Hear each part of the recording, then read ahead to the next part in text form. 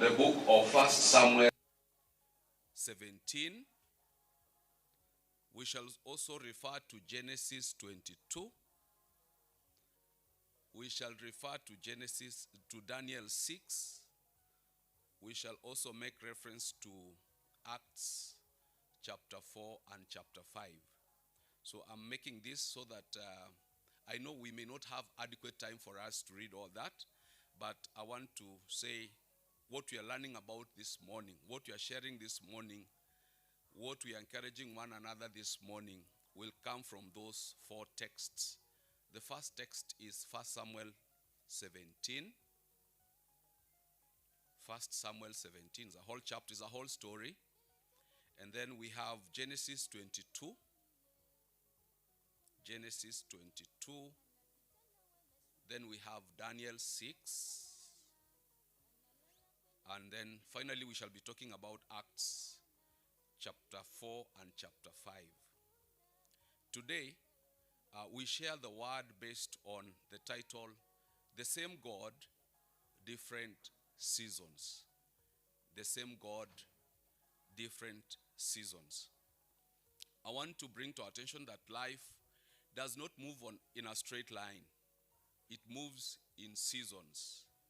Our God is a God of seasons. He causes seasons to come. He causes seasons to change. There are times that you might be in a season of victory. There are times that you might be in a season of testing. There are times that you might be in a season of silence. Or even there could be times of confrontation. But this is the truth. That regardless of the season that we go through in life, regardless of the seasons that we go through in our career, regardless of the seasons that we go through in marriage, or be it in business, God does not change. We serve a God who is unchangeable.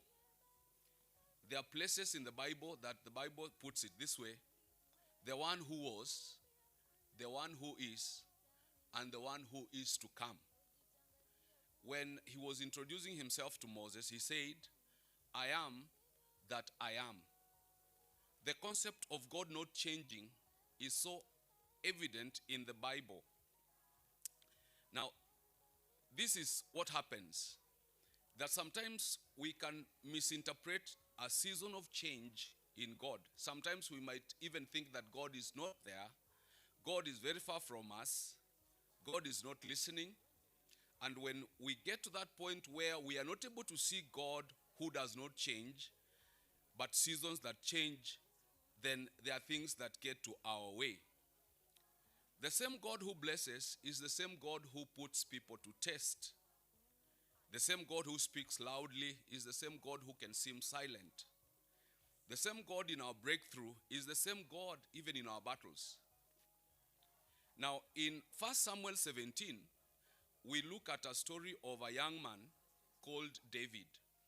Now, David comes into the scene where Israelites had been into the battlefield fighting the Philistines, and they seemed not to make headway. They seemed not to be, doing anything about it.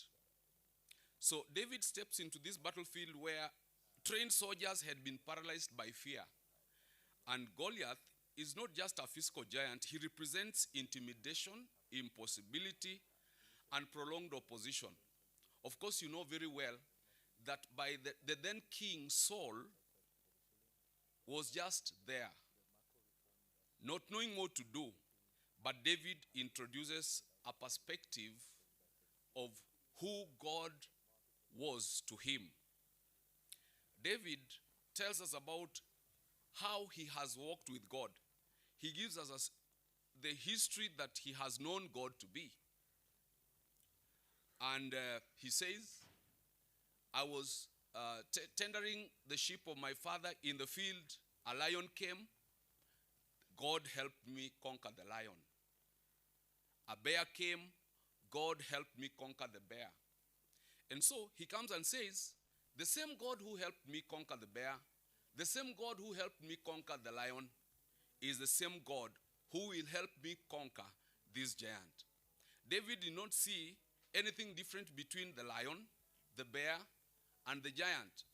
So, with that kind of mindset in David, he faces Goliath with confidence that I have a God who conquers all things. Now he applies that to the crisis that was there, and he projects this to the victory that he anticipated if he confronted that man called Goliath. What do we see? David emerges victorious, not because he was very strong, not because he was tactful, but because he depended on a God that does not change. He depended on a God who was able, he depended on a God who had helped him, and he believed that this God who had helped him would help him at that point of battle. Friends, I want to encourage all of us that sometimes we might get to schools and find things, impossible things. Things that people think cannot be changed. Things that people see, it's always been like that. But when you face whatever you face in your life, be it administration, be it business or whatever, but you face it with that history of God. The Bible is a history of what God is able to do. The Bible gives us information about what God has done. And whatever God has done, he can do it again. So when you read scripture and understand that if God did this for other people, he can do it for me, then you can build, you build necessary strength and faith that can help you face your today's challenge. Let's look at the second person in Genesis 22. We see Abraham. Abraham had been called by God, told to leave his own people, told to go a land that God will show him. And Abraham obeyed and left. He left Hur and went to a place where God was directing him. Now this is, Abraham had even been promised, by around chapter 17, Abraham has been promised a son who was not forthcoming. But somehow along the way, Abraham gets Isaac, the only child. But God comes. This God who told Abraham, move out of your own country, go to a land I'll show you, and I'll bless you there. The same God who said that I'll bless you with a son. I'll bless you with a son from your own loins. The same God comes and tells Abraham, now take your own son, go to a place I'll show you, and sacrifice for me. In the Old Testament, animal sacrifice was very common. It was a way of worship to God. So he takes his son and goes to Mount Moriah and is there just about the time to sacrifice the son. And God shows up and gives him a ram to sacrifice instead of his son.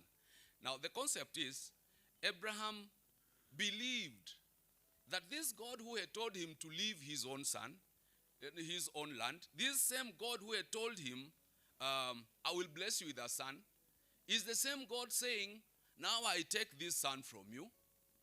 Abraham believed that God was able to raise the very son that is dead back to life. So what Abraham believed was that that promise that God had given would not be void.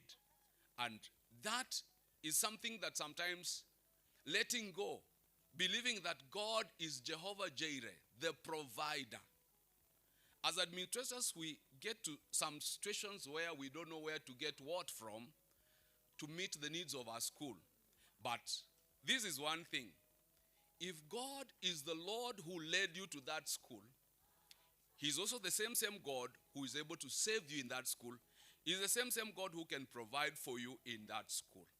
So this aspect of believing that the Lord who provided is the Lord who will continue providing can give us that stability to believe in this God who does not change. Quickly, on Daniel, in Daniel chapter 6, Daniel had been taken to captivity. He was in a foreign country, a country that does not believe God, a country that does not worship God. But Daniel chose to walk in integrity. Regardless of the surrounding, Daniel decided to honor God, fear God, and walk in the ways of God. Now, a challenge comes in that Daniel got favor with even the king. And so, because there were plans to promote him, plans to make him great, those who were near him, envious about what was about to come, decided to say, we want to set him up so that he seems to be anti-government. Well, that happens, and you know what goes on? Finally, Daniel is thrown into the den of lions, but he still continued steadfastly waiting, steadfastly calling upon the name of the Lord. This God, who had been with Daniel, manifested himself in a way that it had never been seen before, protecting him in the den of lions. Now, I say that God does not change. People can be for you one time. People can be against you another time. The very people that you trust can turn against you. But this is one true fact, that if you knew today, if you remind yourself today, you will be stronger when you see those things happen, that our God does not change. So by the end of the day, God comes in and saves Daniel from the den of lions. He causes the king to even pay back the very people who were setting up Daniel when they were thrown into the same den of lions that had kept Daniel overnight.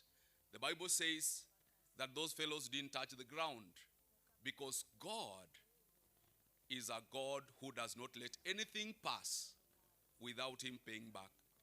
I want to thank God so much this morning that he has given us a chance to listen to this word for such a time as this. Because I know that some of us could be going through situations that you don't have answers to.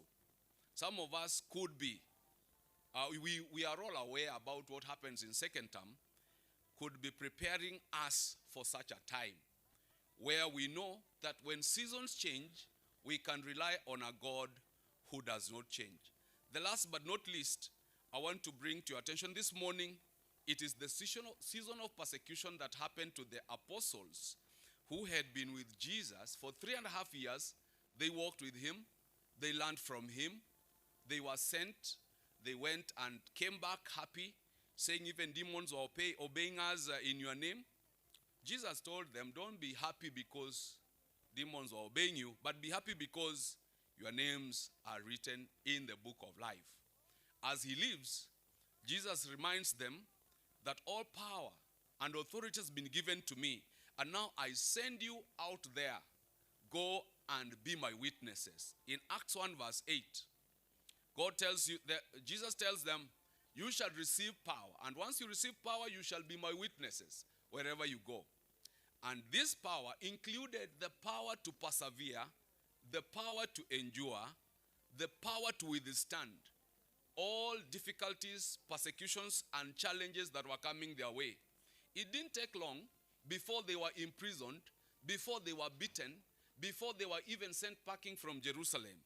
But one thing that kept them, it's that they knew that Jesus Christ, who had promised that he will be with them to the end of the age, would still stand with them even to the end of the age. Today, we know that what happened to these people is not strange to us.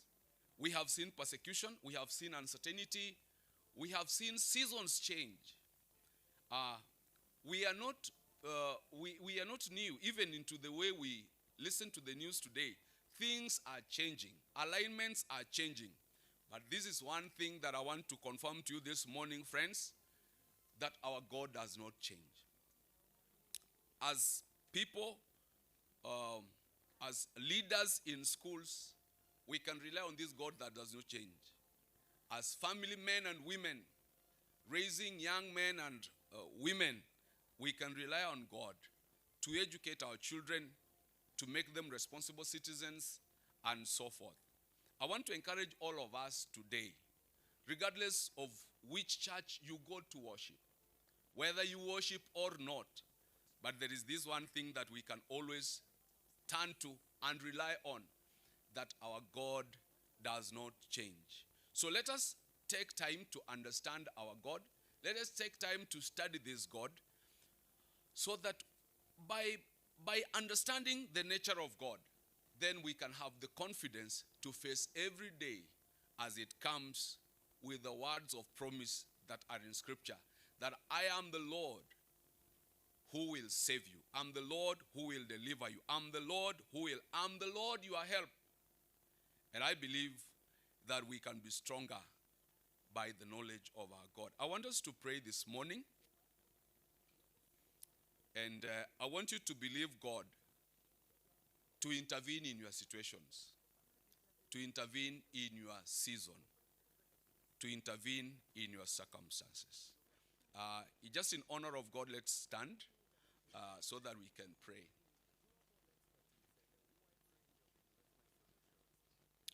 Let us pray. Heavenly Father, in the name of Jesus, we know seasons change, but Lord, we know that you don't change.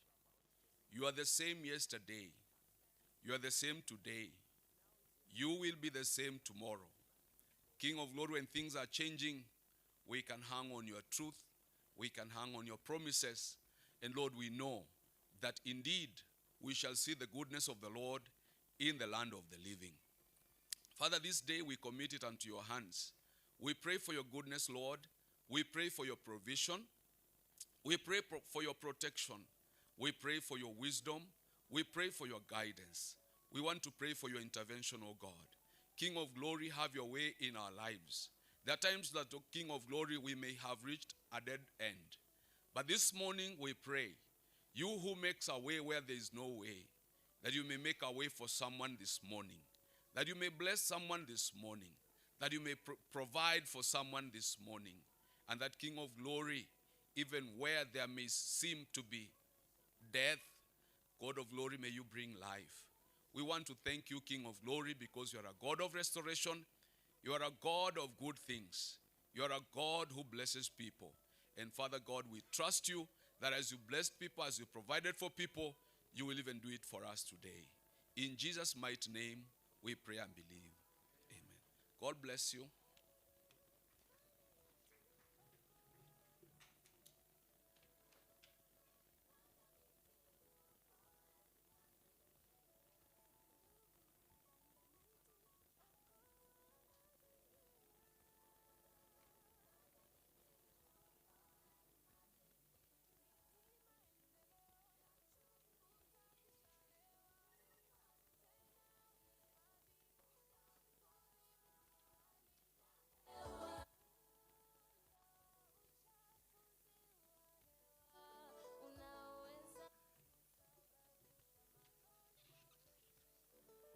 Ladies and gentlemen, good morning. Good morning. Yeah, thank you so much for coming in time so that we could share this morning devotion. The bishop has many titles. As I was looking there, this man of God has several titles, and they are all heavy. So you want us to appreciate him. I want us to appreciate him the Ulanda way. The lady of Ulanda has a stronger way of appreciation. She talks of a re-up. Although I've been trying to look for the word re-up in a dictionary, I've never made it. You will help me trace it. But what I know is a strong clap. Ready? Open well. Ready? Hurry up! It is weak. Can we make it strong? Hurry up! Thank you so much. I want to take this opportunity to welcome you to our conference today, being our starting day. I know tomorrow we shall be here in time. Please try to be here by 8 so that you can begin right away from devotion. It is a moment that we also interact. As principals, we also share. It's a moment that I always tell colleagues, don't miss it. If you can't have some little coins to support you, borrow from your friend or your neighbor so that you don't miss these things. Conferences are here for a season. And once that season is over, then you won't fit here. Yakorayo. Once the season is over, you will not fit here. So utilize it while you still have it.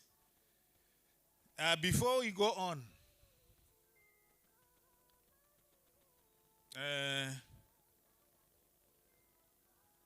I want to invite our chairman to pick on from there. Chairman Karibu. Thank you so much.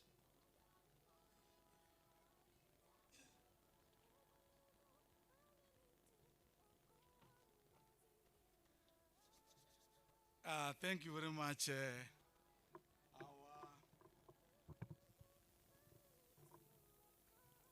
Thank you very much, our Vice Chair. To our facilitators that have so far come today, our partners that are with us, the Governing Council members, dear delegates, ladies and gentlemen, God is good. And all the times, Happy New Year. Thank you very much. I want to thank Brother Zablon Amuseti for the wonderful devotion that he has given us, that has set the tone for our conference this year. Brother, may God continue to give you the strength and the ability to take us through. Our colleagues, I want to take this opportunity on behalf of the Governing Council to sincerely welcome you to this year's conference, more so in this, our city, Kisumu, and most importantly, in this particular hall or hotel, the Kessha. We promised ourselves some time back that it's important to make Migori great. One of the ways of making Migori great is to identify very important facilities, facilities that are rare, that should be occupied by people of Migori.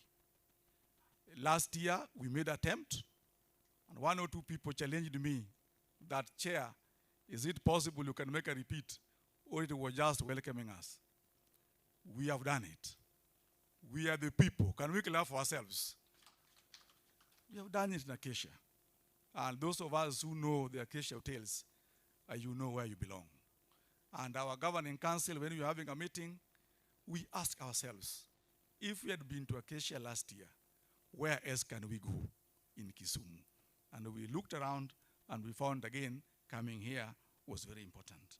And I want to believe that you are enjoying as Migori team. I'm aware that we are still starting, and I'm aware that a number of delegates are on their way coming, but we cannot wait because our facilitators are lined up with their specific time. Colleagues, my duties will be two. One is to take you through the theme of the year and also to introduce to you the Governing Council members. Organizing Secretary and other members of the Governing Council, please, you can ensure people when I conclude with the theme interpretation, then they should be here for introduction. Most of us, of course, all of us went through primary schools and even secondary schools where we have got the debating clubs. There was this very important person within the leadership of the debate, the so-called motion mover. And that is what I want to do this morning, to move this motion so that we interpret the theme of the year and we understand why we shall be here for this duration of the conference. Ladies and gentlemen, dear delegates, our theme this year states that strong schools and collaborative leadership for promoting CBE, and of course, in our senior schools. We have areas to emphasize. One, the area of strong school. Two, the area of collaborative leadership, which is very important. And then, promotion of CBE. In this regards, what do we mean by a strong school? Now, a strong school basically means well prepared. These are schools that are well prepared and capable to deliver the CBE effectively. What are the expectations of strong schools? One, they should be able to have adequate infrastructure, which includes labs, ICT, learning materials, among others. Also, we should have well-trained teachers and principals where we belong. Then clear systems and structures for curriculum delivery, and then accountability and proper resource management. Those are major components of strong schools. And as a principal who is here, it doesn't matter that your school is like how. Can be a young school, can be an old school. But in its own accord, it is possible to deliver on the CBE. Now, it is said within the strong schools that the CBE cannot succeed in weak systems. And weak systems I've given you there above. So strong schools is equal to strong foundation for CBE implementation. The next part or component of this one here is collaborative leadership. What does it mean? Now, this particular component of the theme emphasizes a shift from individual or top-down leadership to shared, inclusive leadership. What does it involve? Principals working with the teachers, not just directing them. That is what that collaborative leadership means. Work with the teachers, but do not just direct them. Two, cooperation between junior school and senior school. I'm aware that all schools that we have are senior schools. We have junior schools just adjacent. So that cooperation is important in the delivery of competence-based education. Then we have engagement with the stakeholders that include the parents, government, partners, and also support staff and other stakeholders in the Ministry of Education. Then lastly, we have listening to different perspectives and resolving conflicts. That is the component of collaborative leadership. In that case, therefore, CBE teamwork will require teachers are the ones implementing the curriculum daily, school heads coordinate systems and resources, stakeholders provide support and policy direction. These are people that are involved in this particular collaborative leadership. When we come to the next component of the theme, that is promoting CBE, what we call competency-based education, we now say that CBE focuses on skills development, which of course we are aware involve critical thinking, creativity, and problem solving. Another one, it focuses on learner-centered teaching. If you look at our program, we took time as governing council to really align our program with the theme of the year on the collaboration. Even if you look at the back, you will find components of collaboration in Migori County, Kessha. So we talk about practical application of knowledge also, but to promote CBE, the system needs strong leadership, prepared schools, coordinated efforts among all actors. And therefore, our overall meaning of the theme, put in a simple way, is that the successful implementation of CBE in Kenya depends on building strong, well-resourced schools and fostering teamwork among education leaders and stakeholders. That is what this theme of this year really implies. The second last component of it is that it is important that this theme of the year highlights the need for collaborative leadership in schools. This means that school heads, teachers, and other stakeholders should work together in decision making and problem solving. Instead of relying on a top-down leadership approach, please let us listen to that. Instead of relying on a top-down leadership approach, collaborative leadership encourages teamwork, shared responsibility, and active participation. So that is what it means here. This cooperation helps in addressing challenges, improving teaching practices, and ensuring smooth curriculum implementation. In conclusion, dear delegates, the theme underscores the success of CBE depends on both strong institutional capacity and teamwork among education leaders. By strengthening schools and promoting collaboration, the education system can effectively nurture learners' competencies and prepare them for the real-life challenges.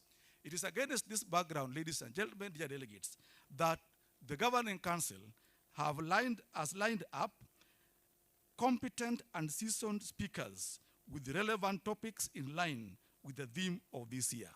Allow me to take this opportunity once again to welcome you and also wish you the best during this time we will be having our conference here in Kisumu. As a motion mover, have I done well? Can you now clap for me therefore? You know, when we were young, we used to do like this. You remember? In primary.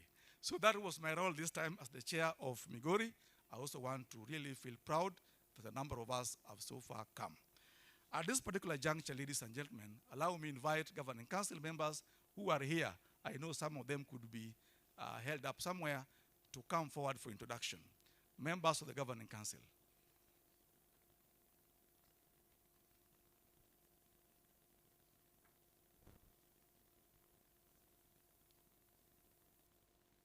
When Vice Chair, I have the pleasure to step on the red carpet. Yeah, you know, it's meant for some politicians, but now we have the pleasure to step on it. We are the people, isn't it? We are the people. And the power we have. We don't need now, we have it. Sawa. So I will request them just to move and then introduce themselves, the name, the school, and the responsibility that each of them has. Please, Karibu. Yeah, thank you, Chairman. I'm Lucas Matiko, Principal Kodero Bara Secondary School, Vice Chairman. Thank you. Thank you. I'm Thomas Mugeda, Principal with Raga Secondary School, Organizing Secretary. Good morning, ladies and gentlemen. Charles Ombago, Principal St. Michael Nyarongi Mixed Secondary School and Chair Migori Otsuna East Sub-County.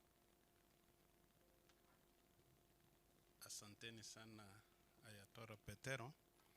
My name is Evans Peter Magembe, Principal Senior Secondary School, Chairman Kessha, Nyatike South. Thank you. Good morning, ladies and gentlemen. My name is Margaret Juma, Principal Magoto Secondary School, Chairperson Suna West. Thank you. Good morning, delegates. God is good, and all the time. I'm Mr. Baraz Evans Otieno, Principal Manyata Boys High School in Awendo Sub-County, and also Kessha, Chair Awendo Sub-County. Thank you. Good morning, ladies and gentlemen. I'm Miriam Mogi, Principal Kuyo Secondary School, Timaru Sub-County, Vice Organizing Secretary, Kessha, Migori County. Thank you. Good morning. Good morning. I'm Madam Jane Simba, Principal Oruba Girls Secondary School, Uriri Sub-County, Vice Treasurer. Good morning, delegates. You are not happy. Good morning, delegates. Okay, I'm Urbanus Odiambo, Principal Bieltesa, Chairman Academics at the camp. Thank you. And wave at me. Oh, thank you so much. I'm Onyango Kennedy Jagela, the principal of Nyandago Mixed Secondary School in Nyatike South. I'm the secretary to that chairman of academics. Thank you. Good morning, ladies and gentlemen. My name is Helen Dere. I'm the principal St. Celestino Nyangubo Girls in Suna West Sub-County, and I serve as the treasurer. Thank you. Good morning, everybody. I'm Sylvester Mohoni, principal of Kiharaka Secondary School, Kessha Chair, Kuria West Sub-County. Thank you very much. Can we give our governing council 3 rounds of applause? I was told, Jakorai, wewe unapenda kuanza haraka haraka. We were told round of applause is not that, no. Round of applause. Okay? Sawa. 1, 2, 3. Thank you very much. Thank you very much. I want to inform the delegates of some little change on our schedule of today. We were lined up for 3 facilitators, and we shall still have the 3 facilitators. I want to recognize our County Director of Education, Mr. Jacob Onyego, that has made it early in the morning and is our first presenter today. Of course, will be introduced by the chair of the session, Mwanasidi Karibu. Thank you so much.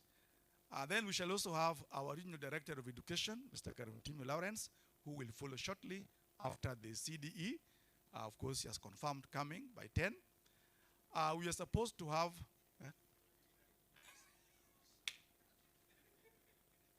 All right. Thank you so much. Thank you so much. Sorry for that. I knew you would be coming at 10. I also like this opportunity to really recognize and welcome our Regional Director of Education, Mr. Lawrence Karuntini, to be with us. Can we also please welcome them? Thank you very much. Our education, they really know how to keep time. Thank you so much. So we are supposed to have Dr. Sugut William, Head of Directorate Senior Schools, but we have changed the program. Instead of him coming today, he will be there tomorrow. We have Dr. Ann Abuga, who was supposed to be doing it tomorrow, has taken his place, and already she is here. So our 3 facilitators are already here for the day. Can we clap for ourselves? We have succeeded. Thank you so much. At this particular time, allow me to invite the session chair to introduce our CD. Thank you so much. Mr. Banas, Karibu. Can we clap for Mr. Banas as he's coming?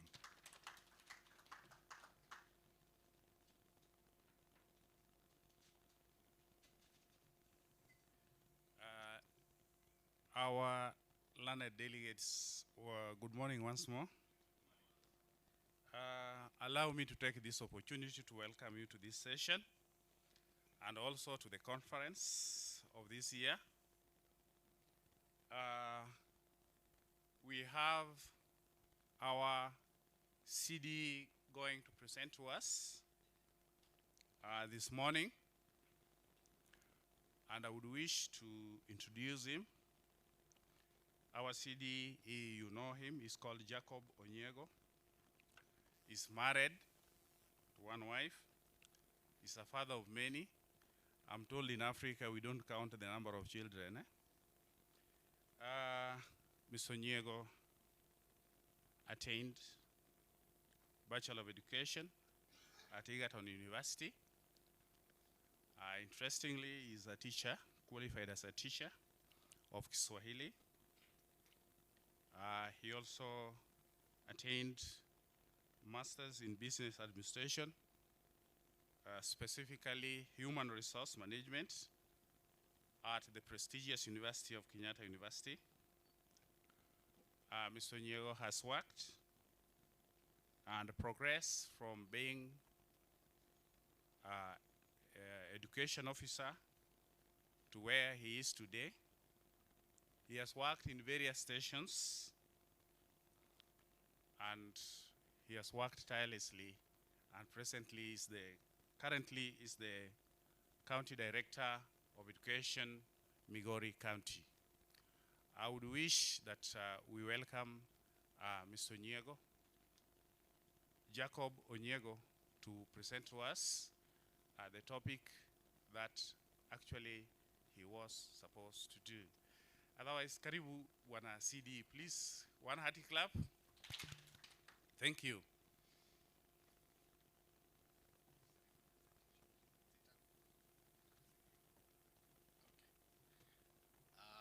Thank you, session chair, the regional director of education, Nyanza, the Kessha chair and your entire leadership, the delegates, ladies and gentlemen, good morning. I'm grateful again to have had this opportunity to make a presentation on the role of discipline in implementation of competency-based education in our institutions. We'll be doing that shortly. But before I do so, if you have a copy of the program, there is a write-up that we have shared there on what MIF has done in our institutions. I think it should be the first page, where there is a picture of Mr. Onyego. Chair, I don't know where you got this picture from. Okay, so I have indicated the milestones that we've achieved through successful implementation of MIF in our institutions. And I don't want to take you through that statement word by word. You will have time to read for yourself. But there are areas that I needed to give emphasis on that are not captured in that statement. And the areas I wanted to emphasize are reasons why we have had a delay in issuing the approval letters after we successfully sat and carried out that exercise. There are several challenges that we've come across, and those are the challenges that I wanted to share very briefly so that you can be able to unlock this process. One, incomplete documentation. The documents that have been filed in your approval requests are not complete. There are documents that are lacking from the initial checklist that we gave you. The second one is that we've noted that some of the money that was meant to implement project in our institutions has been diverted to do other businesses other than do MIF in our schools. We've noted with a lot of concern that some of this money is being used by some of you to pay salaries and even to feed learners in schools. And these are issues that we need to check out because they will cause you problems. And I thought that it is important, now that I have this opportunity, to share with you these issues so that we can correct it. Issues of use of government funds are audited by the Auditor General, and we need to be very careful how we do this business. The other challenge in the files that we have in our offices are bank statements that are interfered with. And I think these are issues of integrity teachers which we need to address ourselves to. Some of us are interfering with bank statements, which should not be the case. If a statement has 2,000, some of us have made that 2,000 and added a figure to indicate 1,000,000, or added to indicate 2 million. And you see, that's forgery, and that should not be happening from teachers.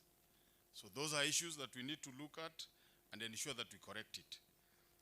And then the most serious one is that some certificates of practical completion are highly misleading. The certificates of practical completions are forged. And where projects have been done and a certificate issued indicating that the project is complete, but on verification, the projects are not there. So mnasikia zile miradi gushi, hewa. So hizo vitu, chairman, you know, ni vitu ya integrity issues. Na tunastahili kukua above reproach. So hii ni shida. And then nyingine ambayo pia ni shida is commingling of projects. I'll be doing a detailed statement and share with those of you who are affected. Commingling of projects where we are having CDF funding a project, MIF funding a project, and then you cannot identify where MIF has started and ended, where CDF has started and ended, and that is a challenge. So those are issues that we need to address ourselves to, and that is the more reason why we have had that slight delay in issuing the approval letters, because we wanted to peruse the files and be sure that we are doing the right thing. I am sure our regional director must be shocked with some of these issues, but these are issues that are happening, and we need to talk to each other and agree that we need to be above them and do the things that we should do in the right way. So ladies and gentlemen, having shared briefly the issues about MIF, this morning I want to take you through a topic on discipline. And you know, I left class several years ago, so I may not be the teacher that you expect of me. We are used to giving small directives here and there, but I'll try to take you through this presentation in a guided manner, because I realize discipline is giving some of us a lot of challenges in the manner in which we are handling it in our institutions. So, why discipline? Why do we need to talk about it? And what is discipline supposed to do to ensure that we have a successful implementation of CBE? I will be sharing this presentation in soft copy. I have only taken a brief of this presentation for purposes of the slides, and given the short time that we have, I want to admit that some of our schools have had a lot of challenges on the issues of discipline. And when you see the way we process matters discipline in our institutions, the way we handle discipline is fairly wanting. So when the chair asked me to choose a topic that I felt I needed to share with you, I felt that I needed to have some sharing on the issues of discipline so that we can assist each other. And the matter of discipline, and especially of learners and support staff, is dealt with in depth in the Basic Education Act Regulation of 2015, and that is where we want to refer you to, so that you can be able to follow those details and understand what we need to do when we are handling discipline issues in our institutions. We have seen many of our learners being given leave-out cheats to be the substitutes of suspension letters. And we've had even a case that we've handled the latest with the Regional Director of Education, where we are not issuing suspension letters as a requirement of the law, but instead we use leave-out cheats. And deputy heads in our institution, in some of our institutions, have been given the responsibility to handle this, and I want to guide that that is not the procedure. If a learner has run on challenges of indiscipline, the procedure is very clear. Before you even reach the level of suspending, you have internal organs that need to be activated to handle learners at that level. And even before we reach a point of asking them to carry boxes and leave school, those internal organs where the deputy and other committee members sit are important. There should be evidence of several cautionary letters given to a student and filed before we reach a level where we decide to suspend a learner and invite them to appear before a full board of management to defend himself or herself. And then when we reach a point of saying now the issue is beyond the board and we are making reference to the County Education Board for further arbitration, we require several documents to support your decision as a board. One, you must provide detailed report, a profile of each of the learners affected, because you don't simply crucify them. If you read the Basic Education Act regulation,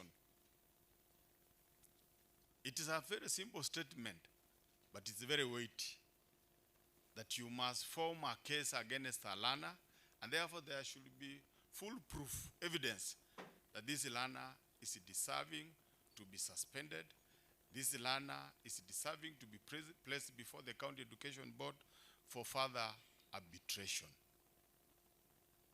And that evidence should have been collaborated and built at the committees that handle discipline issues at school level before they even go to the subcommittee of the board that handles discipline, and finally to the full board where the learner is given the opportunity to appear. And when they are appearing in the board to defend themselves, there must be evidence that they were invited in writing. Invitation in writing. And that is not enough. There should be proof that they appeared. Sawa sawa. And appearing can be proven through the attendance list. That is evidence. The other thing that we need to be very careful about, if you invite a learner to appear before the full board, and for one reason or the other, that learner fails to appear, you don't conclude that case. That learner will be given another opportunity to be invited once more in writing. Sawa sawa. Those are detailed procedures, they are issues of law, and we need to be guided when it comes to the issues of discipline of learners. So let's not be in a rush. Some of them even have participated in mass destruction of schools, burning. And when we now go to the individual details, what profile do we have of this learner to warrant some of the decisions that we make? And when learners are invited to appear before school board on issues of discipline, the attendance of the sub-county director of education is mandatory. There must be evidence that the sub-county director of education attended that meeting. Some cases are discussed and concluded in the absence of sub-county directors of education. that will not count. It is just like today, if you are discussing a case about teachers, the attendance of the TSC director or sub-county director is a mandatory requirement that they must be present when we are discussing in discipline of a teacher. So the same for the learner, the Office of Education, attendance is a mandatory requirement. And of course, you ensure you build those cases as I've guided. I know I have given some notes here, I'll take you through very briefly, but I wanted to explain these ones. And then the other issue is on the discipline of workers. Wafanyikazi wa shule. I have had to handle some cases of school workers who have been suspended and dismissed without following due process. And you find some of us handle those cases with a lot of emotions. You know, as an administrator, you need to be controlled and to be very checked when you are making decisions on a person. You don't simply act on impulse.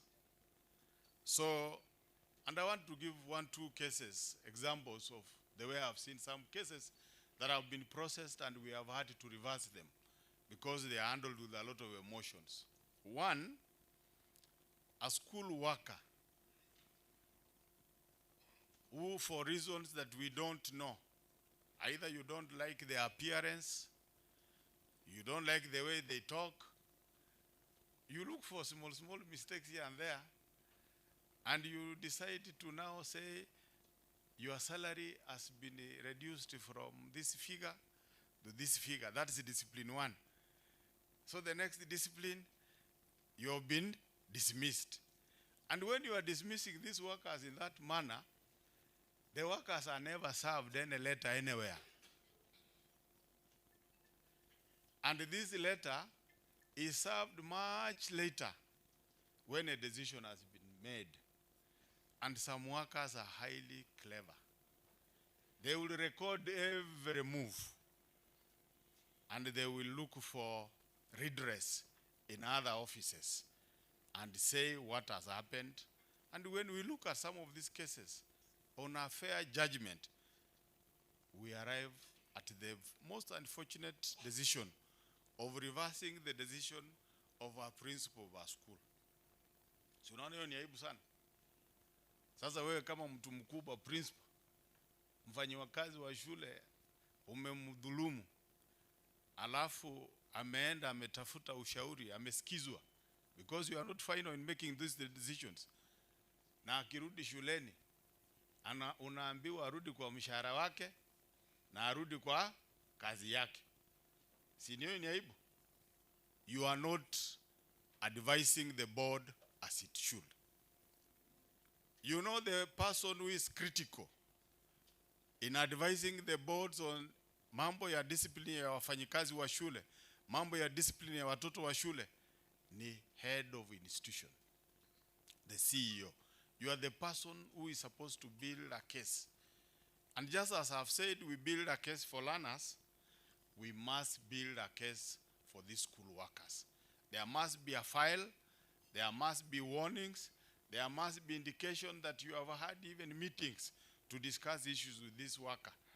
And if we reach the painful decision of suspending them, there should be that evidence that they have been suspended. Because we have labor office, we have education office, we have courts, we have a whole set of people. These people go to and they will be listened to.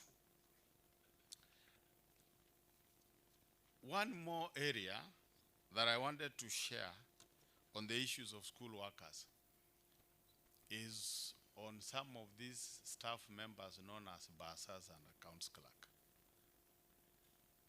Bursars and accounts clerk. Some of them are very powerful. And some of our principals are operating under bursars and account clerks. wewe na accounts clerk kama basa wa shule, nani mkubwa wa shule? Nani anastahili kuchukua instruction kwa nani? But we have schools in Migori where we have basas who decide what they do. And we have one case today that I want to share with you that is so embarrassing. That a basa, without a minute of the board, a basa in a school in Migori decided to increase his own salary and the salaries of other workers in the school. Mwae kusikia vitu kama hizo? Tuko na shule kama hizo. Tuko na shule kama hizo. Mahali wanajiongeza nini? Mishahara. And we are helpless. Wewe unaletewa payroll. Na hii payroll is handwritten, not even typed. Na sio payroll ambayo imefanywa siku moja, imefanywa over years.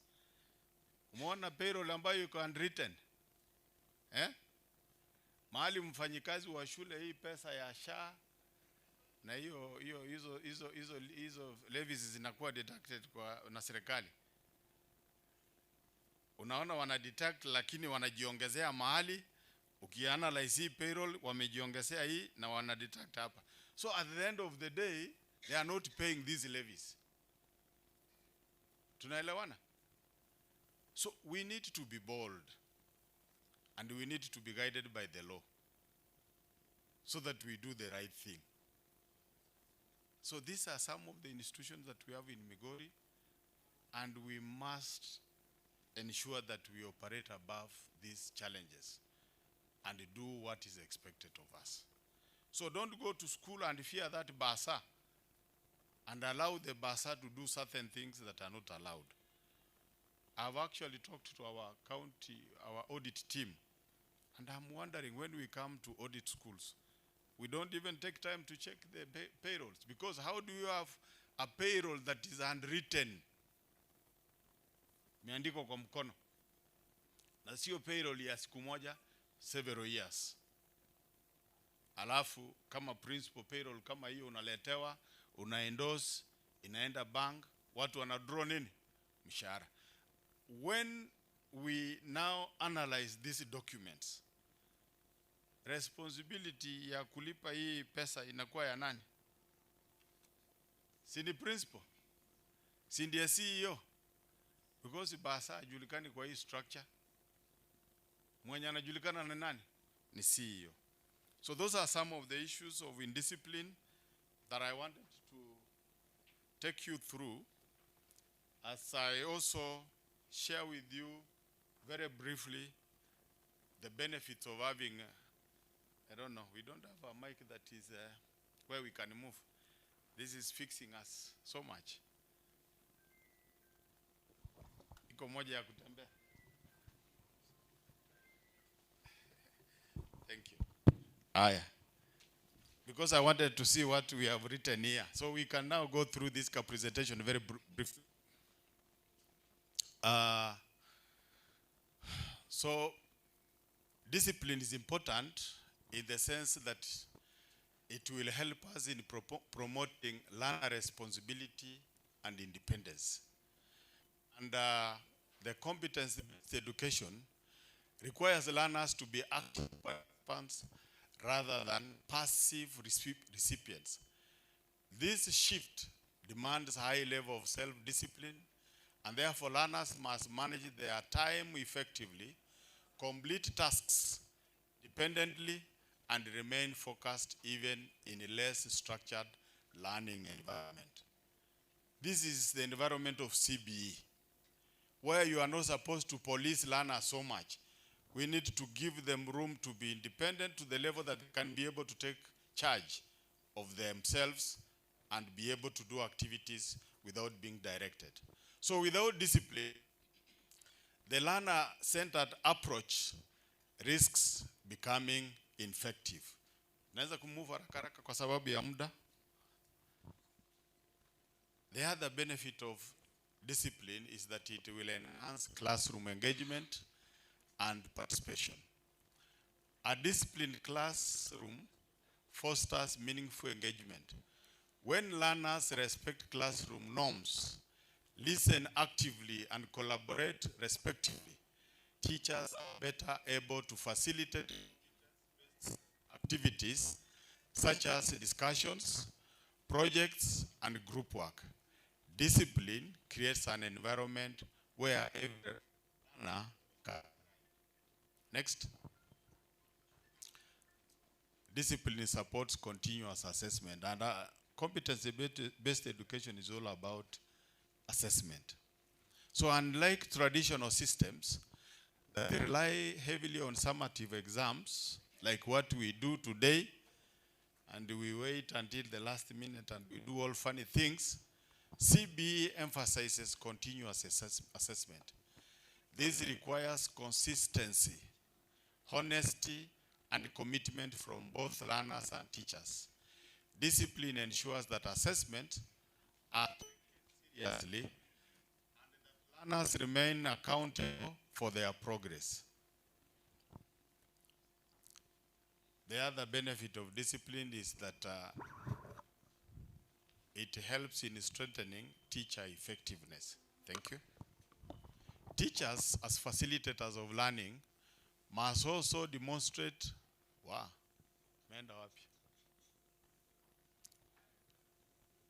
So teachers must also demonstrate a high level of discipline as they do classroom presentation. Discipline preparation, teachers as facilitators of learning must also demonstrate professional discipline, preparation, punctuality, adaptability, and commitment to learner success are essential. A disciplined teacher, sorry, there is some problem there. A disciplined teaching force is better equipped to implement the dynamic and often demanding requirements of competence-based education. Next.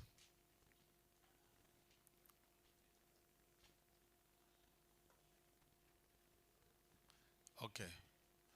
The other role of discipline is that it helps in building positive school culture. A school that cultivates a culture of discipline creates safe, supportive, and inclusive environment.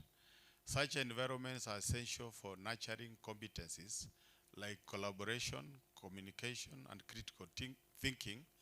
Discipline, therefore, is not restrictive. It is enabling. Hizo notes mrapata. In fact, we have a detailed presentation of the same. Then the other issue is that discipline encourages values and character development. CBE places strong emphasis on values such as integrity, respect, responsibility, and resilience. Discipline is the vehicle through which these values are practiced and internalized. Without discipline, values remain theoretical rather than lived experiences. Hizi nimekuwa nikizungumzia hapa, those are lived experiences of discipline. Thank you.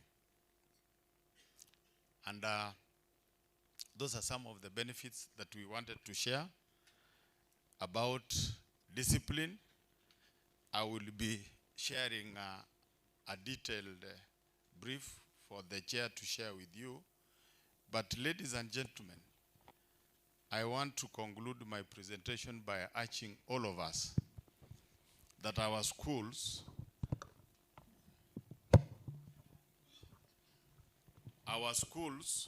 depend on a very large extent on how we manage them.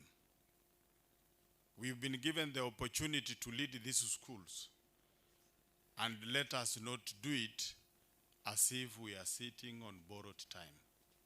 You are the principal of that school for the time being. I am the current director, I'm the current county director of education in Migori, and I don't need to do it as if I'm not the one. I'm there.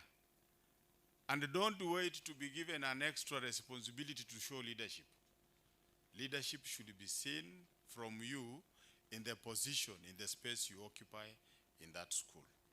And therefore, ladies and gentlemen, because all the speakers for the day are with us here today, and I would not wish to take a whole while to do a long presentation, I needed time just to share in a brief manner the issues of discipline and connect them closely on some of the issues that are presented earlier on mambo ya integrity kwa shule zetu.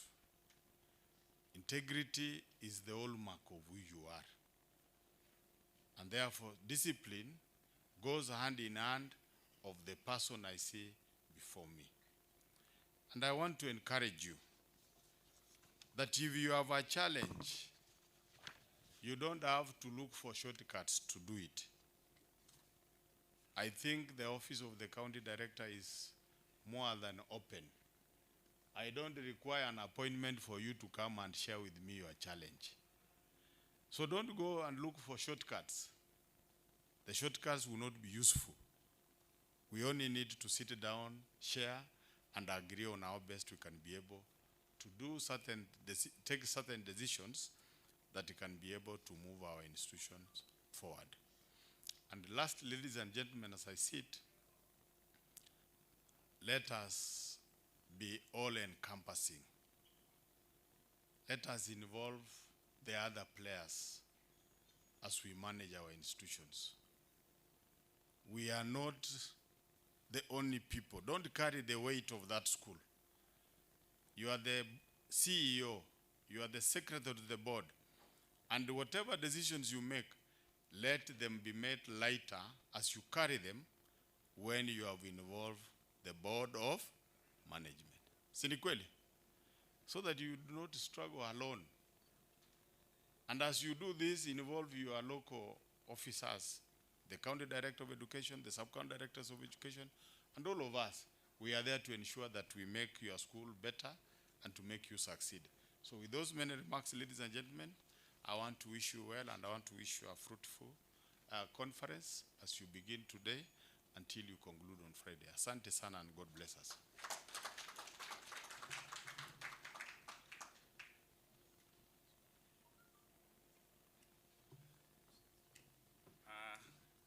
Thank you, Mr. Jacob. Ladies and gentlemen, our CD has made his presentation, and I feel I should have an open forum, and then Madam Milka Oyer of St. Peter's Maweni Girls will pass a vote of thanks. Anybody with a question, comment, remark, or addition? I believe it should be participatory.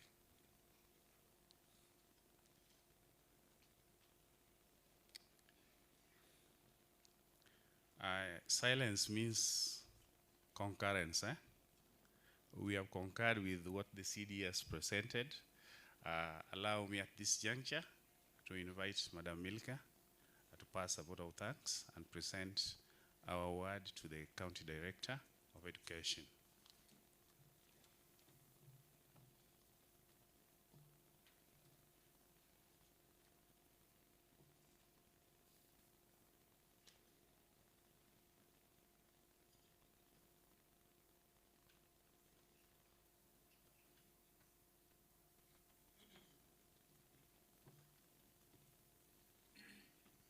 Good morning, colleagues. Are you disciplined now? I want to believe that our director has done a very, very good work. He began with myth, where you actually mess, and by the end of it all, when you go home, things will not work well for you. So please, he said that his office is what? Open. So let us actually not do the very, very funny things that we do. He's told us how we can handle our workers, our students. Let us not turn the discipline to the deputies, making them do what they're not actually supposed to do. I know we are actually now very, very grateful with actually the detailed guidance that is actually given us. I want us now to appreciate our director, and we are now going to give him 5 factorial. Tuanze. Aya, weka mkono vizuri. Anza, we actually count 5, then we go to 4, then we come to 3, we go to 2, and then we close with 1. Tuanze.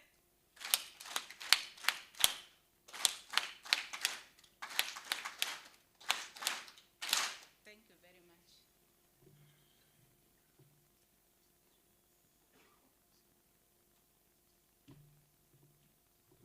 We have a small thing to present to the CDE. Akuje picha, red carpet. Thank you very much, Bwana CDE.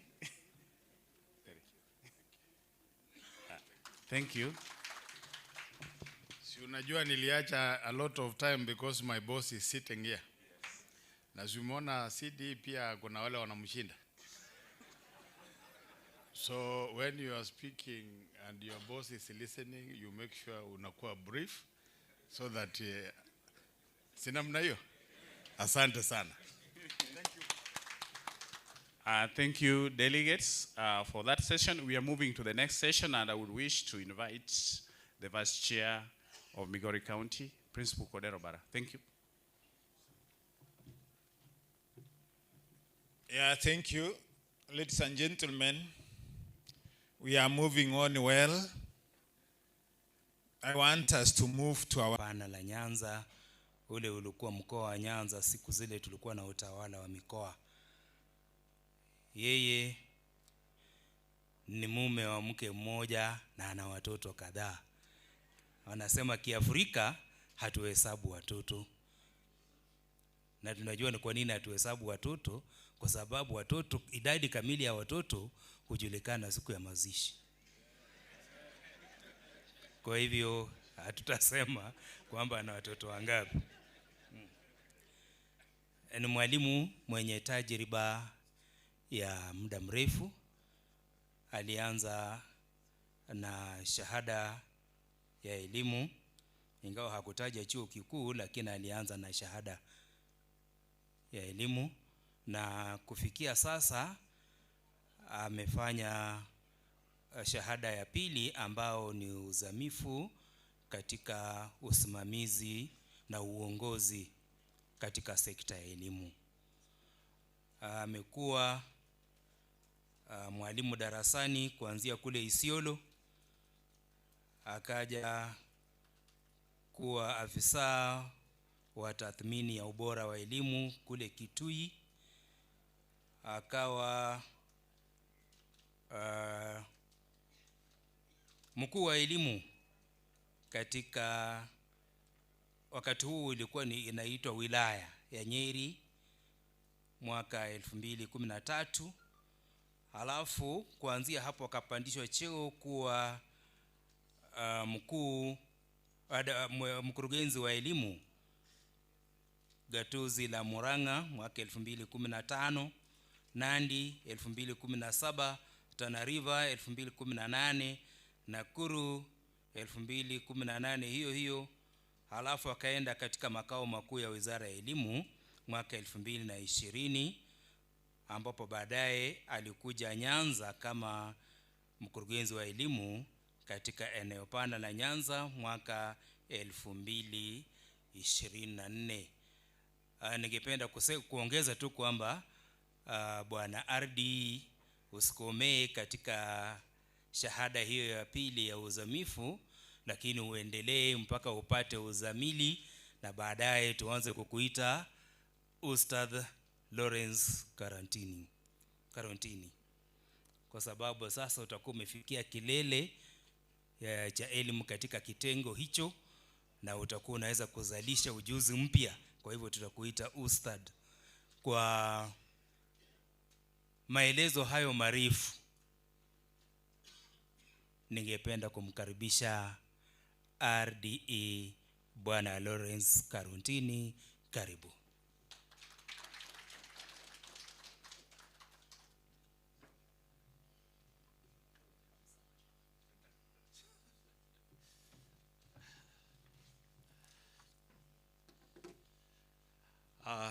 Thank you very much. My colleague, CD, Jacob, Chair, colleague officers who are here, and the esteemed delegates. Good morning. I'm Jambo. Chair, I think I've become a common feature in your conferences. I don't know why, but I think I will ask him to explain in due course. I don't know if he has informed you that he underwent baptism in the recent past. Has he? No. So this guy, when he went to Garissa, he was baptized Abdul bin Magawe. Najawambia. That's a disclosure he needs to make.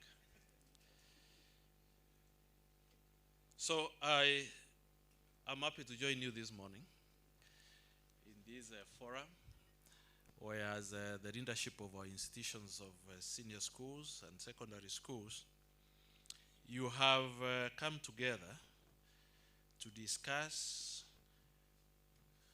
You have come together.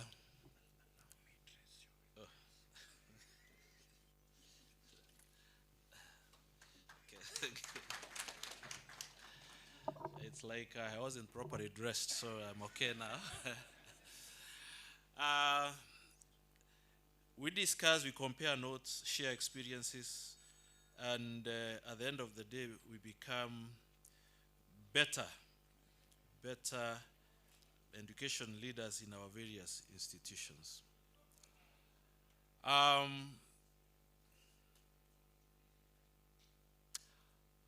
remember last year I didn't write to you a letter. Do you remember?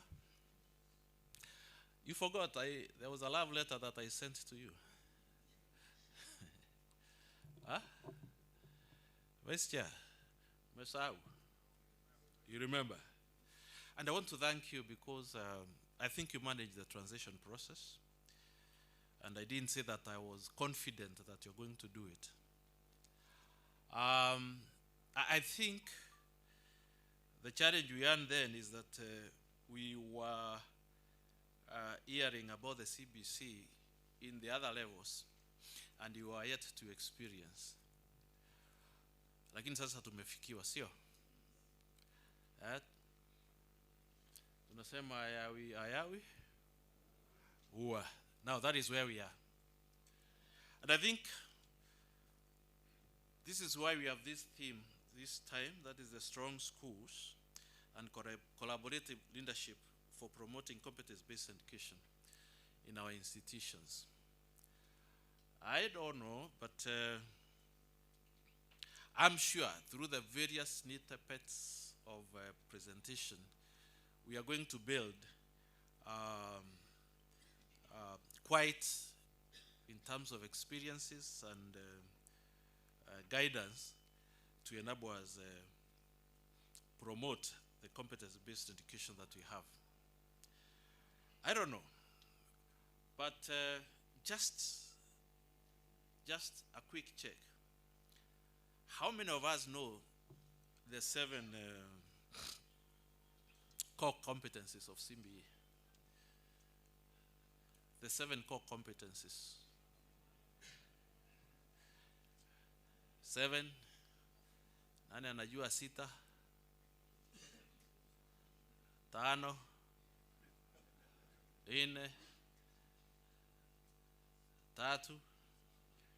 3. 2.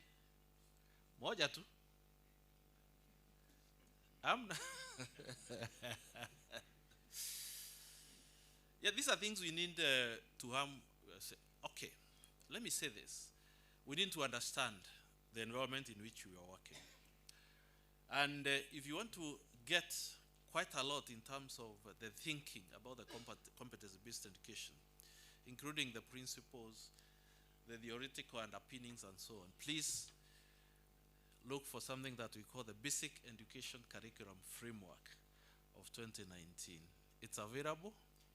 If you Google, I think it's somewhere either under KICD, or you'll find it somewhere, download, go through it. It's a document, it's a policy document, but I think it will help you understand this environment. So we have 7 core competencies in this space. And the first one is what we call communication and collaboration. Communication and collaboration. And I think this is where you draw your theme. Because, as we say, you can't give what you don't have, isn't it? So we have to be equipped in collaborative tendencies for us to help our learners do the same.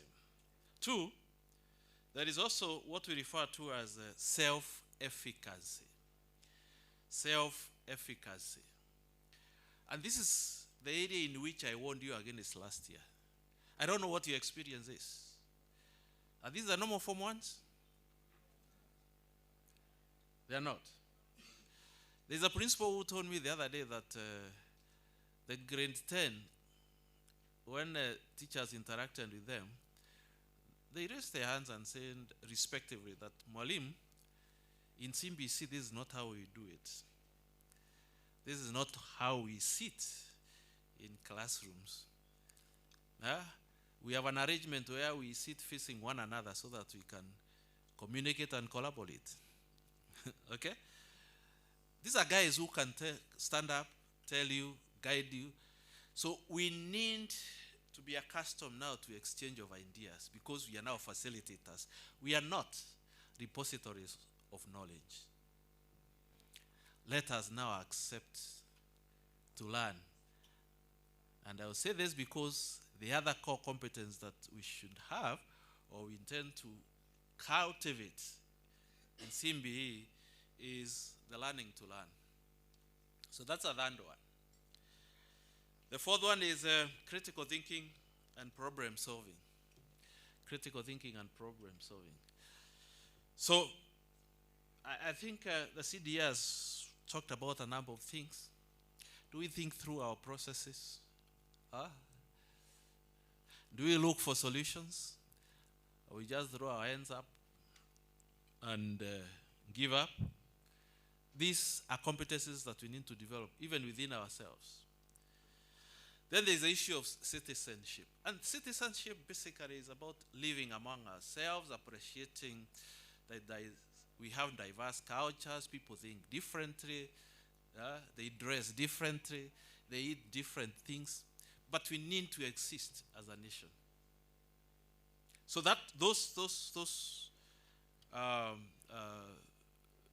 attributes that we can call differences among ourselves should actually be the gel that makes a nation.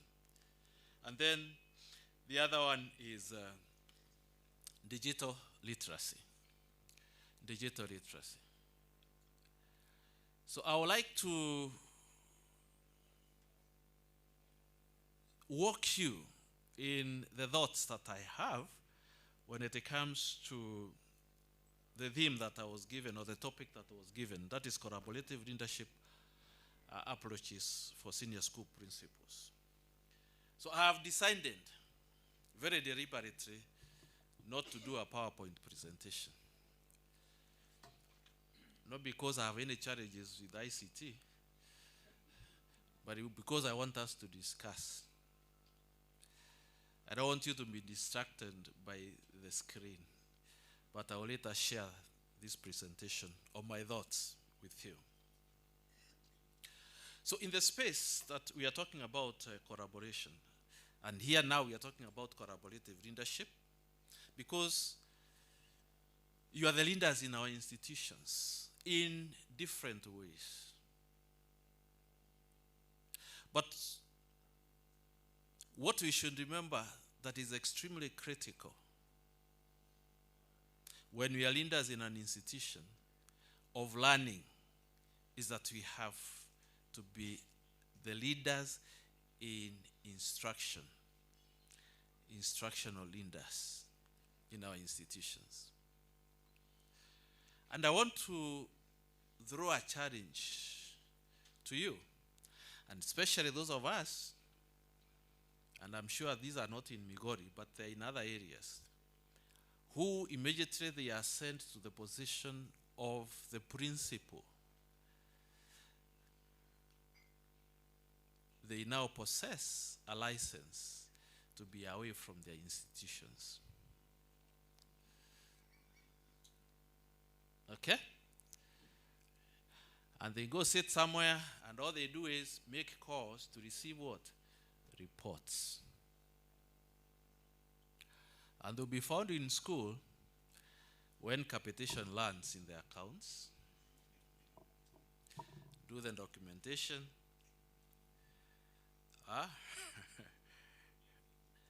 and spirit away.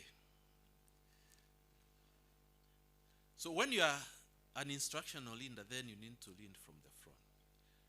So let me share my thoughts very fast, and thank you, CDE, for giving me an extra 20 minutes. I'll see what I'll do with them.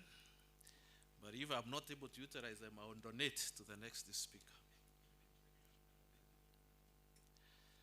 Now, senior school principals, let me say in Kenya, and Migori is in Kenya, isn't it?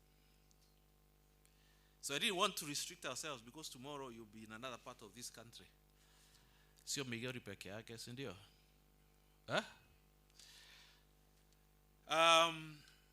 So as principals, we need very strong transformational, instructional,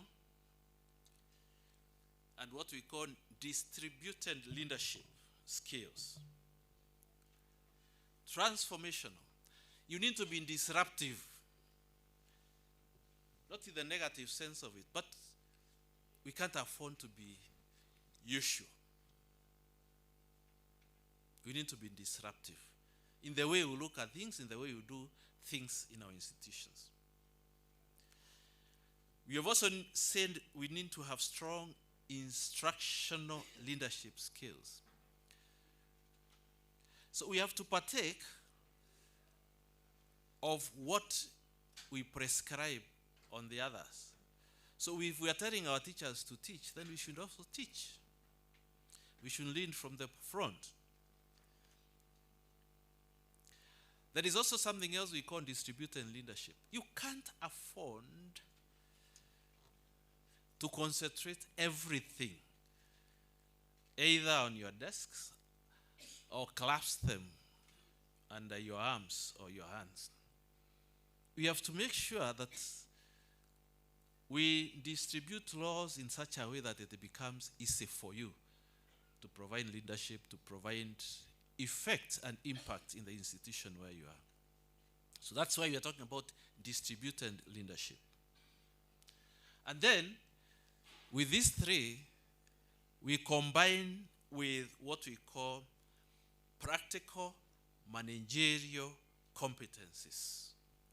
Practical managerial competencies. I'll ask this question drawing from what Jacob said. How would you, as a principal of an institution, sign off a payroll where people have increased their salaries and you don't know? Practical managerial competencies. I am also aware of an institution where I was, where the bursar was paying himself 3 salaries. One in Asako, another salary was going to a bank in a neighboring sub-county, and then the usual bank account. And the principal never realized. So when we sign off those payrolls, what do we look at? These are the practical managerial issues we are talking about. So, part of what we expect is that as a manager of an institution, apart from the other 3 core leadership skills we have talked about, the practical managerial tendencies or competencies that we require of you is that you have strong visioning for CBE. Strong visioning for CBE. And you may not be able to vision if you do not understand what you are dealing with. Because when you talk about visioning, then we are trying to create a long-term view of what we are doing and the impact that it should have on society. So if you don't understand it, then it becomes difficult for you. So that's why I am imploring you, when you have time, please go through the basic education curriculum framework so that you understand what you are dealing with, what is expected. The other thing is that you need to have this competence that we call curriculum and assessment literacy. Curriculum and assessment literacy. So the approach now is not doling out CATs and exams almost on a daily basis. You need to be literate on the assessment approaches for CBE. It's not examination. It is assessment. And when you assess something, the end result is that you come up with an opinion on a number of parameters.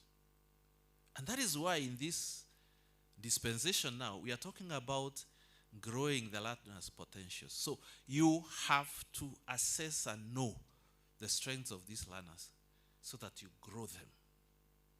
The talents we are talking about.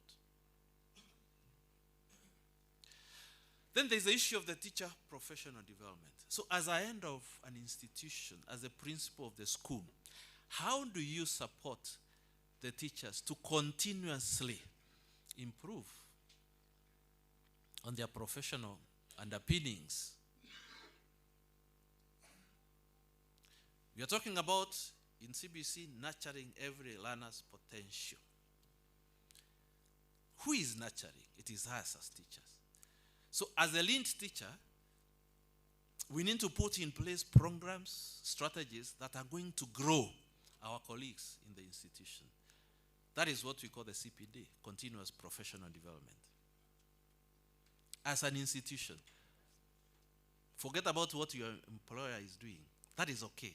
But as institutions, specifically, what are we doing? Then there's the issue of resource mobilization. Colleagues, let me tell you one thing, and I'm saying this with a lot of respect, and having been a head teacher, that time we didn't have principals, a head teacher. There is no time we will have all the resources that we want. Never. I don't know if I shared with you, but where I was in charge of an institution, the environment was so dire that I was collecting 20 shillings as fees per day. And that time there was no capitation. 20 shillings. Because my impression was that if I let this parent go with the 20 shillings, so that aweke pamoja ifike mia, I'll never get it. So we agreed, let me collect the 20 shillings every day and keep the boy or the girl in school. By the end of the week, I will have the 100 shillings, isn't it? But if I don't pick the 20 every day, I will never have that 100 shillings. So that's why I'm saying, as leaders in our institutions, now we have to think differently. Let us not have blinkers. Remember what we want. And the truth is, ladies and gentlemen, if we are true to ourselves, some of us went through school because the heads of institutions or the principals were understanding. Otherwise, we would not be here, isn't it? So where did compassion go?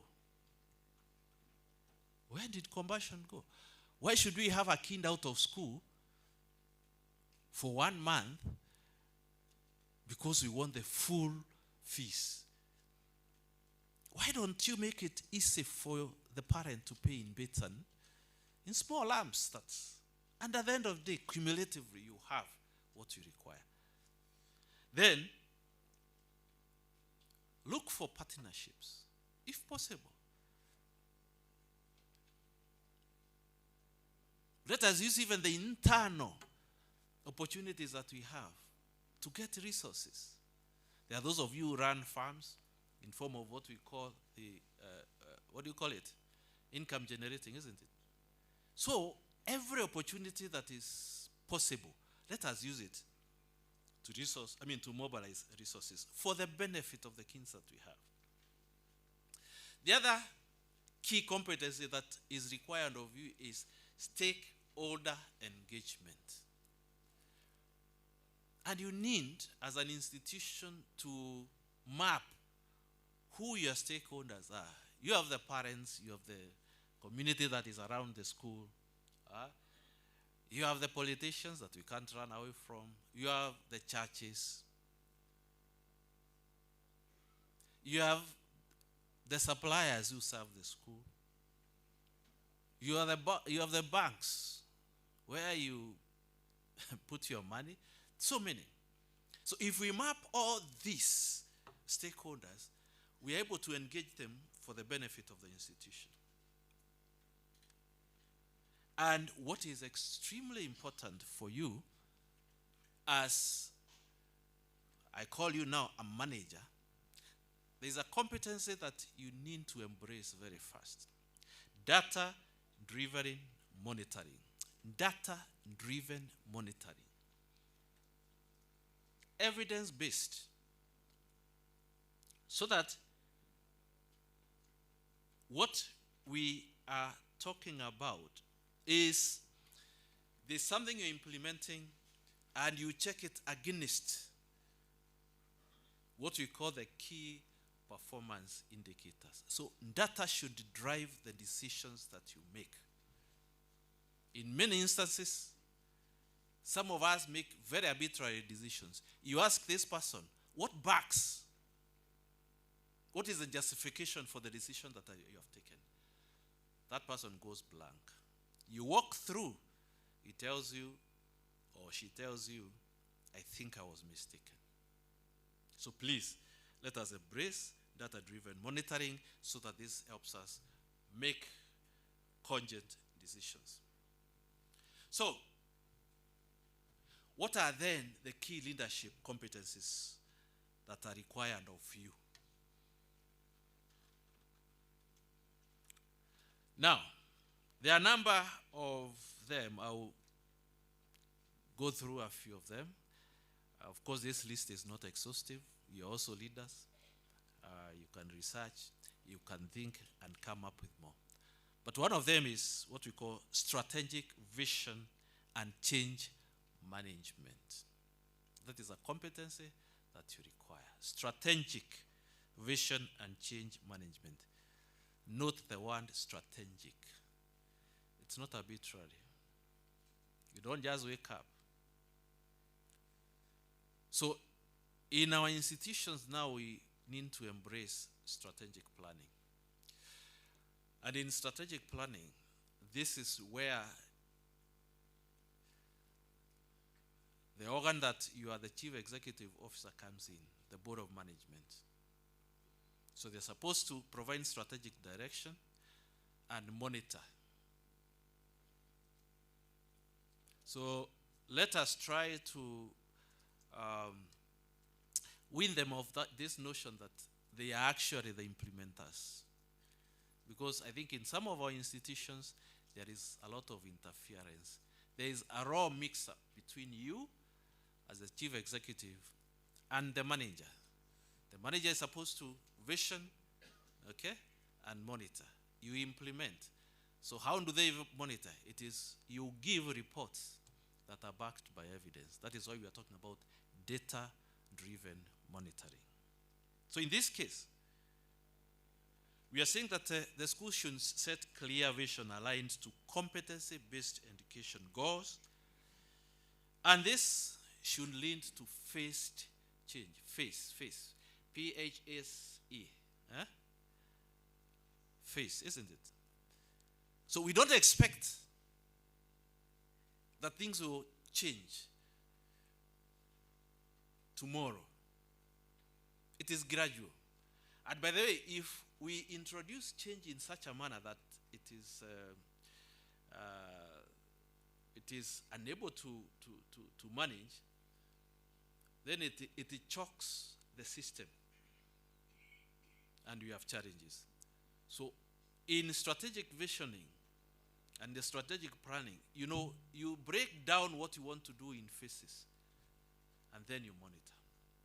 So here, principles, we are saying you must translate national curriculum-based education guidelines into school plans. So that is what we need to do. And when you are planning and you are implementing, we need to have a paradigm shift. For example, in many instances, Chairman, the reports that you expect from either the ends of departments of our teachers is, have you covered the syllabus? Isn't it?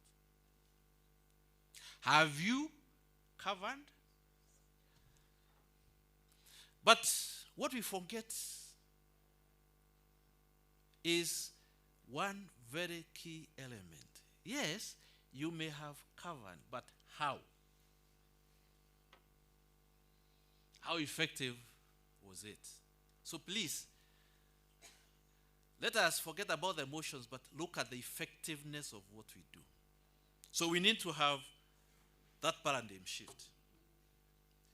The second competency required of you as a leader is instructional leadership and curriculum literacy. And we said that we need to understand what we call the CBE pedagogy. You see, the pedagogy here now is to facilitate. It is not to dole out knowledge. It's not to show our learners how much we know, but it is to hold their hands and move. And I'll tell you, in this business, we also become learners in retrospect. It is a symbiotic relationship. Why? Because you need to understand these kids that you're handling. You need to learn them. So let us not be shy to learn, because it is going to help us achieve our objectives. 3, when it comes to instructional leadership and the curriculum literacy, once you understand pedagogy, once we have developed the learner-centered methods and approaches, once we do the curriculum-based assessment, not the examinations now, it means now that as principals, we will need to lead classroom observation and feedback cycles. If we are going to understand how we have the river and the strands, the substrands, and so on, whatever knowledge is expected to be achieved, we have to be involved.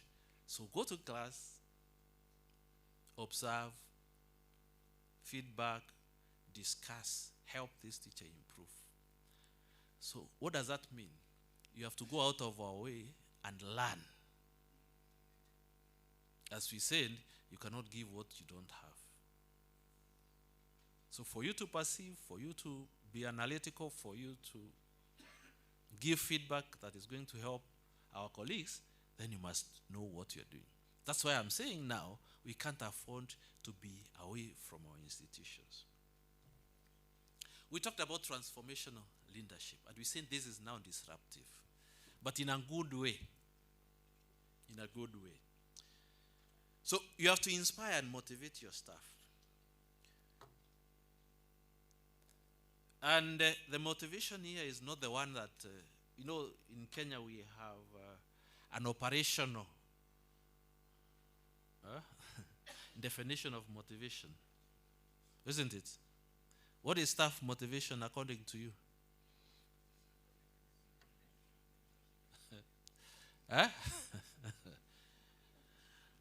pesa, si ndio?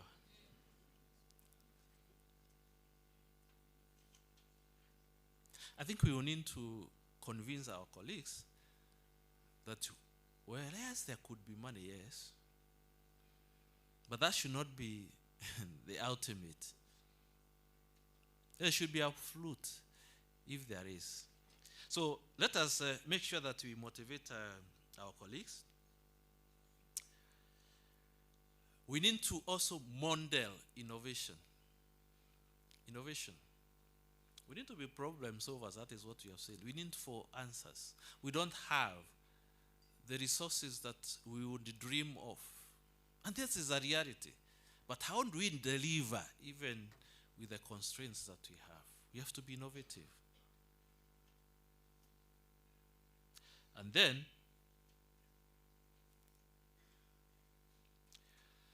we also need to build what we call teacher buy-in for the new practices. The truth is, the approach is extremely different from how we have been handling the 844. And we need to ensure that our teachers are convinced of these approaches. We buy them in. And I'll tell you, it is not easy. The other day I was observing training in one of the inset centers for SMASE.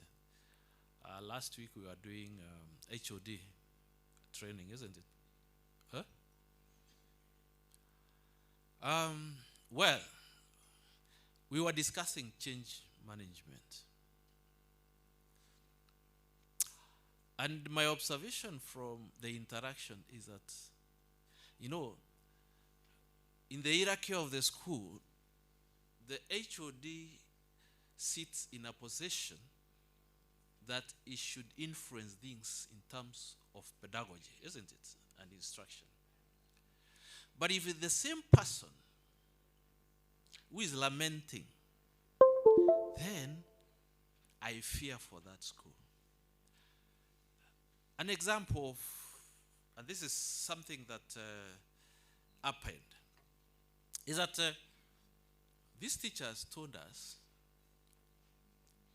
that, especially for the C3, C4 schools, that there isn't much they can do because the learners that they have were, and I'm saying in quotes because I don't know if it is factual, were mishandled in the junior school. And those who were handled properly, and when I say properly, they qualify in it, that those who went to boarding schools and private schools were accommodated in the C1 schools. Well, the question I asked him is it factual? I don't know. So he told me it is an assumption. So you can see the mindset, you can see the attitude. And you see, I told them there is a danger in assumptions. We all know the categories that you are calling the C1 schools, isn't it? And if you look back in your student life, you know, if you compare today, you know if you are in C1, C2, C3, C4 schools.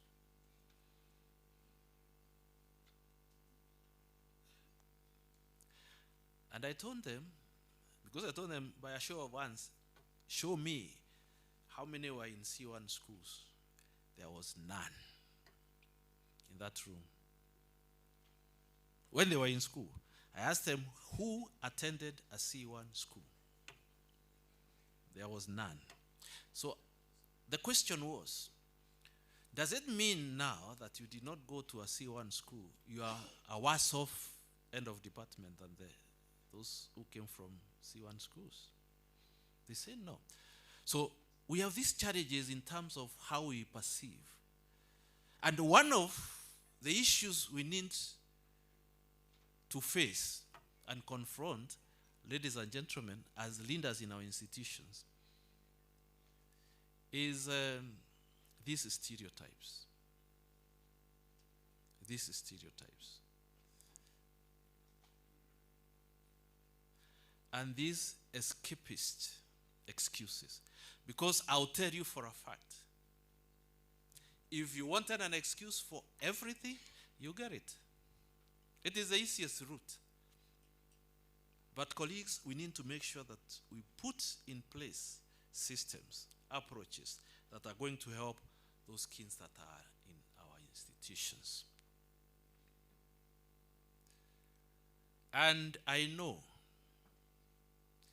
maybe in the process of distribution of textbooks, for example, some of us got more than they needed, others never got.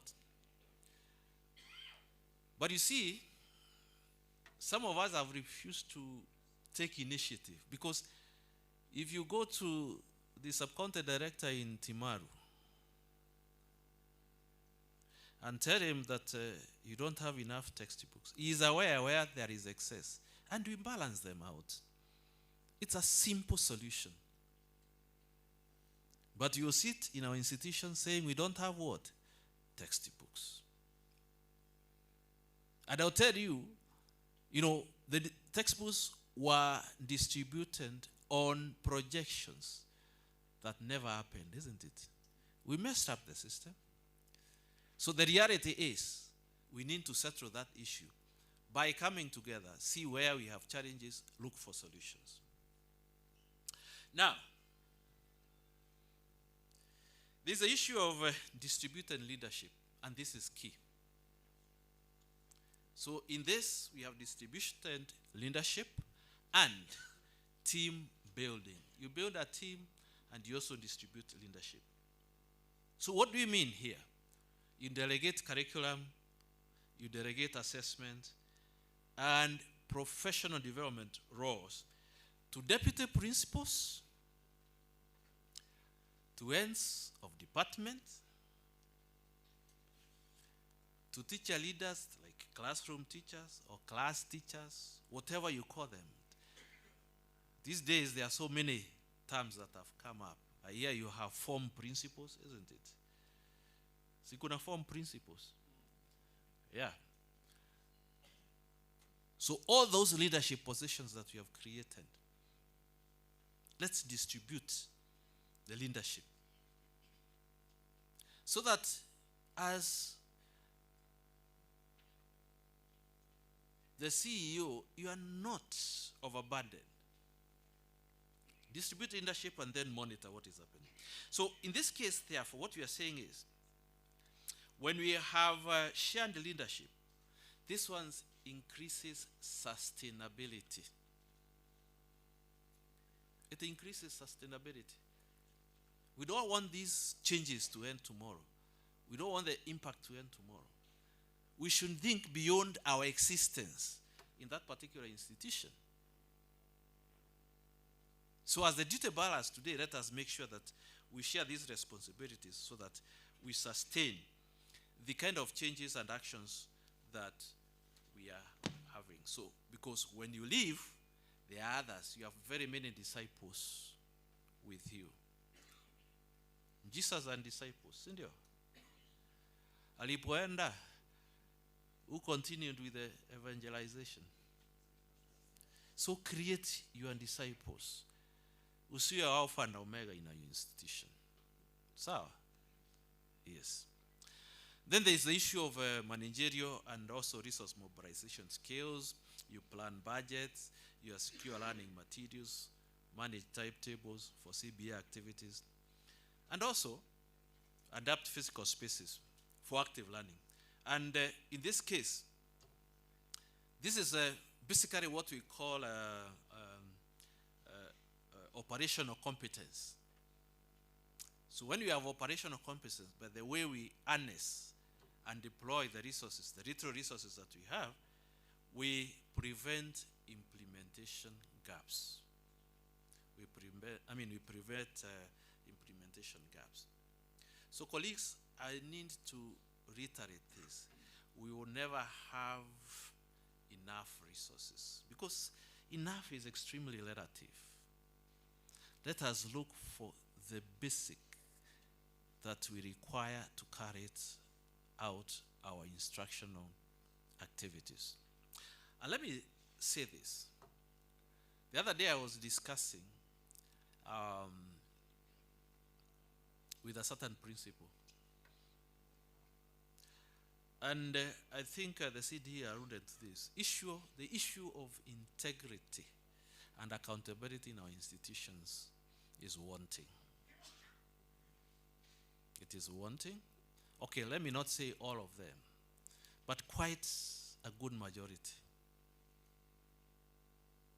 For example, have you come across this phenomenon where, as a principal, you are given a requisition, maybe to take students out for games or something, and you find that the person in charge will tell you that for me to take my students to participate in the zonal activities, I need this figure. If you analyze that figure, and this is what I said, managerial abilities, competencies, you need to analyze what you have been given. So this guy needs 7,000 shillings, and he's taking 10 students to an activity that is in the zone where the venue is 10 kilometers away. So what is the cost per student? 7,000 shillings, 10 students. What's the cost? 700 shillings. Can we really use 700 shillings to transport one person for 10 kilometers to and 10 kilometers back? Does it make sense? But what if we let that resource go? Because hatutaki kuchukiwa. You have, in a sense, given away your managerial authority. Because this person would have used maybe 1,000 shillings and leaves you with 6,000 to do other activities. So it's the way we deploy the resource that we have that makes a difference. Let us be proper managers of the institutions. Then there's the issue of assessment and data literacy. I think I touched on that. Now, the leadership approaches can be summarized into 4. Just put this down. The first approach is transformational. Transformational.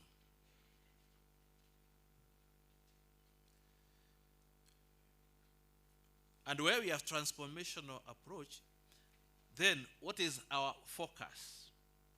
The focus in this case is vision for the institution and motivation. So whatever actions you take that are feeding the vision and the motivation of whoever is in this institution is transformational. And in this case, what we are intending to get is higher teacher buy-in. So this transformational approach mainly will affect the operations of the teaching force. Then there is the instructional approach. Instructional approach. So with the instructional approach, the primary focus here is teaching quality. It is teaching quality. Of course, there are various actions that you can come up with, but the main benefit here is we are focusing on direct impact on learning. That is the benefit that we are going to draw. Direct impact on learning. Of course, there are risks. Everything has risks, but I don't want to dwell on the risks.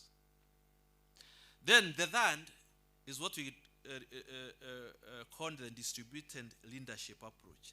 Distributed leadership approach. So in this approach, the main focus is shared responsibility, so that everything is not on your shoulders. You have sleepless nights because you are thinking for everybody. So, shared responsibility.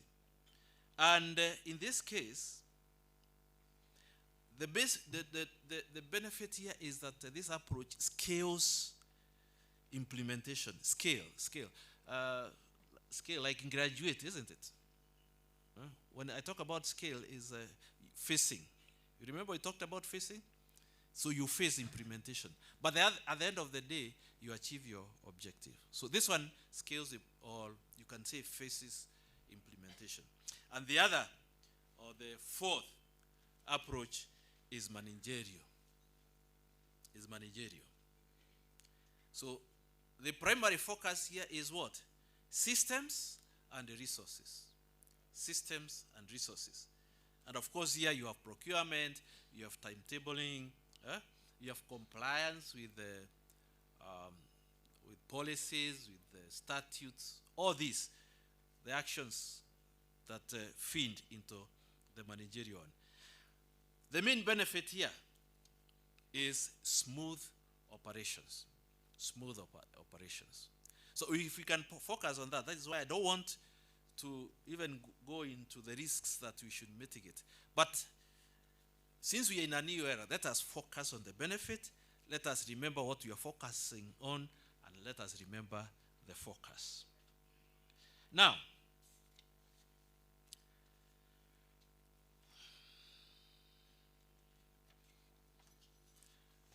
once you have done that, and there is also what we call,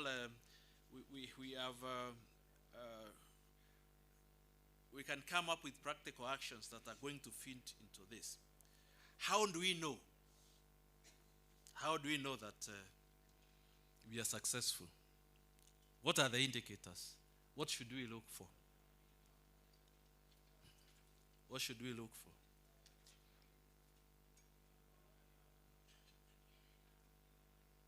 One, visible teacher use of learner-centered methods. Visible teacher use of learner-centered methods. Remember we said this. As a principal, you need to observe, to monitor lessons. And that is now where you are going to satisfy yourself that the approaches in our classrooms are learner-centered. Because if they are not learner-centered, then we are not implementing CBE. And for your information, when we talk about CBE, CBE is the collective terms for curriculum, for pedagogy, for resources, for infrastructure. All those things that we are doing is a system. So there is curriculum, there is pedagogy, there is resource mobilization, there is infrastructure. There is also attitude, there is, glean, action, and so on. All those issues. So, learner-centered methods that are being used by teachers, and they are verifiable. Two, we have regular formative assessment. And I think, Chairman, when the CASO comes here, we need to differentiate between examinations and assessment.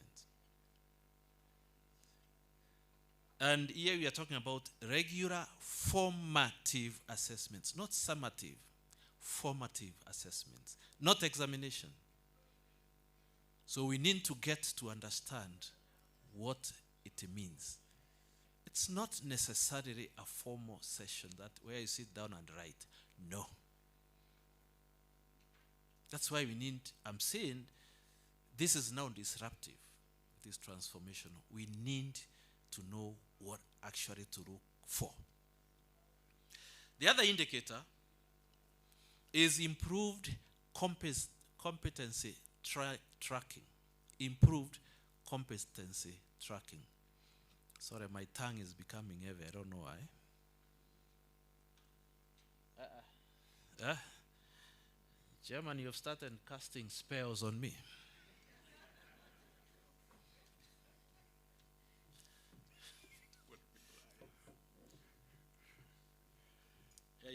a lubricant. Let's see if things work.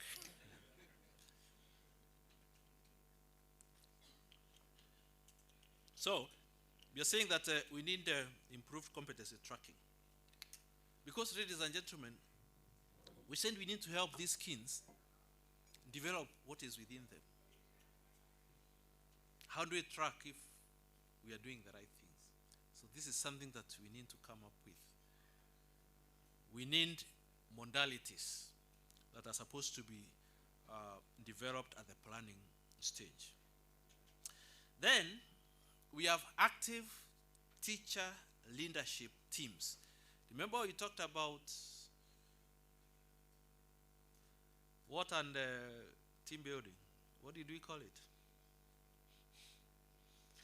Anyway, nisiwasukume sana, but I know you may not. So remember, we need those teams, the teacher teams, to help us in moving forward. And how do you attract this? I mean, sorry, not that. You see, when we are talking about the leadership teams, they must not necessarily be restricted to the institution. There is a common term for this collaboration in terms of pedagogy. What do we call them? The communities of learning, or this is communities of practice, isn't it? So they can involve even the neighboring schools. And the other thing that we must disrupt, ladies and gentlemen, is now as institutions. How many of us are here? Chairman, how many members? 297.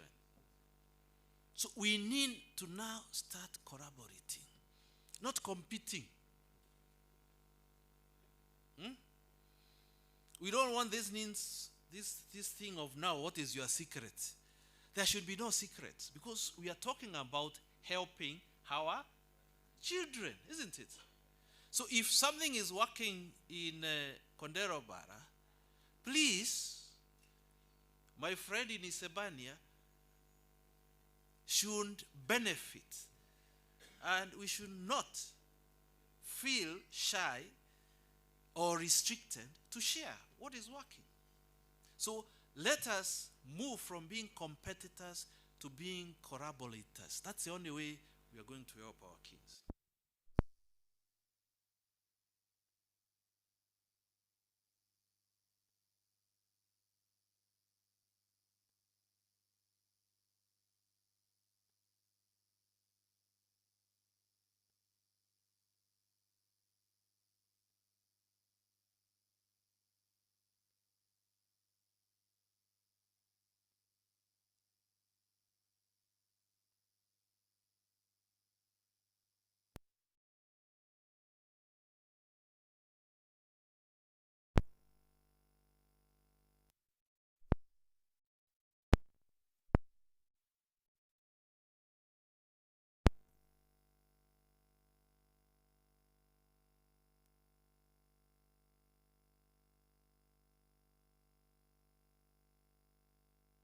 The support that you have, stakeholder support. Remember we said you need to bring these people together. And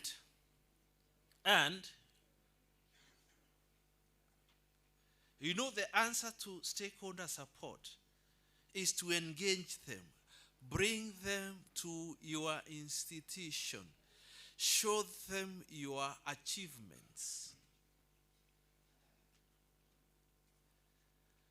You know, many of the times, ladies and gentlemen, we only call our parents to school when we want to ask for more resources. Sindio?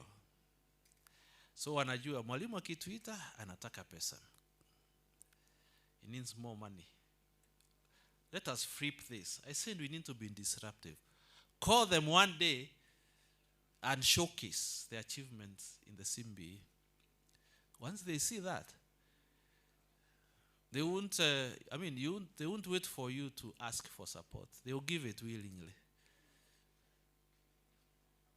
I am sure even you if we flip it and now you are a parent, you find your kid somewhere doing very well. Even if, wacha sasa mwalimu, the kid himself or herself ask for something from the mother or the father, si utapatiana? Yes.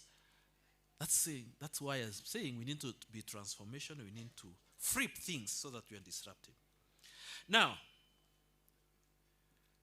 as I bring this to a close, I want us to look at action planning for this collaborative leadership.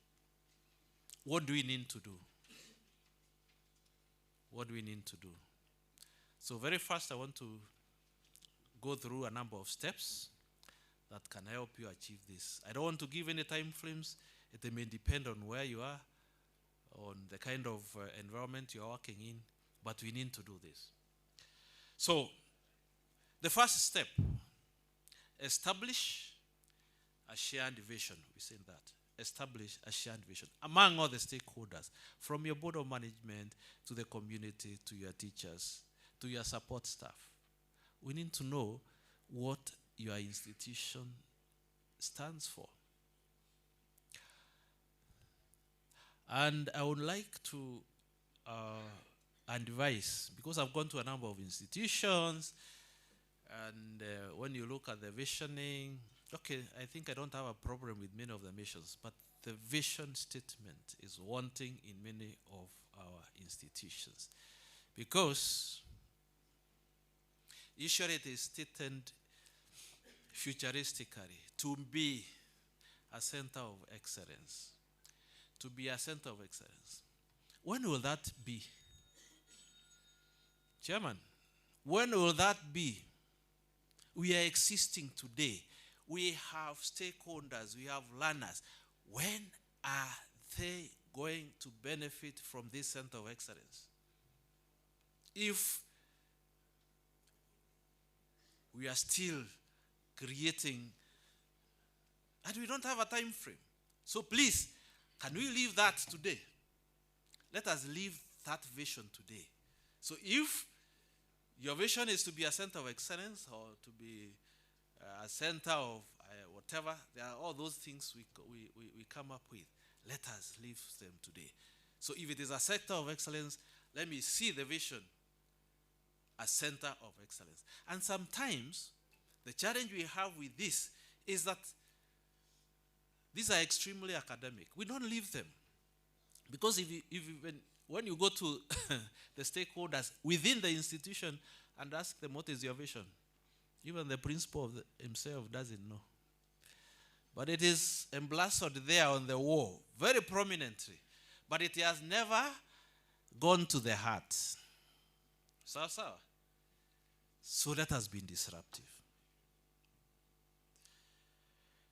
So the other is, the next step is you build teacher collaboration structures. Build teacher collaboration structures. So you need to set up frequent professional learning communities where teachers sit down, they co-plan, they implement,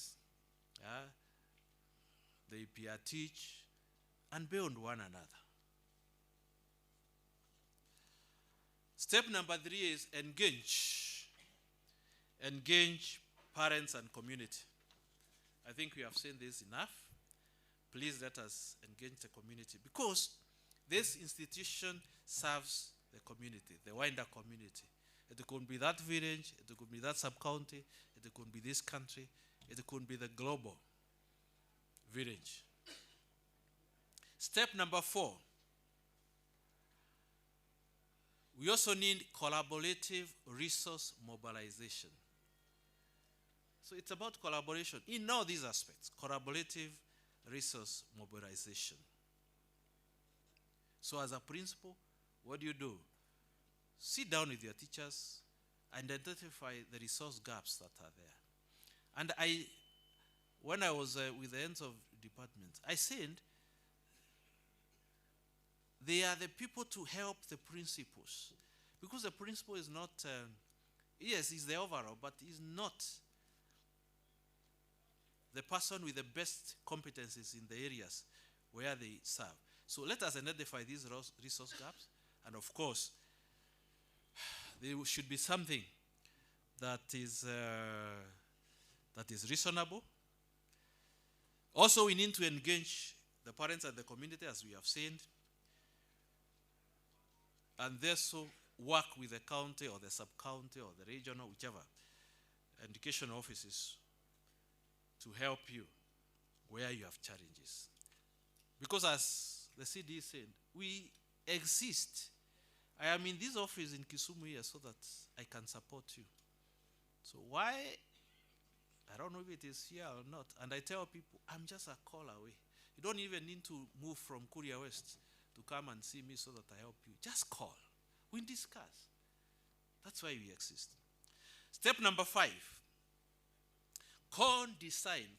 CEO, then design.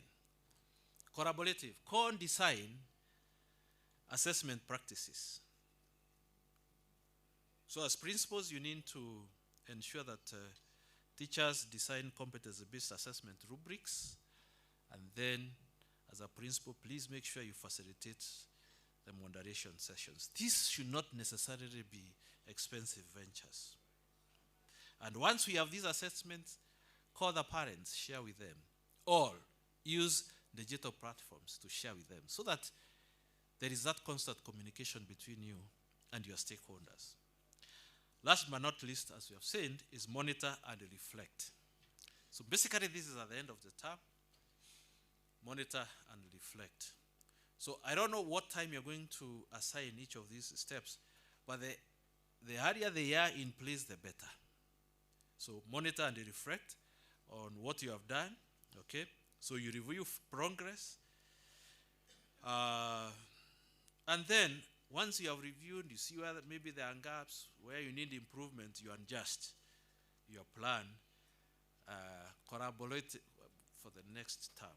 Sit down, because I know usually you have either beginning of the term staff meeting. So these are, actually, we are not even telling you to do different, things that you do not do. The same things, but in a different manner.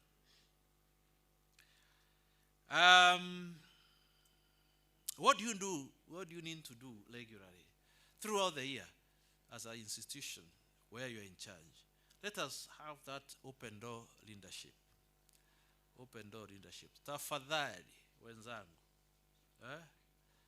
Tusiseme hii ni ofisi ya principal and nobody else. You can only come to my office with an appointment. That is, hiyo ndio tunasema imepitwa na wakati. Open door leadership. As the leader, be open to everybody. Let somebody come, let people come to consult. Give them space. Give them an ear. Let us also, as we have said, distribute leadership. Let us also have networking and celebrate milestones. Once we do a good thing, let the world hear that we have done it. And ladies and gentlemen, once we do all these things, the outcome that we expect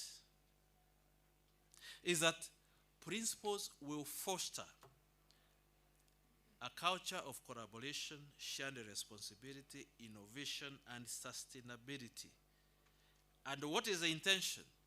Is to ensure that CMBA implementation is not just a policy directive, but a lived practice in the school community.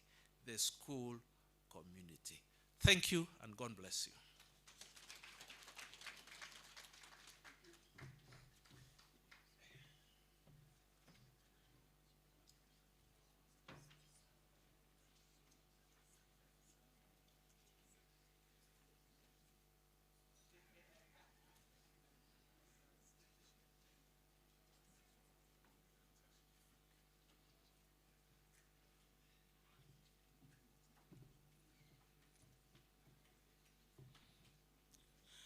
Asante sana.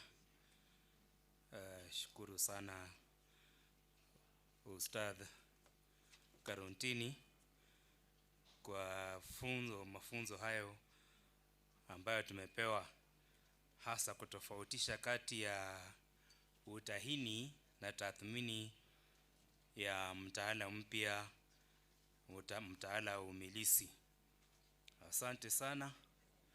Waliniuliza kwamba nimemuita ustadh, na wale ambao ni wa viwango vya chini kuanzia stashahada tutawaita namna gani? Mtu wa stashahada, stashahada au na shahada ya kwanza, hao wanaitwa maalimu. Sasa ukiingia shahada ya pili ambayo ni uzamifu, ataitwa malik. Alafu sasa yule ambaye amefika kiwango cha shahada ya tatu, uzamili, ndio ustadh, profesa. Kwa hayo mengi, wacha nimwalike Bi Joyce Moseti, shule ya upili ya wasichana wa Taranganya, aje atupe shukrani kwa hatibu wetu ambaye anatoka jukwani saa hii.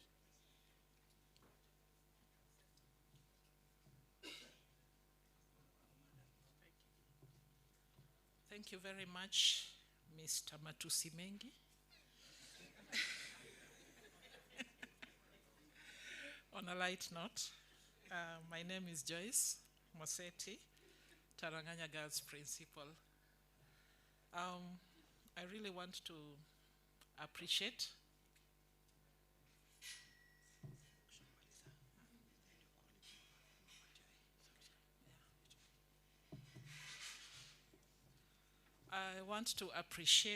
our speaker this morning.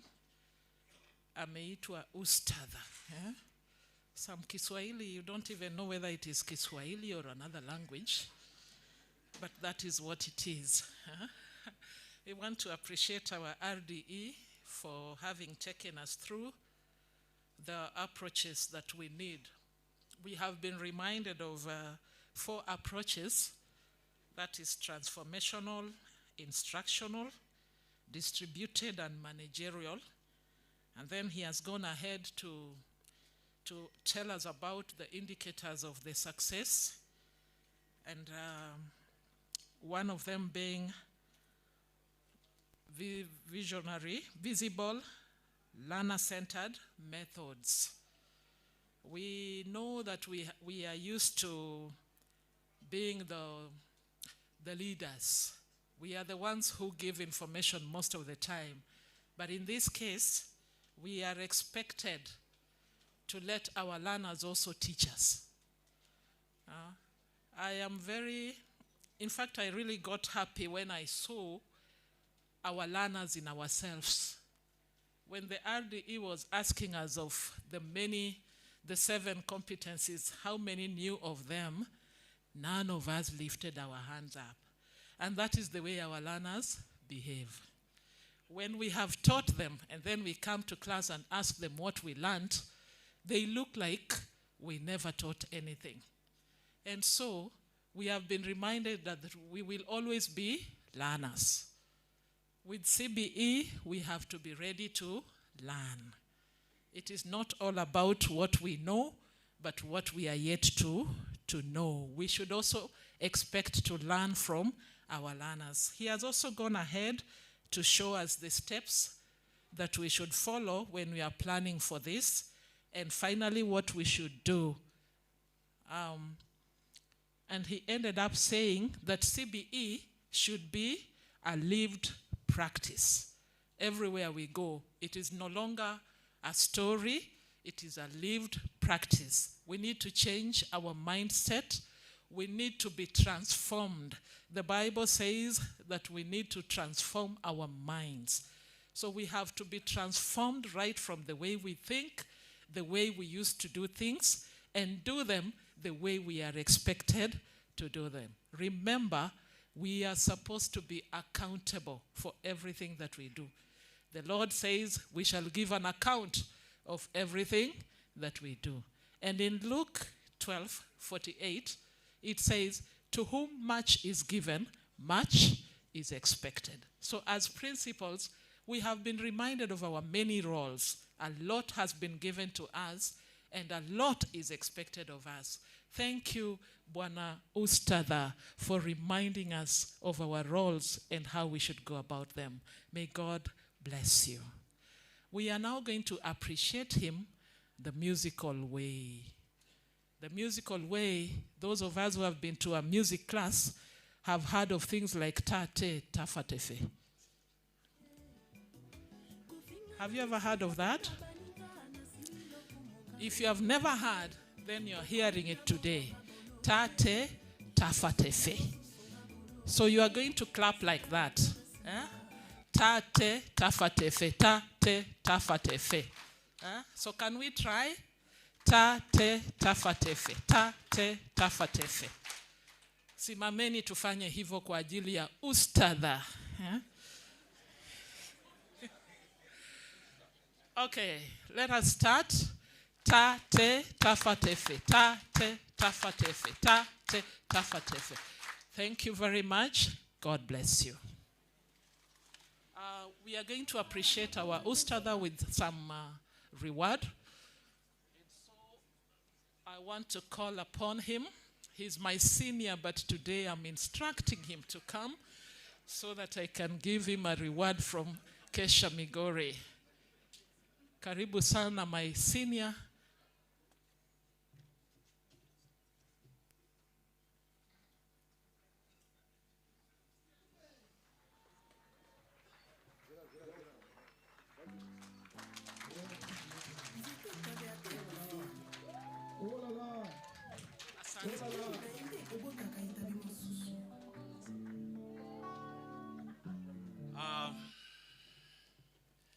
Thank you very much for the appreciation. As I said, we learn from one another. Let us try every day to improve what we do. Now, when we earlier talked with the chair,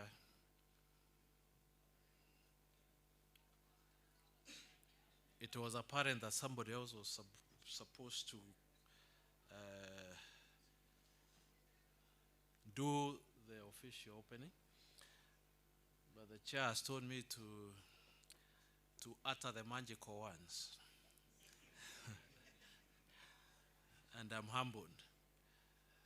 So after all that we have said, so that officially we transact our business, let me say it is my very great honor and a privilege to declare the 2026 Migori Kessha Conference officially open. God bless you.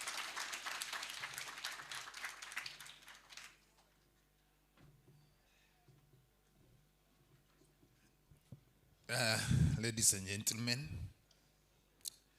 we are going on well. We will be having a break, a tea break. But the chairman has an announcement to make. Chairman, karibu.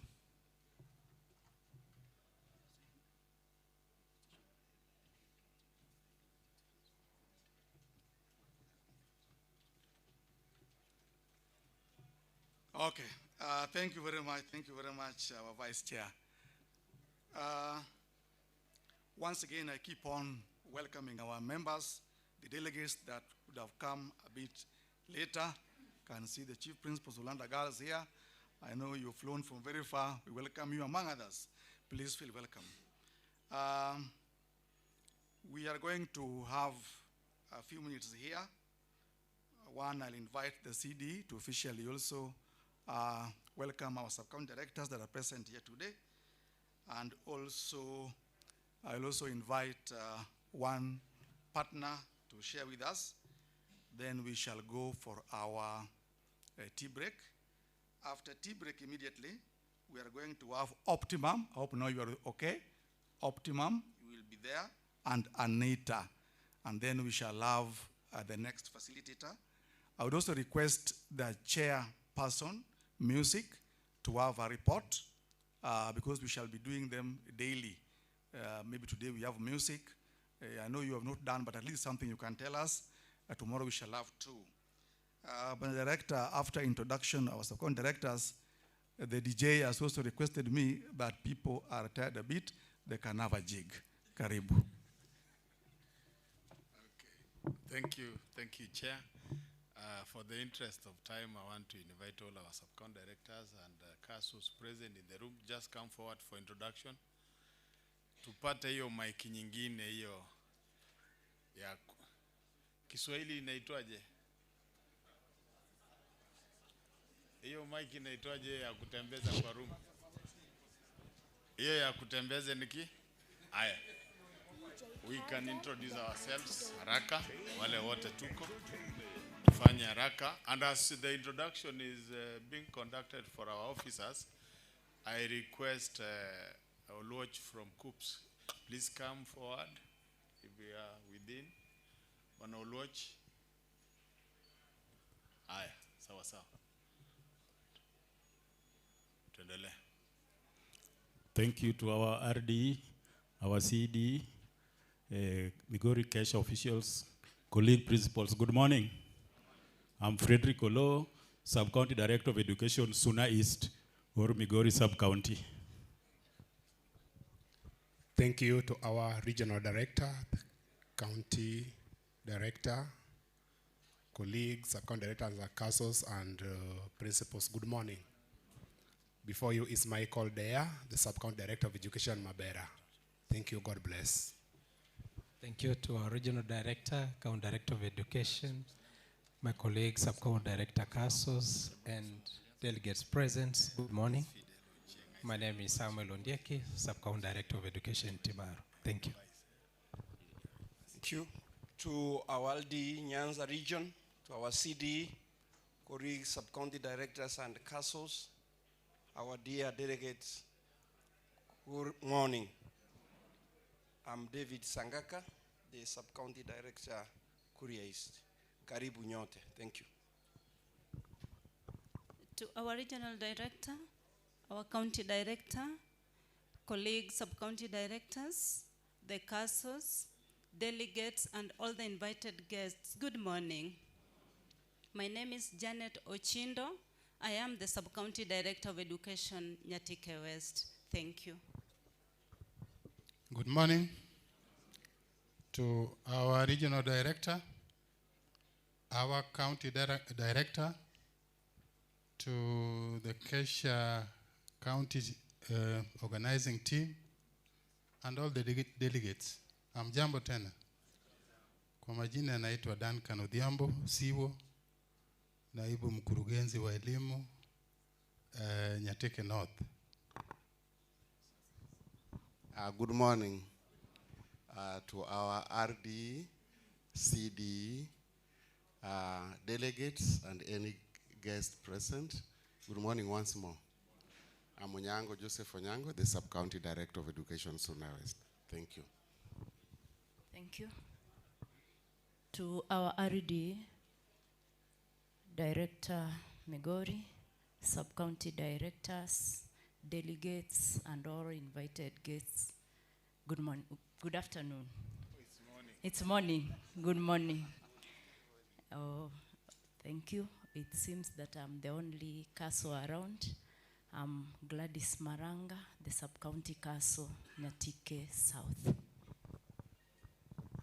Our RD, our CD, the leadership of Kessha. Good morning. My name is Nicholas Wamere, Sub-County Director, Uriri. Asante. Thank you, all members and all our sub-county directors. I want to commend many of you who kept time. We began quite on time, and I'm aware that we still have other presenters. I want to call upon all of us to be keen time managers so that we can make very good use of our time here in Kisumu. Chair, I want to congratulate you for a very well-organized conference. Even the quality of presentation is quite good. Asante sana, Regional Director wetu for that very powerful presentation. Si mumeona hii masomo ni mzuri? So wale ambao mnachelewa kesho msichelewe ama after break. Sasa tunamwalika I'm sorry, I said Oluoch is Fidel Ochieng from Kenya University's Central Placement Board. Tumpe dakika tatu tu, tumsikize. Karibu sana. Thank you. To the RDE, the CD, the sub-county directors of various sub-counties, esteemed principals, good morning. My name is Fidel Ochieng. I'm the in-charge COOPS, Nyanza region. I was informed that if you go to a gathering where there are academics or members of the teaching fraternity, whether professors or principals, and you cannot identify even one who ever taught you, people start to question your academic credentials. And on that note, allow me to acknowledge a principal, one of our principal of my former schools. We have not met officially, but I know we've spoken on phone. I went to high school in Migori County, Kodero Bara High School. And therefore, I've seen my very good principal, Asante Sana. So those who are questioning, I think we have settled that. Yes, and I believe I have several others seated here who have taught me. So Asante ni Sana. Migori County is very dear to me, and it's always an honor to be in front of such esteemed people. Now, because of time, I will not spend so much time. I'm only here to pass a few information that I think is very pertinent to you as a principal so that you can cascade it down to your teachers and eventually to the students. Number one is that we all know that our CEO approved the opening of the portal for degree and TVET application. So currently, we have degree and TVET application ongoing. So kindly get in touch, if possible, with your teachers so that they can inform all the students who sat KCSE last year, 2025, to log into their student portal and apply. The deadline for these two activities is on 6th May. As Kenyans, it is common for us to wait for the last minute. And usually we know what the last minute comes with. So let us encourage them to apply as early as possible. The application fee remains 1,500 for both the TVET and for the degree. Also, there are students who sat KCSE from the year 2004 backwards. That is 2003, 2002. And several of them, for one reason or another, did not apply, yet qualified for degree. I've received very many phone calls from both principals, teachers, and parents regarding this. Mwanafunzi alifanya 2024, amepata B+, hakuapply, anasaidiwa aje. If you have such students within your perimeters or schools, unfortunately, they are unable to apply directly with the current lot. But we found it important to allow them apply. So what we are doing is that we are taking them up as late applicants. However, for us to do that, we need the following information from them: their full names, their KCSE index numbers, their contact details, and the home county to which they reside. Also note, these are students from 2024, 2023, 2022, and 2021. 2020 downwards, those ones, their time has unfortunately elapsed. But if you have a 2021 student, 2022, 2023, 2024, qualified for degree, never applied, their names, their KCSE index number, their KCSE year, their contact details, including email address, and their home county. The home county can be where they come from or where they live. Those are details. So we'll enable them to apply, but they can only apply for one course in one university. So kindly let them know that. Also note that we have had this issue where a lot of students apply to private universities. COOPS is allowed to place students to private universities. However, we have had so many cases of students wanting to transfer because they found themselves in private universities. Private university students, if your student applies and is placed to a private university, they do not receive government scholarship. Kindly note that. You may have students from disadvantaged backgrounds who apply to private universities. There is no scholarship for private university students. They only receive Higher Education Loans Board. Only students who apply to public university receive scholarship, they receive help, and they receive upkeep. So also as you're guiding students on application, just remind them of what is at stake should they apply for whichever area. As I finish, I have been to several schools here, if not most, if not all, for one activity or another.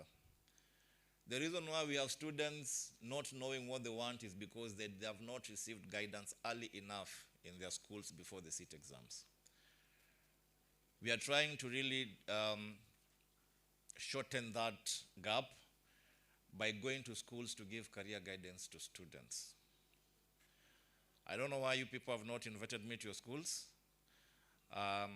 Taranganya Boys High School, I must commend you. I've been to Taranganya 5 times.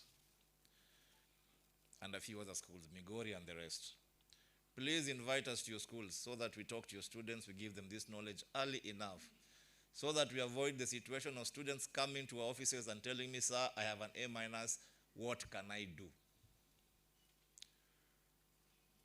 So send us, if you need us to your schools, you need to send us an official letter of invite requesting us to come so that the same can be approved. Remember, this is an instruction from the Ministry of Education that we need to carry out career guidance to schools for both senior school students, the current 844, and junior school students, so that they are well informed and well prepared early. Otherwise, thank you very much. Karibuni Kisumu.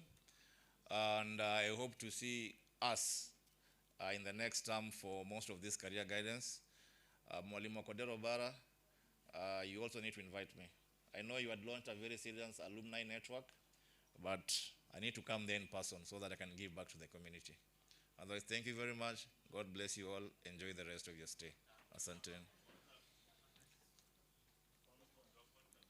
0728 43 7003. I repeat, 0728 43 7003. Please just send me a text indicating your name and your school so that I may be able to save your contacts. Asanteni.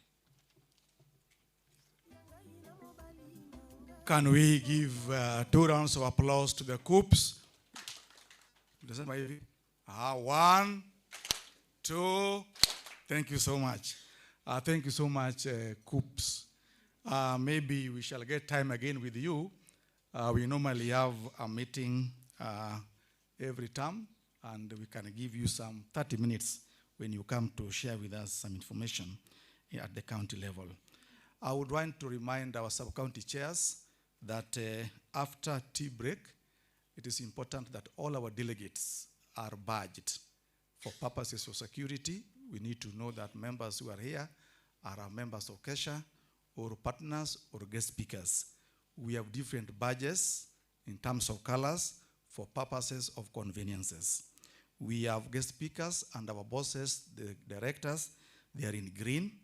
We have our sub-county chairs because they assist us with the materials. They are in orange. And we also have the executive Kessha. They are in red. And all our delegates and partners are in blue. So those are the colors that we identified for purposes of conveniences. DJ, we can give you 3 minutes so that people can have a jig. And then after that, we go for our tea break. DJ.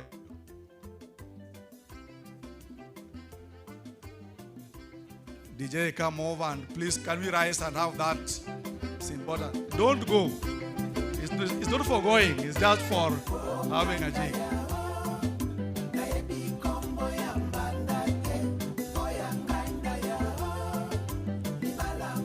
Please don't sit. It is our time to become young, eh?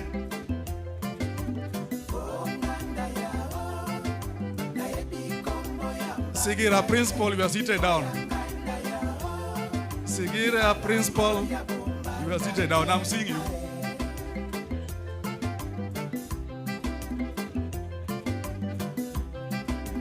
Thank you very much, madam, for that. Good. Mr. Odundo, you are doing very well. You are doing very well. You're doing very well. Doing very well. Very good. Very good. Very good. As youth principal, you are the one leading now. I can see. Mr. Giga.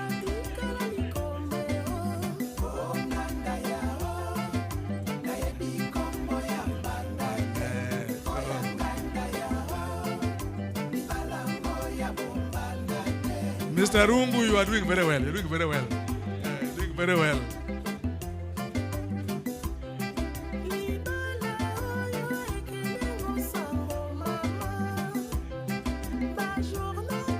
Asante sana, asante sana. We can now have freedom to go for a break. And after that, we shall have the optimum Anaita, and then we shall have the presentation, and then others will follow later. Thank you so much. Have the pleasure to go for our tea break.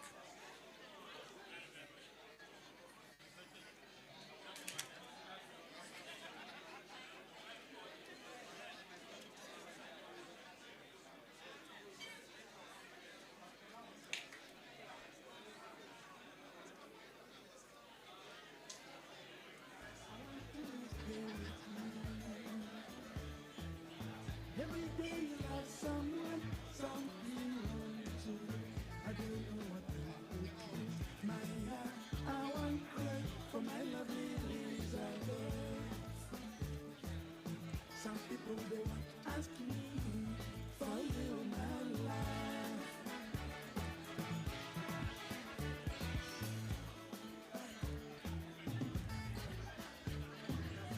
I'm crazy about that love. I believe you on the phone. Many years I like to see every day you run for me.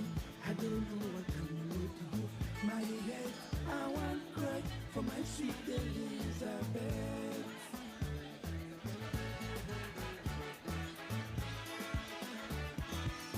I say Elizabeth, but the way you go. Can I sing, sing. I say, sweet Elizabeth, but where you go? Come back, you love me. Many years I love you. Many years you love me. Elizabeth,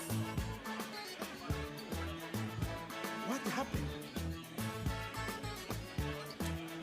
You know that you miss me, my love.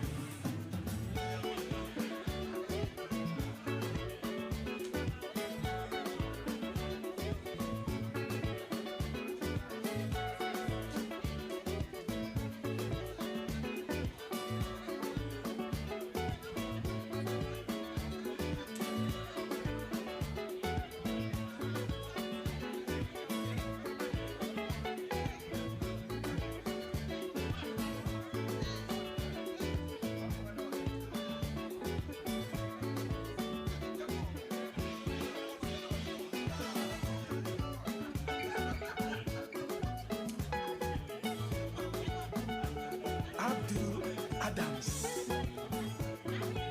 Kunta Kinte. Do you see Elizabeth there? Why you want to see me? What for, huh?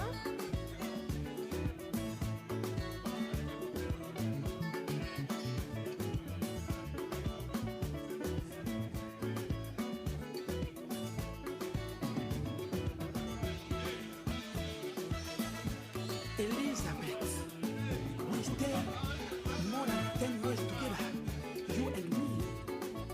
You said that you like makeup.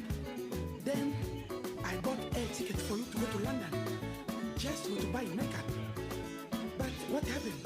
I hear that now you are in New York.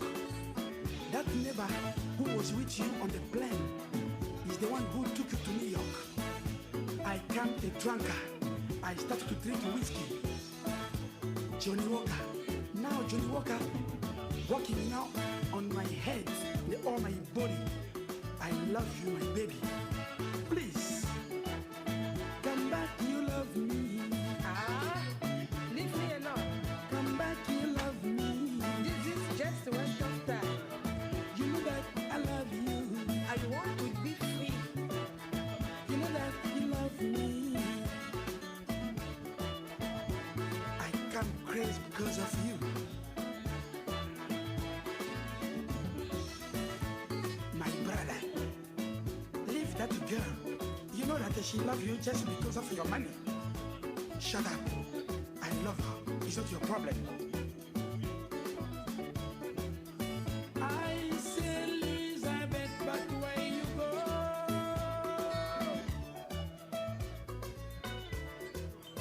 I say Elizabeth, but where you go?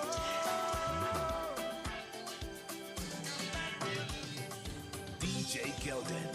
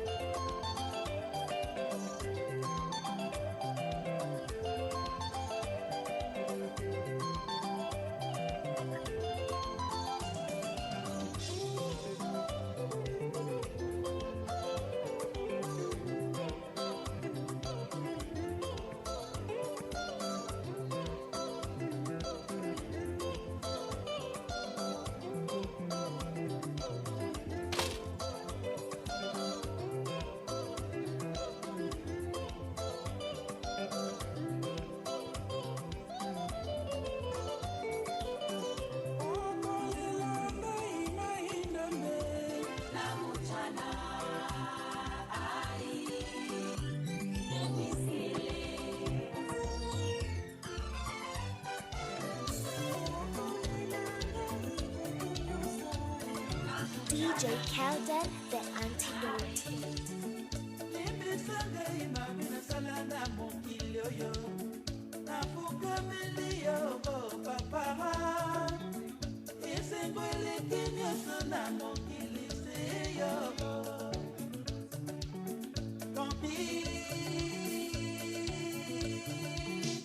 Yelangana butu, yelangana docteur, sauvez-moi.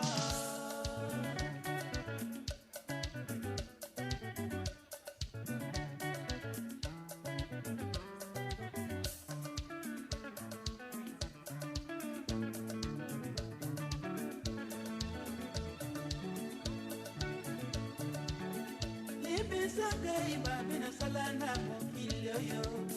Nafukameli yo papa.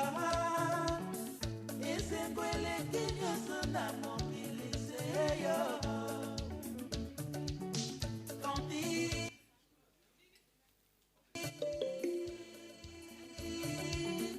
Bénis-moi au Seigneur dans tous mes rêves. Sauvez-moi.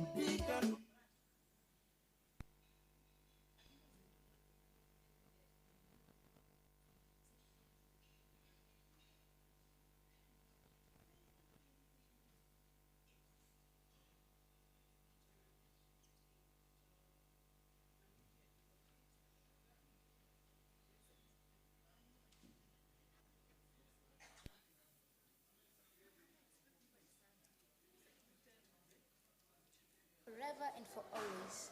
This song reminds us that love, real love, is about showing up, staying present, and sometimes letting someone else control the playlist. So sit back, enjoy, and if your heartstrings start to tingle, don't blame us, blame Shania. Here's Forever and for always.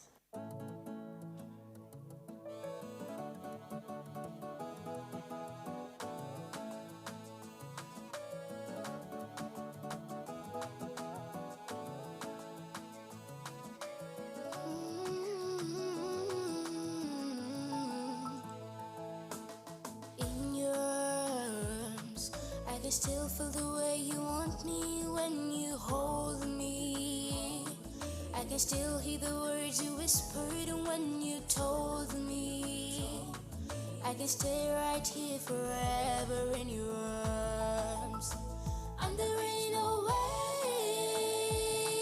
I'm letting you go now, and there ain't no way, and there ain't no how I'll never see the day. 'Cause I'm keeping you forever and for always. We'll be together all of our days. When I wake up every morning to your sweet face, I'm keeping you forever and for always. We'll be together all of our days. When I wake up every morning to your sweet face, always. In your heart, I can still hear the beat for every time you miss me. And when we are apart, I know how much you miss me. I can still see your love for me in your eyes. And there ain't no way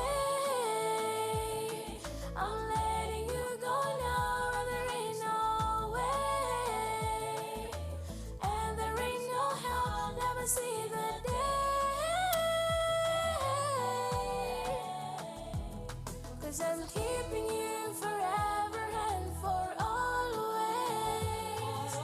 We'll be together all of our days.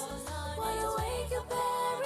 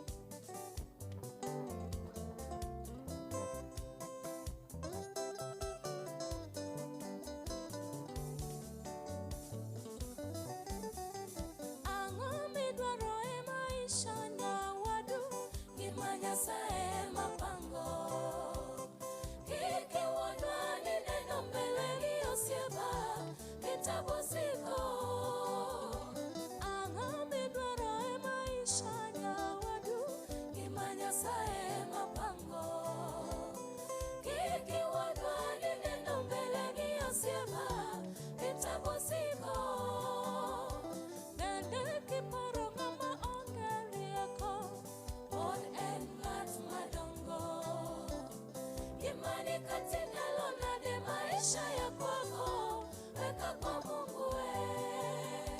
Bende kiparo ng'ama onge rieko, pod en ng'at madongo.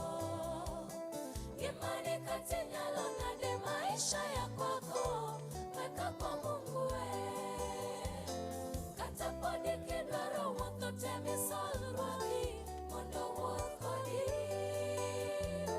Dagi hero keto mbele ujo Kenya duto, Nyasaye nokonyu. Kata podi kidwaro wuotho temi solruogi, mondo wuoth kodi. Dagi hero keto mbele ujo Kenya duto, Nyasaye nokonyu.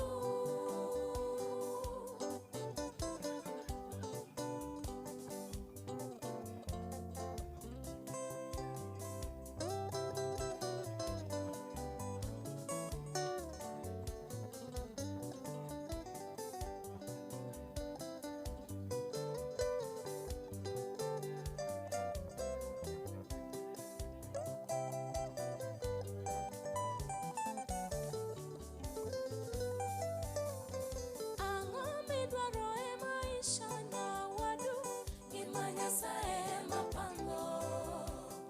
Kik iwuondra ni neno mbele ni osiepa, kitabu siko.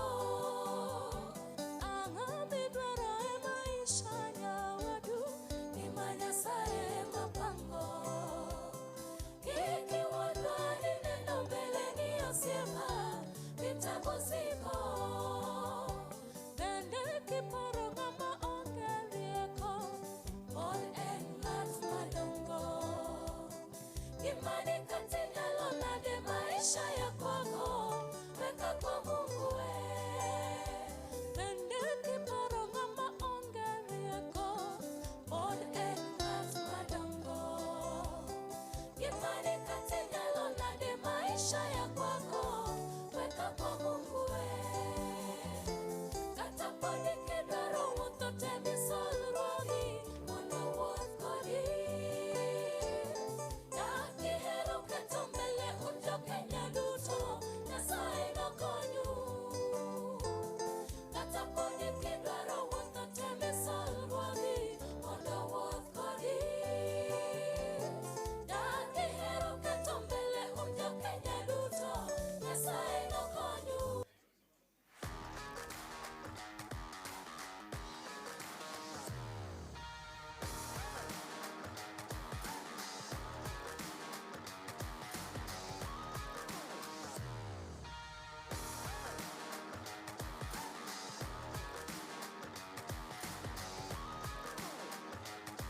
The most progressive circle.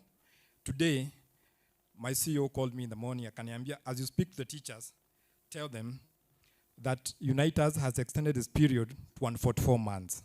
Ile loan tunapatiananga na 120 months, mwalimu anaweza qualify up to 144 months. Na akaniambia, if there is any buyout, Moses you are doing, if the mwalimu anatoka bank X anakuja Unitas na 1 million, alafu akuja Unitas in the same loan 1 million, don't charge that teacher any amount. Kama ni kuvuka ni sare. Ampigi makofi jameni, hapo ni sare. If you want unavuka na 1 million, unataka Moses akuongezee 200,000 for school fees, I'll charge you 2.5% processing fee, not the normal 4.5% processing fee. Si bado hapo we are offering value for money. We are offering value for money. Sindio? Outside the classroom and outside the paces, what do we do? Najua walimu hapa you form chamas, you form groups. I would be very happy if your chama can transform to be a holding company.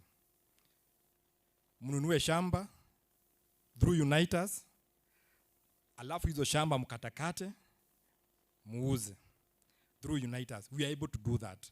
Mwalimu haya, that is a venture mnaweza angalia in futuristic terms. Muone what will I be doing post retirement, ama post teaching, post classroom work. We are able to do that through chamas. If you talk to my colleague in Kisii, or you come to our branch, Unitas, or any other Unitas branch near you, you'll be facilitated. As they have alluded, we also do mortgage. Kama uko na plot saa hizi na unataka kufanya residential house, ile inaitwa retirement house, I'll give you a single digit interest rate loan ya 9.95%. 9.95% per annum, not per month, per annum. Kama unataka kuretire, jiunge na Unitas. We also have current accounts. Current accounts that gives you interest per annum. Najua most of us, we are multi-bank, which is okay. But I'm very sure my competitors hawapatiangi interest on current account. Sindio? Unitas inakupatia interest on current account. Lastly, as I finish, walimu, majority of you maybe wako na shule, private schools. I support private schools in infrastructure development, asset finance, na mimi nakupatia gari 100% financing, ukitaka basi ya shule, or van ya shule, at 100% financing from Unitas. Tuko na partnership na so many people in mobility sector, Sibo Corporation, Isuzu, name them. And we have good rates for you. Na wakaribisha Unitas. As I speak, I was speaking to my colleagues what our party schedules so that you can see our offering, but you can take my number. My number is 0715 298 476. That number is a personal number. 0715 298 476. If you don't get me, you can get Gilbert. Gilbert is 0720 706 819. Karibuni sana Unitas. There's more that we can do together. Na niwashukuru sana kwa kutushikilia. And when I see young people like ambao tumesimama hapa, I usually tell them, me, I don't work for myself. I stopped working for myself. I work for that extra kid, mwenye hata sijui ako wapi, who will soon come and join what I'm doing or come and take over from what I'm doing. So support us to onboard more members and to open more branches so that we can be able to reach services to closer to mwananchi. God bless you. Have a good time. Thank you so much. Thank you so much. Ladies and gentlemen, we want to move to our next presenter. And I want to call upon Madam Jane to bring us our next speaker. Jane Simba, come over and give us our next speaker. Thank you so much.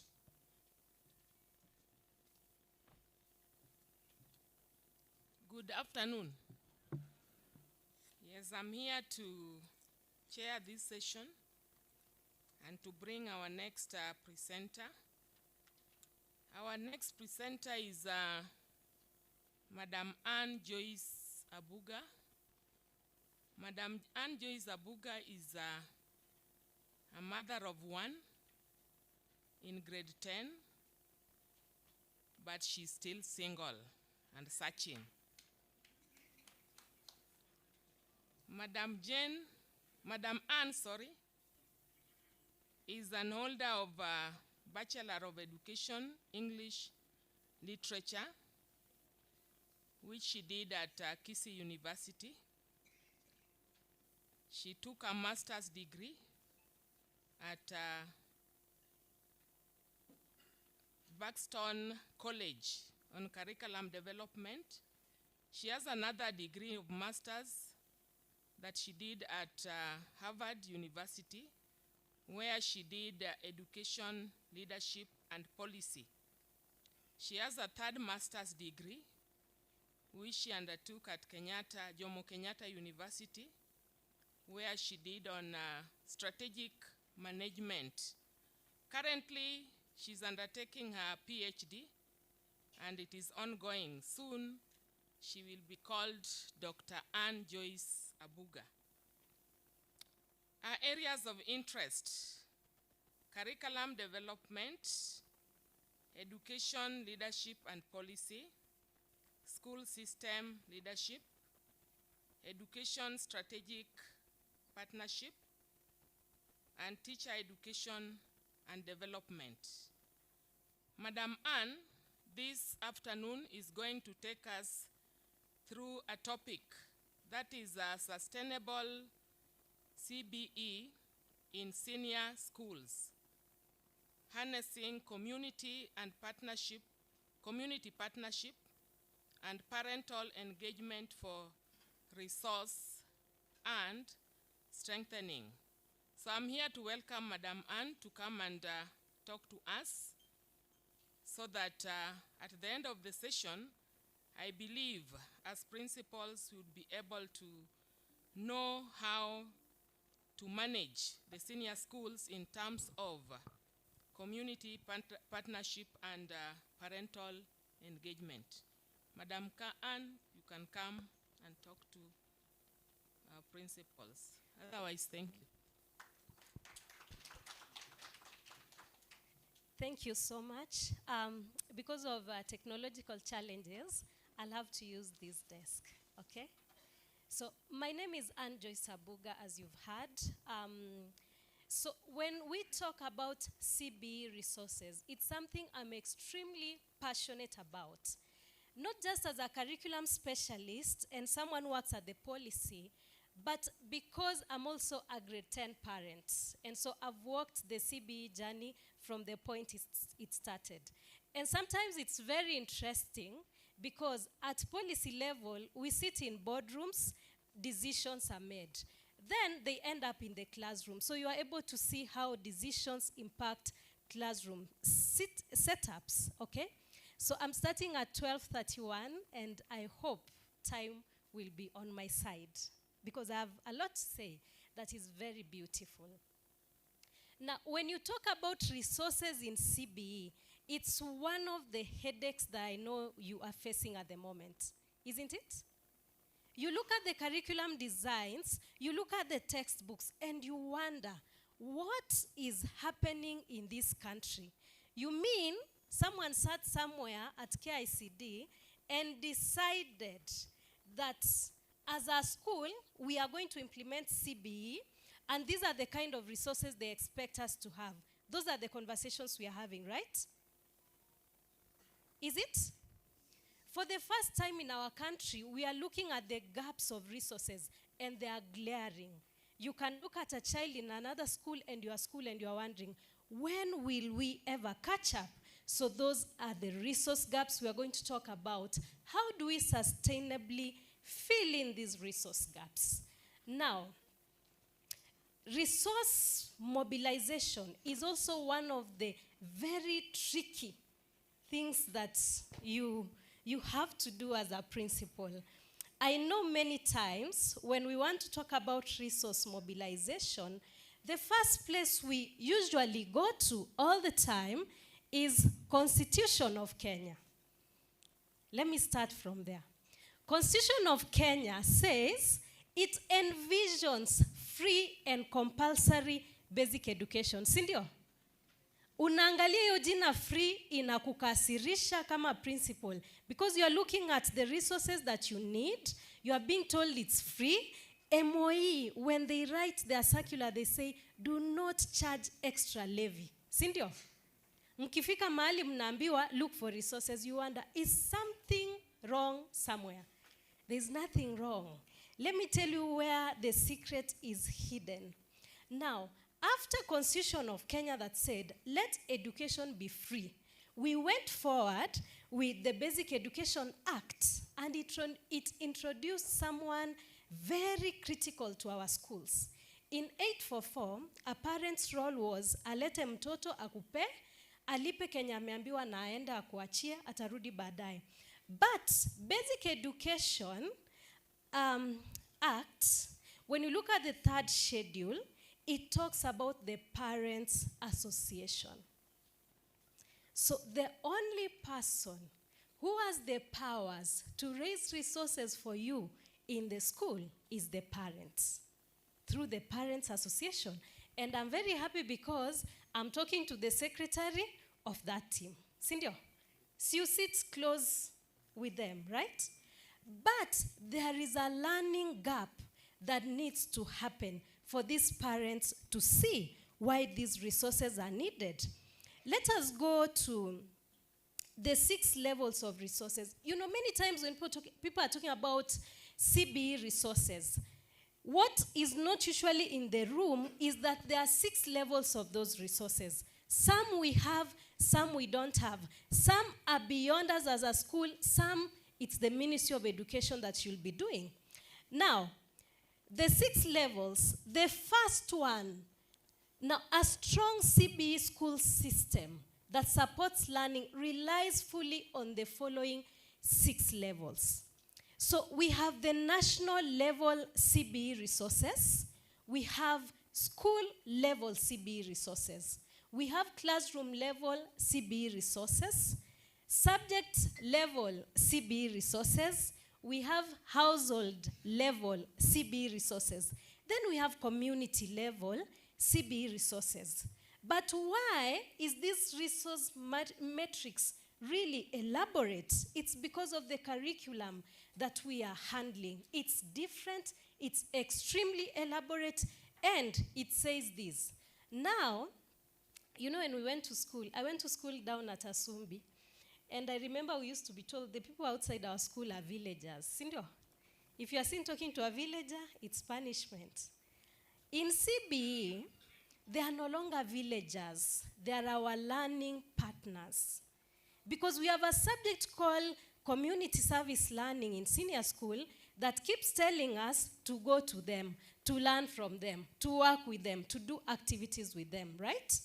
So now they are a very key resource in our learning. So let's look at the first national CBE resources. Why are they critical and what are they? Don't worry about writing, because once I finish like this, I'll send to the chair this presentation, the whole of it. In minutes, you'll get it. Okay? So let's just follow through. Now, when we look at the national level resources, you remember last year when the current grade 10 were in grade 9, we all kept asking, now watoto wataenda senior school, aje, aje. And the CDE and the team kept telling you, we are waiting for the policy. Simlisikia your policy. So it means there are some things to be done in CBE. We must have national resources like the policies that we have.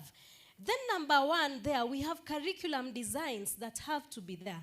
It's from curriculum designs that we have our textbooks. Then we have the basic education curriculum framework that has been with us since 2019. We have assessment guidelines by NEC. We have teacher professional guidelines by TSC. We have MOE policies, and we have KICD approved learning resources.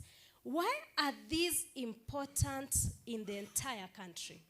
It's because CBE is a standards-based curriculum, and it should be implemented uniformly across the country, because if anything, NEC will bring us the same assessments. At the end of the day, our children belong to this nation. So what's happening in one corner needs to be happening in the next corner. Then we come to the second level of resources, where we have the school level CBE resources. Before we even talk about CBE, we must have a school first, registered by MOE, all right? And it has to meet some of these physical infrastructure, sanitation facilities, we have ICT infrastructure, we have school policies, we have timetabling. And I think this is one of our biggest pain points in CBE, especially the timetables.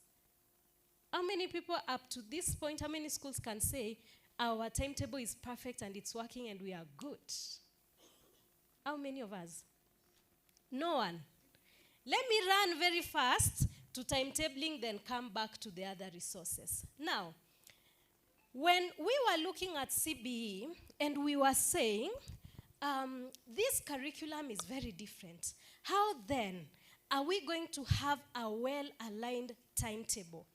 The fact is, the 844 timetable cannot work in CBE. Sasa sisi tumeona, it's a problem. So in CBE, we have something called a load shedding timetable. Load shedding timetable. So when you are doing a load shedding timetable, okay, remember first of all, we have MOE guidelines that tell us there are lessons that should be done on Monday and every day of the week, right? We have those guidelines already, right? But how does a load shedding timetable help you? It's the same as when when we don't have enough power in the country, we give some people blackouts, then we come back for them. So this is how it works. When you look at a load shedding timetable, because it's a key resource in senior school CBE learning, we need to recognize one thing. We have Monday to Wednesday. Our learners, despite the numerous subject combinations they have, you find that the difference between learner 1 and all the other learners is sometimes one subject, especially in the pathway, or 2 subjects, right? So when you are doing a load shedding timetable, you break the week into 3 parts. Or you can have 3 timetables. It's up to you. This is how a load shedding timetable looks like. So Monday to Wednesday, you do the core learning areas that are shared across, apart from one subject called community service learning. So you don't touch it on Monday to Wednesday. Then on Thursday, we have a multidisciplinary learning block. Multidisciplinary because we have some learners who are in STEM and they are taking a subject in social sciences. Some are in social sciences, they are taking a subject in STEM. So on this Thursday, when you're doing multidisciplinary, you can see how they are accommodated. For the learners who are not in multidisciplinary, they can continue with their regular timetable. Then Friday, we break into what we call an activity-based and a workshop-based timetable. I don't know how your school looks like, but we have schools that are doing technical subjects that require learners to be in the workshop. Cindy? Some learners are doing agriculture. They need to be out in the garden and in the shamba. And then on this Friday, we have a critical subject called community service learning.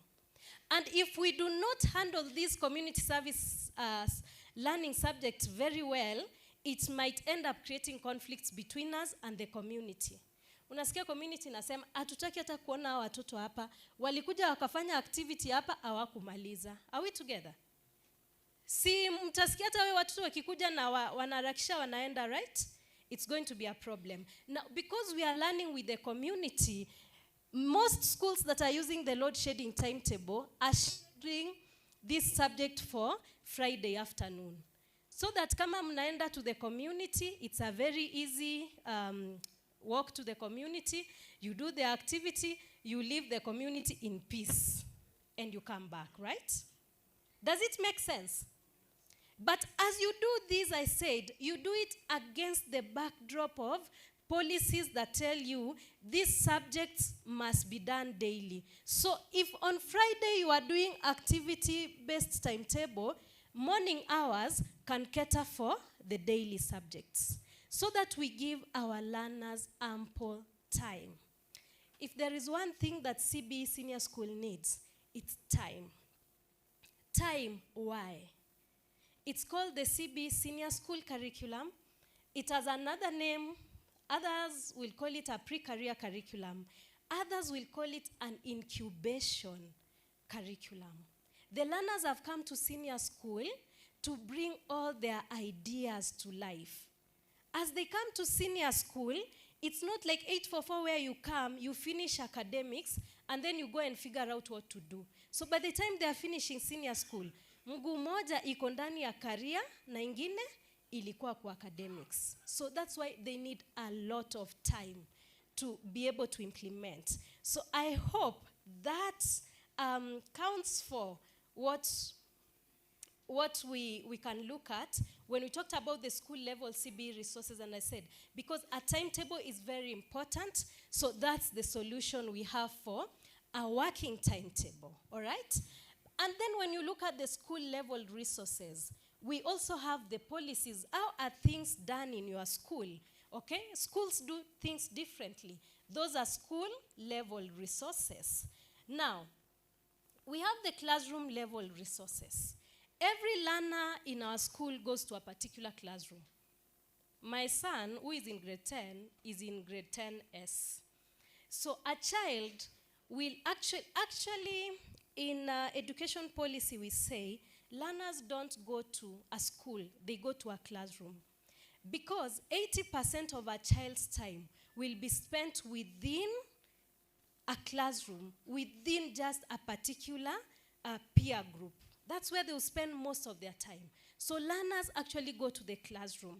Now, I talked about resources, and someone once called me and told me, Madam Ann, why easy resources make up as you do digital learning devices?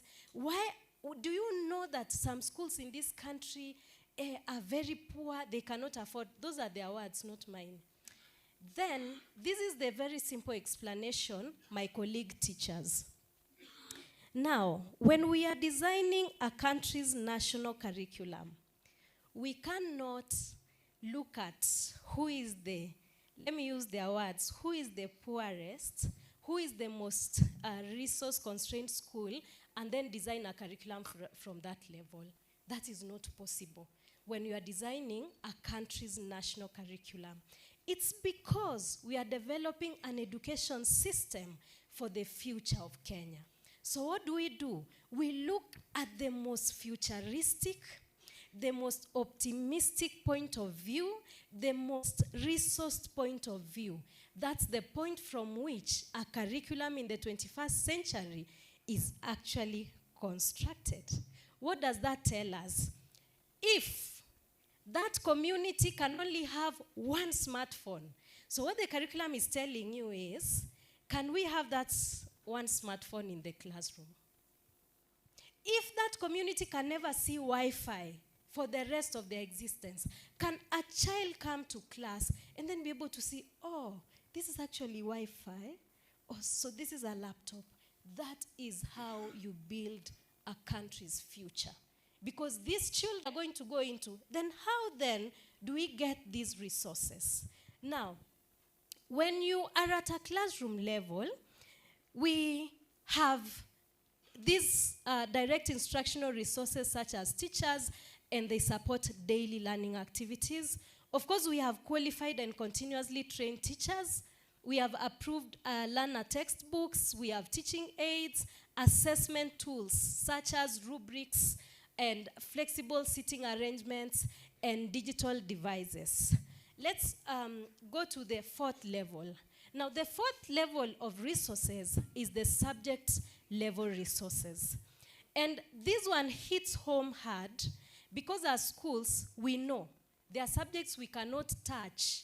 We cannot even purport that we want to implement in our schools because of the level of resources, right? Okay? That's the point at which we decided to offer the subjects we are offering. Now, these subject level resources, they are very different in the various subjects of STEM. We have technical subjects and all that. All right? So they are tailored, these resources are tailored for the particular subject. My son takes a subject called aviation. The other day, later I'll talk to you about that. The other day, we woke up and found ourselves in a WhatsApp group of aviation parents. Like all the children who's, all the learners, if your child is doing an aviation, you woke up and found yourself in that WhatsApp group. Why was that very critical conversation? Because the school has gotten to a point whereby they need a lot of practical activities to be done. There will be a lot of shuttling from the school to a nearby airport facility. As parents, we need to come in and help the school actualize that subject. You see, if you put any other parent in that WhatsApp group and their child is not doing aviation, the parent will be in a new suaje. Are we now seeing the picture? subject level. Those are the kind of WhatsApp groups that we might end up with in CBE if we are to succeed. Household level resources. In CBE, parents are co-creators of the learning environments we have in the classroom. If something is not working at home, you'll sit in your classroom. Now, in every CBE household, we must have, number one, parents and guardian support. In every family that has a child in CBE, we must have people who understand CBE. Parents also create a conducive learning environment at home. For those learners who are in day schools, we have basic learning materials that need to be provided. Parental engagement. You know, this word is very interesting. And I hope you understand why the Ministry of Education was very keen on calling it parental empowerment and engagement. You see, when you engage a girl for marriage, what does it mean? Wewe na yeye kufa kupona lazima mfike kwa hii ndoa, si ndio? Now, in CBE, when we talk about parental engagement, inamaanisha wewe na huyu mzazi kufa kupona, liwe liwalo, lazima you be side by side so that learning can succeed. So that's why they are called household resources. Because also, the life skills, the discipline we were talking about here in the morning, who will enforce it? You see, as we've seen some very serious issues. A while ago, when I was teaching, we sent a girl home because of some behavior that was not tolerated in the school. We sent her home. Aenda alete mzazi. Mzazi kukuja akasema, ala, mbona hamkutuambia hizo hazifanyiki hapa? Mimi kwa nyumba yangu zinafanyika.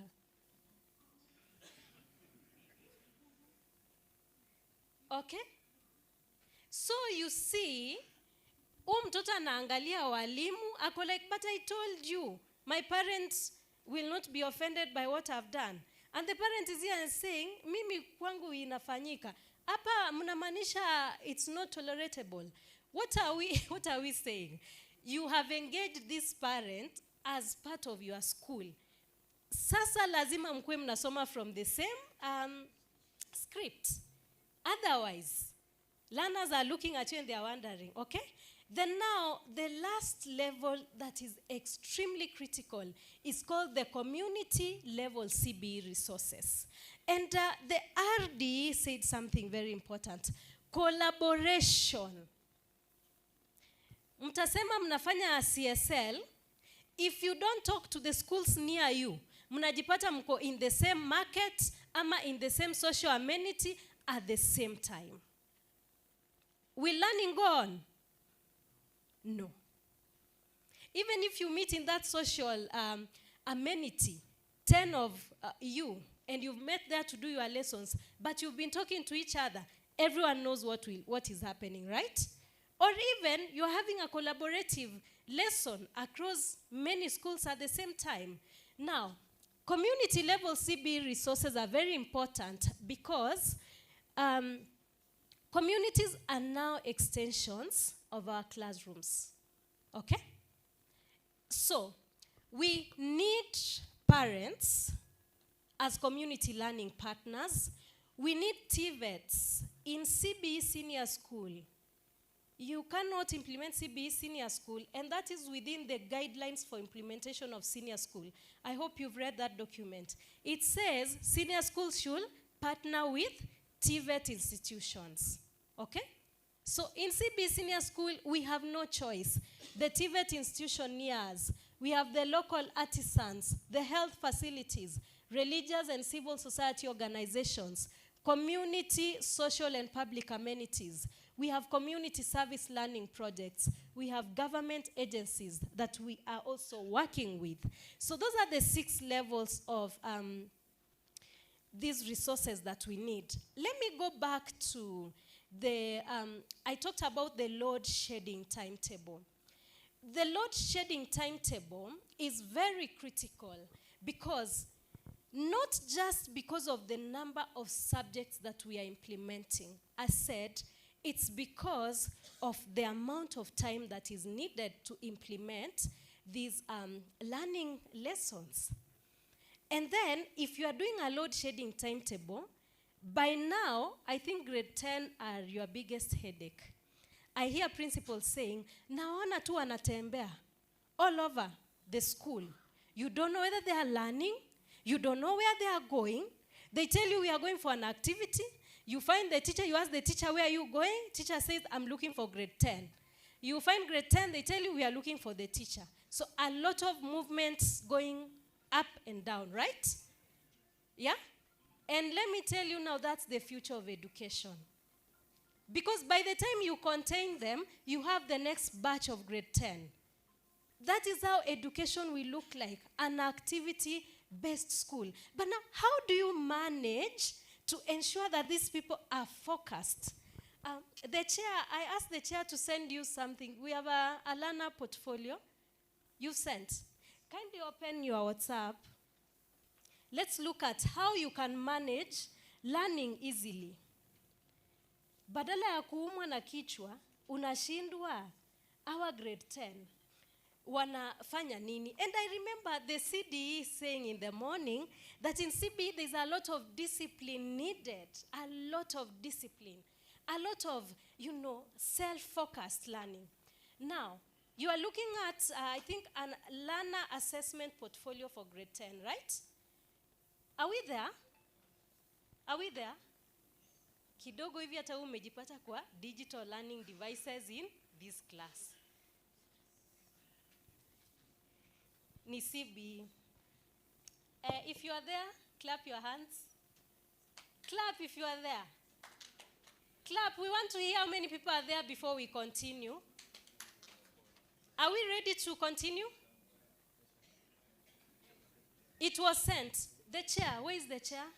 Oh, you sent it. There are people asking where. Kessha main wall, it is there.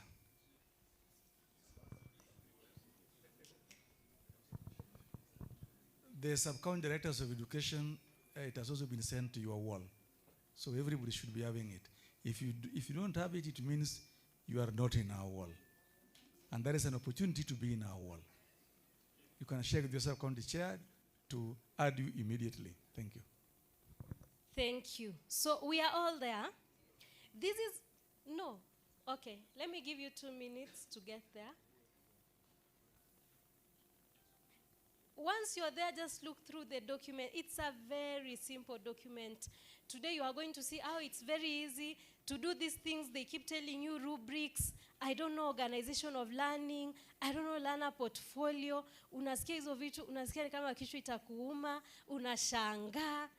Imagine ndio hiyo ka document. Very simple document. You've seen it? Now, every learner in grade 10, from the day they reported to your school like this, they should have found this learner portfolio in every learning area. From the first strand to the last strand. Let's go through this document. Uone ni nini tunaongelea. So it's a sample for literature in English, grade 10. Okay? The people still looking for. It has components A up to J, A up to J, A up to J. There's a reason why it was sent to your phone, so that uende now nyumbani uki. From here, you realize it's something very accessible. It's not something out there.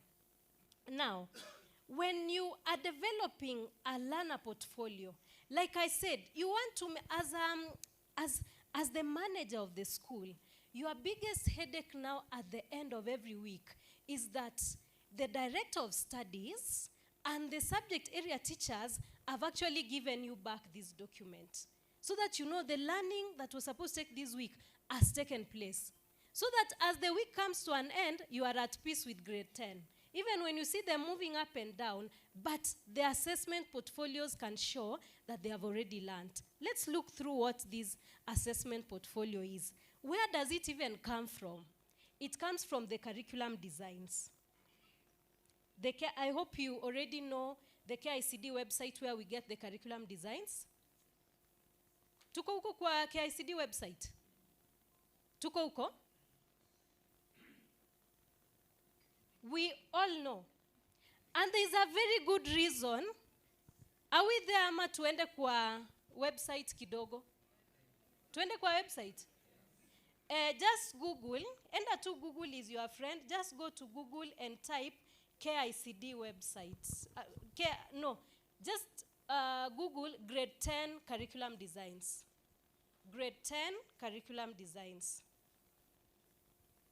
Grade 10 curriculum designs. Umeona ECB huwezi soma bila digital device, bila internet. Kidogo hivi uko hapo. Grade 10 curriculum designs. You've seen that? The first thing that comes is the Kenya Institute of Curriculum Development, right? Just click on the Kenya Institute, the Grade 10 Curriculum Designs hapo kwa Kenya Institute of Curriculum Development. Once you click there, just go down to grade 10. Hata imeshaji, tapata iko in blue. It's already highlighted in blue. You've seen? So once you are there, teremka kidogo, utaona ndizo zimejipanga hapo. Enda tu mpaka chini. Uone mali imeandikwa grade 10 designs, mali kuna applied sciences, arts and sports, foreign languages, humanities. We are there? This is a crash course, Aya. Just click on languages. Click on languages. Ukiclick on languages, it has taken you haraka mpaka wapi? What are you seeing? Fasihi ya Kiswahili, you are seeing English, you are seeing indigenous languages, right? We are there, okay? This is your friend. This is your best friend. Let's just open literature in English. It's the same way I got the sample that you have. Literature in English.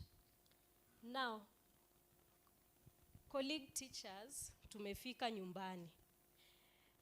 Now, all the time, I know there are hard copies of curriculum designs, but all the time, use the one here on the website. Why? KICD from time to time updates these curriculum designs. And why is KICD even updating them? CBE, there's a lot of quality control going on at every time, okay? So ukienda kununua ya kitamba ama kuchukua hard copy, unaweza pata umepitwa na wakati haraka. But once you use the one online, you are always up to date with KICD. Sawa sawa? Our colleagues in NEC watawaambia even them, when they want to do the school-based assessments, they just go here. Hapo tu kwa KICD curriculum designs. It's a very public document. All right?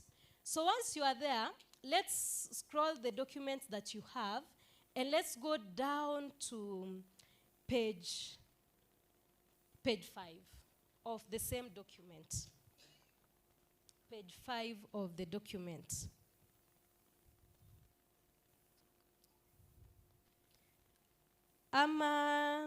Page 2. We can just go to page 2. Page 2 is still okay. Page 2. Page 2. Okay? Page 2. And I want to ask a very interesting question. Yes? We are at page 2. No, not the Roman, the number 2, not the Roman 2. The number 2, where we have number 1, we have oral literature, introduction to oral literature. We are there? Sindio? I am a very patient. Kuna watu wamepotea? We are here for you, don't worry. The pedagogy. Umeambiwa pedagogy. We have just gone direct into pedagogy. And the first point of reference is usually the curriculum design. Why? How many of us have engaged in developing the curriculum designs at any point? There is no one in this room. Aki kunayo. No one. There is. Because NEC usually invites teachers from across the country, ama ni walimu, or the classroom teachers, okay. So, yes, so now curriculum designs, when you look at them and you are wondering, nani hao walieka hii content hapa? Ni walimu, imagine. Are we together? Yes. Now, let's go to the core competencies to be developed. That section, the core competencies to be developed. The first one is communication and collaboration. And what is it saying? This is advanced as the learner engages in teamwork to research and share information obtained from online and offline sources on the meaning of oral literature. Sawa sawa? Imesha kuambia what that lesson should be about. Then the second one, it says learning to learn. This is enhanced as the learner reflects on their own work when peer reviewing their work for correctness. Now, in CBE, before you start designing a lesson plan, the first place you go to is the curriculum design and the core competencies. From today, kindly let our teachers know. Because once you come to the core competencies here, in CBE, we don't use the same lesson plan we used in 844. In CBE, we use a lesson plan called the backward design lesson plan. Why is it backward? You go to competencies, then you begin working backwards.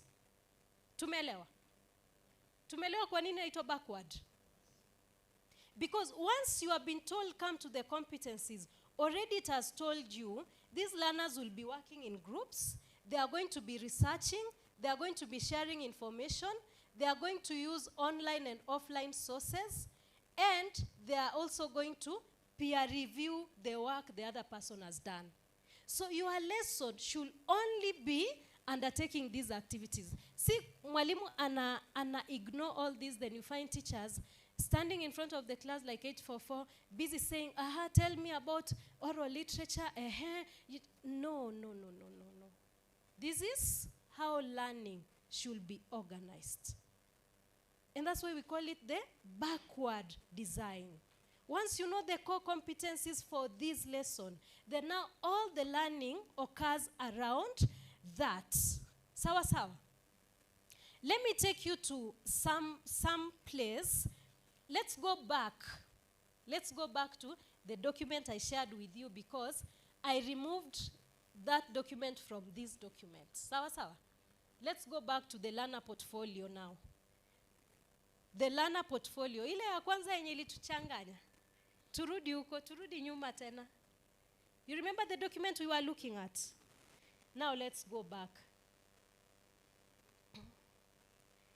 Let's go back.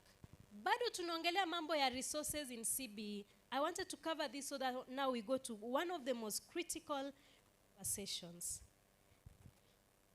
Now, you're already here. So when developing this learner portfolio, that is extremely easy to develop, you first come to, let's look at part C. Part C of that document. Part C of the document. Part C. You see the core competencies to be developed?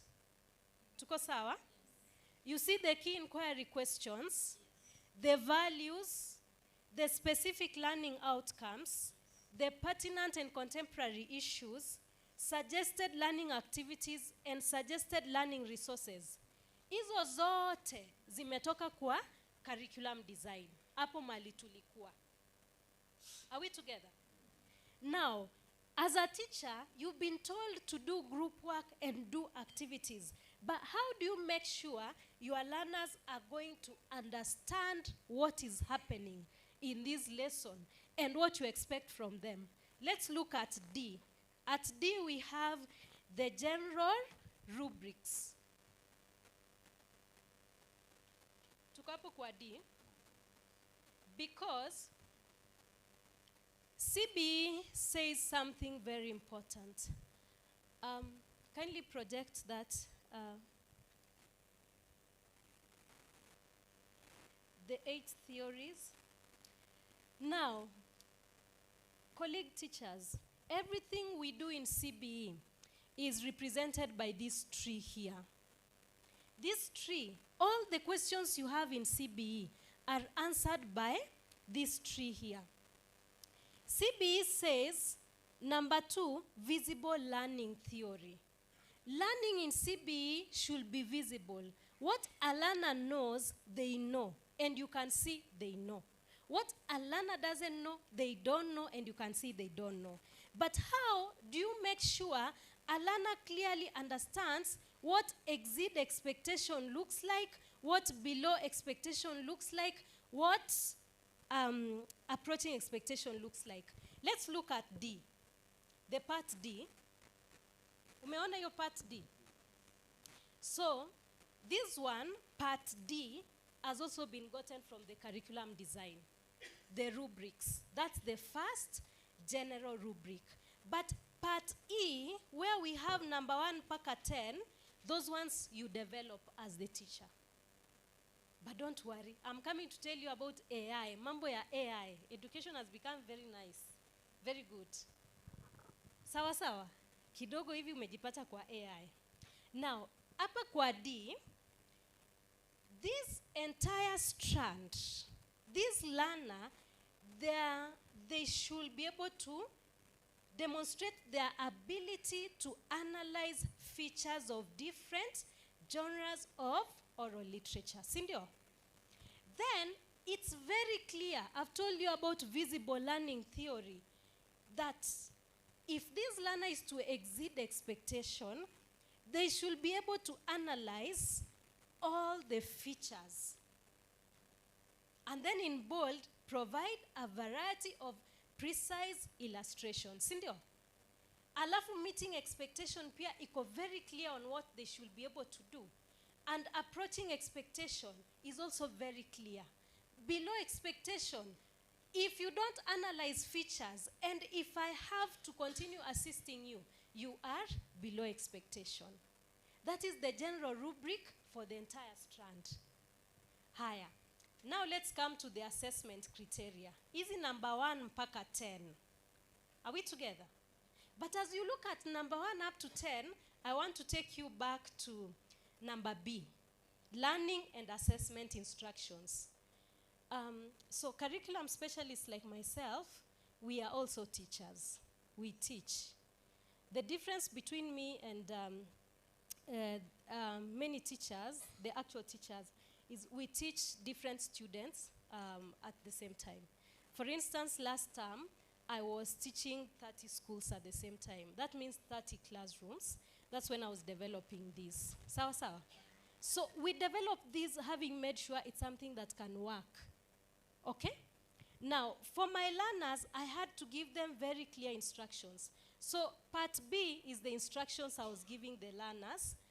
Now, for me to develop part E, we are going back there. What do you do as a teacher?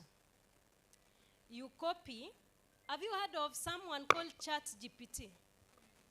You've heard someone called ChatGPT? You love that person, right?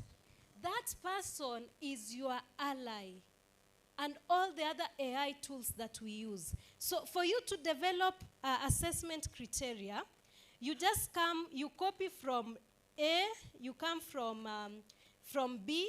Once you've given the learning assessment instructions, you copy the entire of organization of learning and the first number D, the strand general rubrics. Unachukua unaweka kwa AI. Alafu unaambia AI, develop for me 10 assessment criteria based on this. Sawa sawa? Itakutengenezea hizo 10 zenye unaona. Imagine. Ikisha kutengenezea, I'm assuming you are a big team of, say for instance, you are the HOD for, English, right? So you are like 10 of you. You look through which criteria works, which one does not. Kama zijawafurahisha bado, mnaiuliza. Then you do what we call the quality control, right? Ebu kiangalia hizo assessment criteria zenye ziko hapo. Do they meet what a learner should be able to show? Are we together up to that point? I tend to specialize a lot on the other side. Wacha nirudi hapa kidogo. Simeona AI. There are people who kept saying, oh, in China, people are using AI. When will Kenya get ahead? Kenya, we are ahead. Imagine AI. And let me shock you now, as teachers, any assignment you give your learner, imagine AI will do it for them. Anapiga tu picha, anaambia AI do this for me, inafanya. So how do we get ahead of AI? That's why unaona even the curriculum keeps insisting on group work, presentations. Are we together? It's going to get out of hand, imagine. Because we are dealing with the 21st century learner. And up to this point, I want to say something. There are some teachers who feel very angry that we have digital learning devices now included in the curriculum design. And they say, apana, imagine, you see those grade 10 learners in your school. Do you know their first language ni gani? It's the digital. Our watoto, right now, if you find a child akiwa 2 years, 1 year, hajajua hata kuongea vizuri, but there is a digital device in the house, and you give them a remote. They go to that remote, they go to YouTube, they show you what was in their mind. It's their language. It's their default language. So the curriculum of the 21st century, when you are bringing this learner to the classroom, you must bring them with the tool that they understand best with. In short, up to that, nimesema aje, in the year of the Lord 2026, a digital device and a textbook are the same category. Imagine. A learner in grade 10 should not be sitting in that classroom without digital devices. Is that headache on our part? Let us go down. Acha tuangalie chini kidogo. Let's go to part F. Let's go to part F. Si tunaongelea mambo ya resources.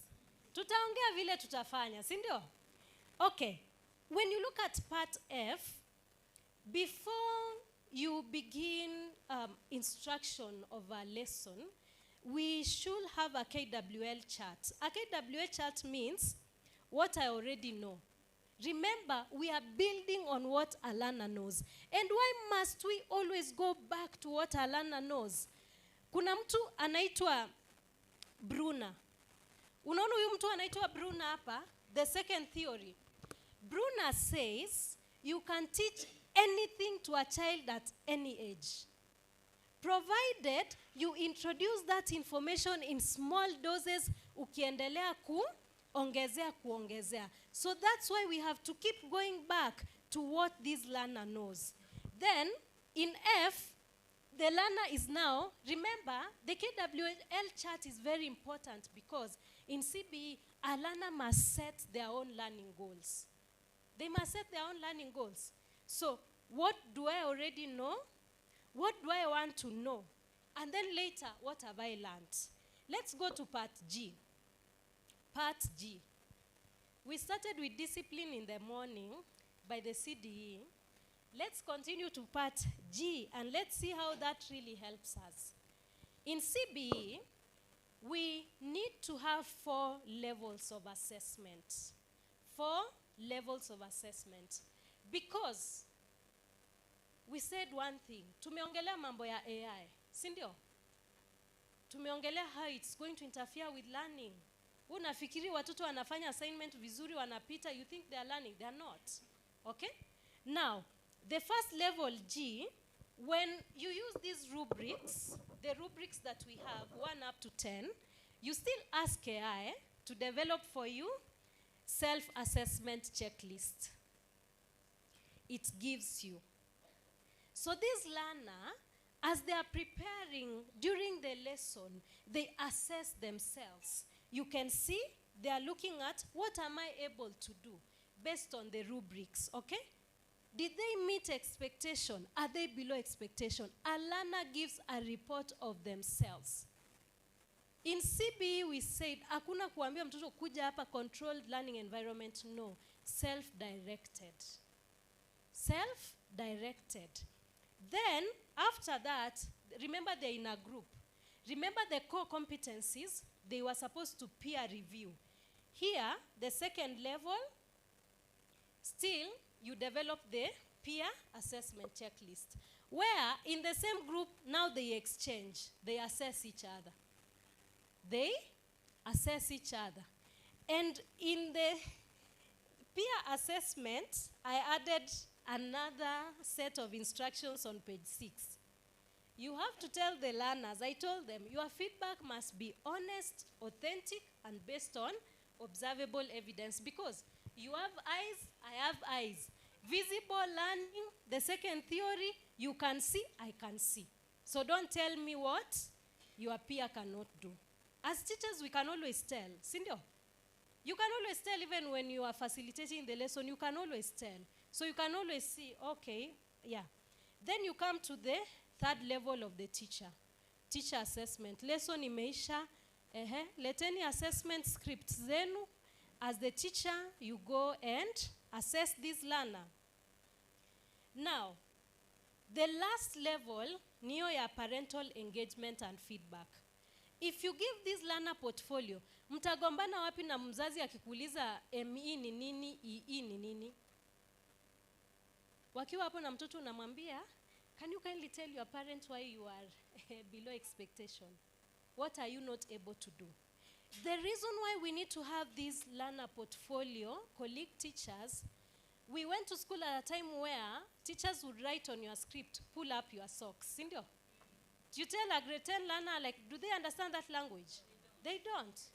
They look at their socks and they are wondering. And then now, you'll be very offended. You'll think they're rude. They just don't understand that language. That's why CBE is ahead of time, saying, let these learners know what is expected of them. So this assessment rubric, this should be given, kama mkienda saizi mkae, zitengenezwe before shule ifunguliwe. The first week, you do what we call orientation of learning. The learners go through their rubrics, their portfolios. They know what's expected of them. Sawa sawa? Will that make learning easy? It will. It will make learning easy. And even these assessments, in as much as inakaa ziko mingi, they are not a lot. Because you see, 50-60% of the work is already done. And when learners in CBE know that they are being assessed and this is going on, they take everything seriously. Sawa sawa. Even the group activities become a serious point of discussion. Mimi naeza ongea. Tuko na time. It's because of the nature of the work. Sindio? Am I getting us somewhere? Tunasonga vizuri. Sasa wacha tuende kwa kitu inaitwa. Let us come to one of the biggest criminal we are always dealing with as we go now into sustainable resource mobilization. Our learners in grade 10 and all the other grades, we receive them at the beginning of the year. And they are in different schools because of what this learner knows. The whole year they are going to spend with us, there is somewhere, there is what they need to know so that they can go to grade 11. Sawa sawa? So this whole year, gap of learning, as a technical term in the curriculum, it's called the zone of proximal development. And that is your biggest enemy as a teacher and as a school. Why? Very fast, we've already done our learner assessment to our grade 10s, right? We can see where they are. Sindio? Some are okay, others are, you are wondering, okay? There is something you'll need to make peace with. Once we do diagnostic assessments, there is what a learner can do with support. If we support this learner well, this learner can move forward. And if this learner, the last part there, what a learner cannot do even with support. The whole year here, there's something called scaffolding going on. Scaffolding. Sindio? What does it mean? As a teacher, a grade facilitator, as the school management, you are the scaffold. Hizi ni zile chuma zinatumika kwa ujenzi so that construction can go on. If you use a terrible support system for a building, the building will collapse. So when a building collapses and it was under construction, who is to blame? Is it the building? Who is to blame? Thank you very much, the scaffold. So in CBE, we have continuously said something, that if our learners are continuously below expectation, the problem most times is not even the learner. It is the environment that has been created for this learner to learn. And I'm not saying that teachers, we are 100% responsible. No. Let's look at Apple Malini Mandika in green, the scaffold. We have the teachers as the scaffold. Number 2, we have the more knowledgeable other. That's where we have peer learning. Learners who know more, supporting the others. We have number 3, learning resources. If we don't take the resources that CBE is continuously asking us to bring into the classroom, we are going to interfere with the zone of proximal development. Sawa sawa. So the challenges in learning you are seeing, sometimes they are created by lack of resources. Sometimes it's the age of the learner. Sometimes you look at a learner is 13, 12 years in grade 10, you feel like crying. What is a grade? Are we together? Age also is a big factor when it comes to learning difficulties. Then we have the attitude of the learner. The good thing, we already took care of attitude by bringing pathways. Sindio? So at least attitude, unless a learner akuchagua vizuri ndio kuna shida. A few weeks ago, a madam from Nyamira called me. She's a great facilitator in agriculture. She called me and she told me, Madam Anne, let me ask you, how did these learners end up in these subject combinations?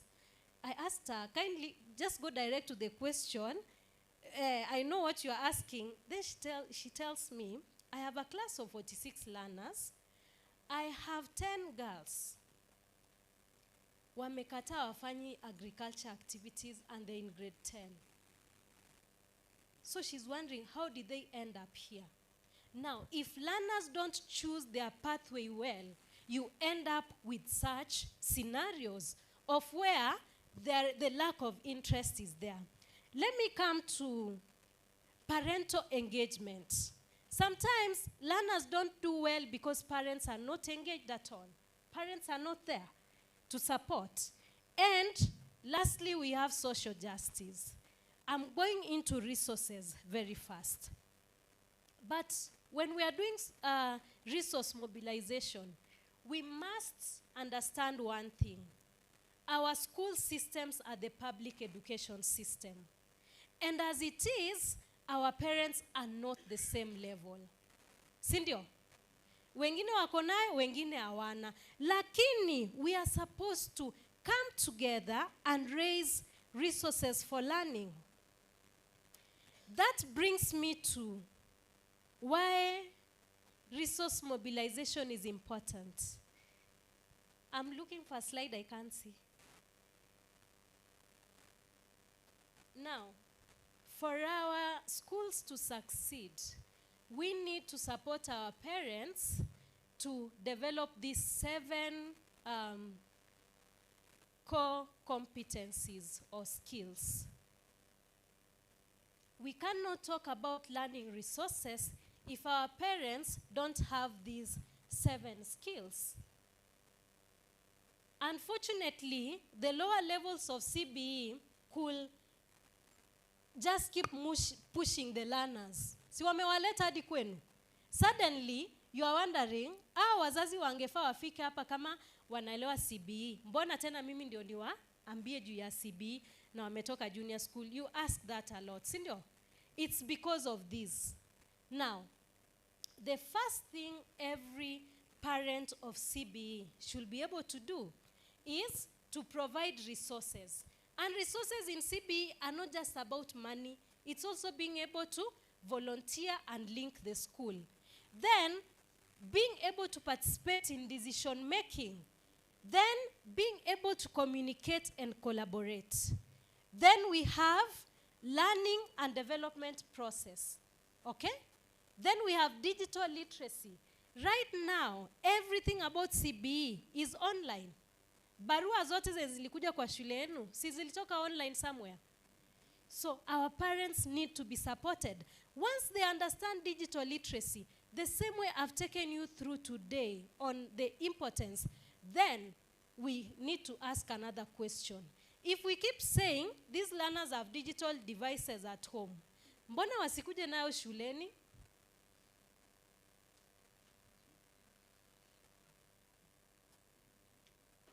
I'm asking a simple question.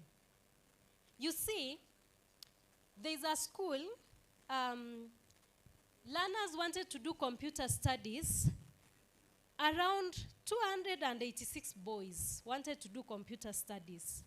The school only had 70 computers. And so they called and said, Madam Ann, what do we do? I asked them, wazazi, able ask each of those learners if there's a digital device at home. 70% of them had. Problem solved. So that now, the resources that are in school can take care of those who are not able to come with it. Does it make sense? It means then as schools, our policies also change with time.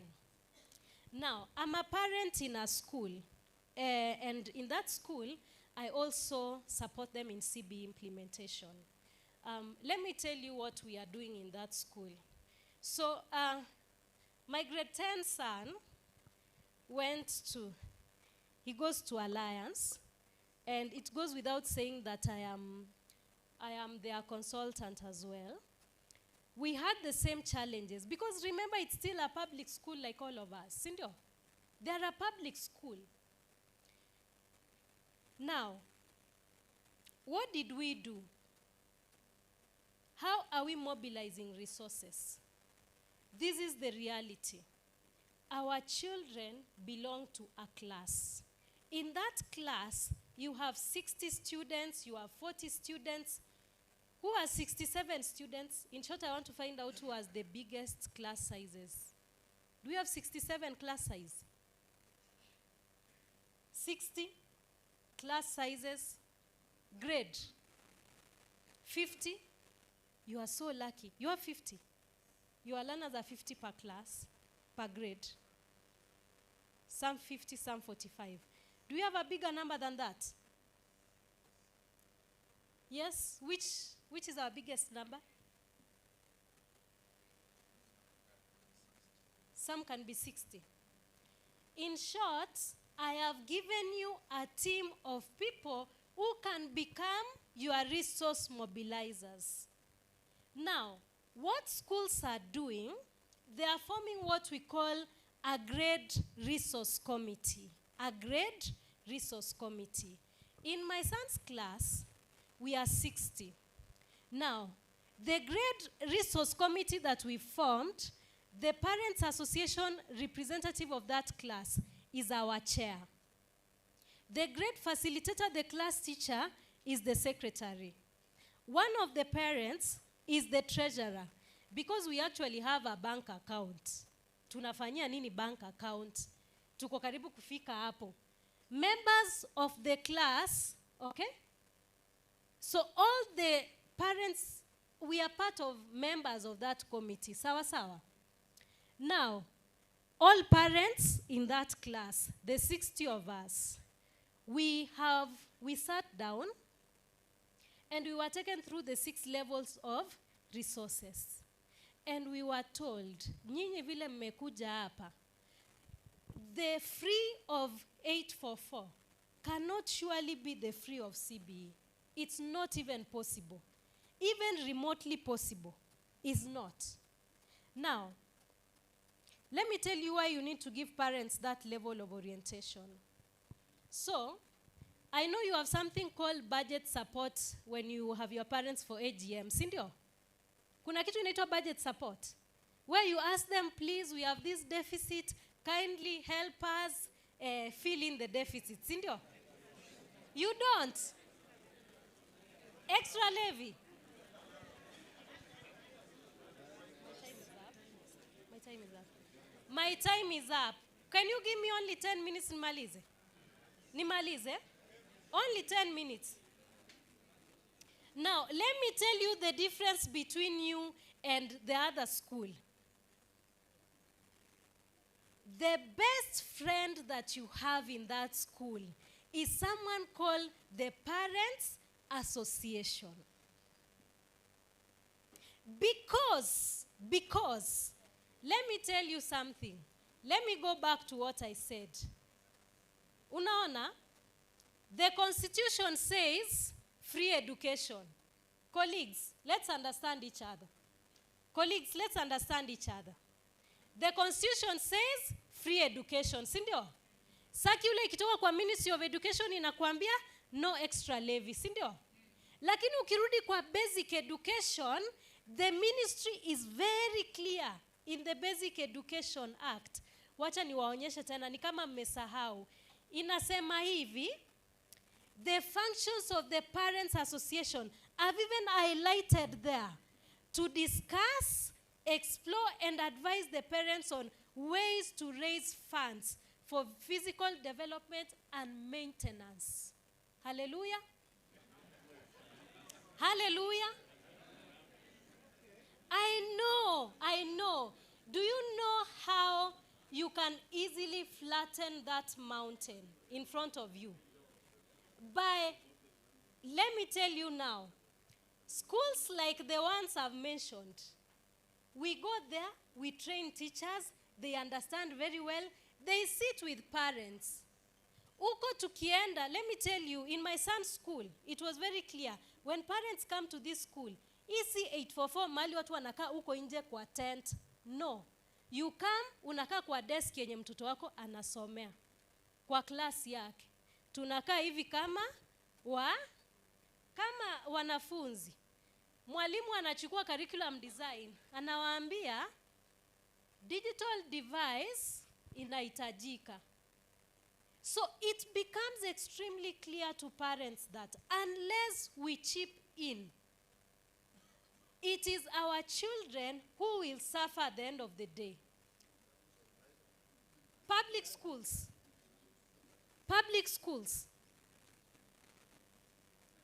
you will surmount that mountain. And let me tell you, the CDE, kwanza CDE anawapenda sana, by the way.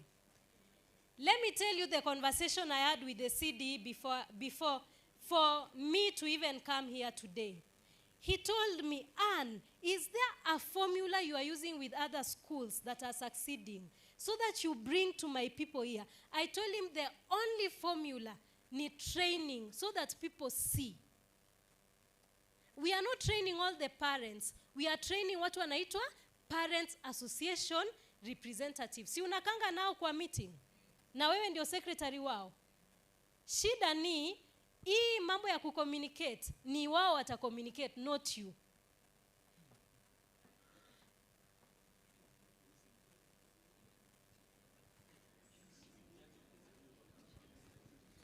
When it comes to CBE, colleague teachers, when it comes to CBE, you have two options. When it comes to CBE, you have two options. Options mbili ndio hizi nawaonyesha as I finish. Unaweza shikilia shule yako hivi. Ama unaweza shikilia shule yako hivi. Si zote umeshikilia? How do you succeed? Parents in CBE are co-creators of learning environment. It will be very difficult for you to work with parents who don't understand. So you begin by first sensitizing them. They understand. You move forward. It's not magic. It is work that has to be done. Up to that point, allow me finish by showing you this picture. Allow me finish by showing you this picture. And thank you for being generous with your time. For being very generous with your time. The content I've covered here, I usually cover it in 2 days, in a 2-day Zoom session. The chair also shared something else with you. I don't know whether you saw it. It's the content we usually cover for parental engagement. Are we together? When you are doing parental engagement, we are not telling parents to come and be involved everywhere. Capitation yenye imekuja shuleni, no. We are asking you to involve parents at the classroom level. Wajue, tukitoa hii 100 ya internet, imetumika kwa hii darasa yenye mtoto wangu anasoma. Si shule inatumia. Now, when you go to the resource mobilization cycle, this is what will happen. You identify, you mobilize. You utilize, you account. You improve. And the cycle goes on. I finish by saying, when you use the classroom approach to resource mobilization, one thing is going to happen. One thing is going to happen. You are going to be able to achieve this. Unfortunately, in CBE, we don't have summative assessment is there, but it will be too late to wait for our learners to get to grade 12 so that we can provide the resources we need. Because in CBE, we begin with setting the new learning goal where we look at the core competence. We do assessments. I've shown you the kind of assessments we are doing in the classroom. We provide feedback to each other. We reflect on where we didn't do well. We improve. We go to the next substrand, and that's how learning continues. Why is it important? Because ukiangalia ile meza huko mwisho, the other picture, we have to start from instruction, we model, we guide, we practice so that our children get to independence. Namalizia kwa kusema hivi. Impossibilities only exist where? In our minds. My son's class, in fact, for evidence purposes, kuna skaso hapa. Wacha asome hapa kenye naendelea kwa hii group wall. Let me just show you. Ndio isikue alikuja akatuambia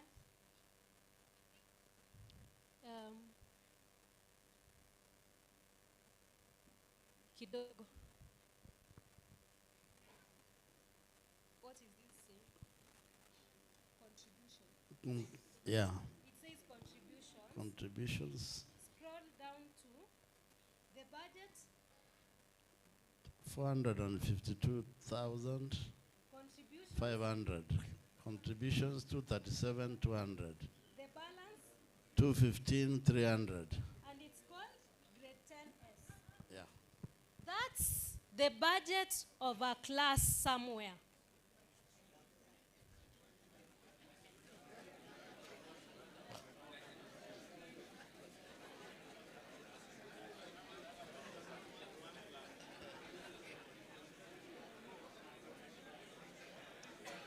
Mnajua, the chair.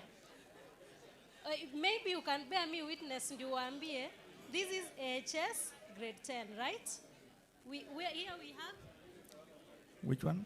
the title here is, Contributions. Down Because here we have, the budget is 452,500.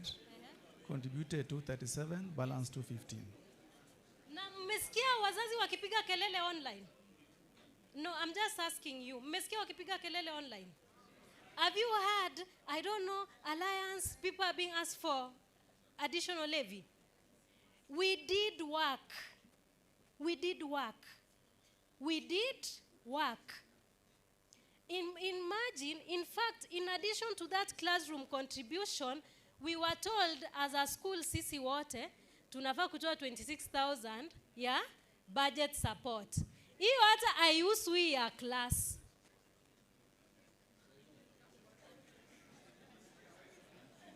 Of course. Let me tell you something. There's a question ameuliza. Is the ministry aware you are being charged those extra levies? Now, is the ministry aware? Yes, it is. In fact, in one of the classes, tuko na watu hadi wa ministry hapo. Na hata nikikusomea majina hapo utaona wametoa pesa. It's not even a joke. Let me, I know it looks like a joke. I know it looks impossible, but imagine this is the kind of support that can come to your class. Na kwa nini tunatoa hiyo pesa? Hiyo pesa ni ya nini, by the way? Hiyo pesa ni ya nini? We need 12 tablets in that class. We need one 65-inch TV in that class. We need Wi-Fi for the class, not for the school. The class itself is putting its own Wi-Fi. No, class. Because if we rely on the Wi-Fi of the school, wakati haijalipwa, tutauliza nani, mbona watoto wasomi? But in the class, we can ask the class teacher, surely, we paid for Wi-Fi. Why is learning not going on? Up to that point, let me end my presentation by saying this. Kindly give me 1 minute. Nimalize niende kidogo.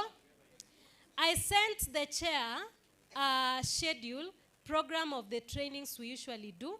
It usually costs only 35,000 to train the school. Hata mkwe na walimu 120, hata mkwe na PTA wanataka kuja training. We train first of all, we understand. Please don't ask any parent who has not understood the 6 levels of resources in CBE for money. Don't ask any parent who has not understood the Parents Association role yao ni gani. And this money we are being asked for, it is not the school asking for it. It is the Parents Association that set the targets for the class. So tukifika huko ni mzazi kama wetu anasimama hapa mbele anatuambia, fellow parents, this is the status of the classroom your child learns in. These are the resource gaps we have. But sisi kama walimu, hakuna degree mwalimu anatafuta. Si wewe umesoma? Are we looking for a degree in the schools we are? Tumekuja hapo because we are qualified, si ndio?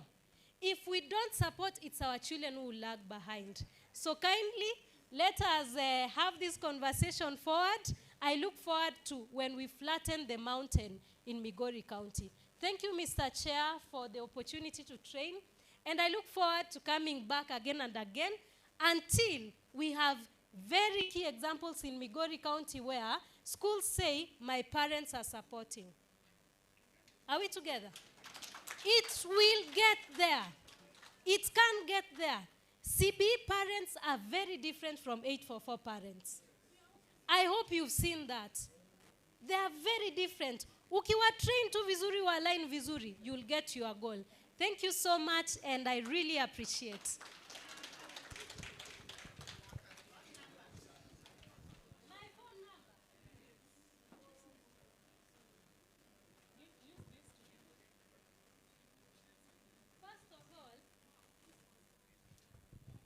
Wanachea. You sent them that program. Now, my number is there. You can open the second article you were sent. Kindly just open haraka tu. Niwaonyeshe. 0724 248 200. 0724 248 200. I'm not able to. I have 2 phone numbers. Moja sijaishika vizuri. Kindly project ya Airtel sijaishika vizuri. There's another one, the last slide. The last number ya Airtel ni 0731 005 332. Unfortunately, all our trainings are online on Zoom. Imagine.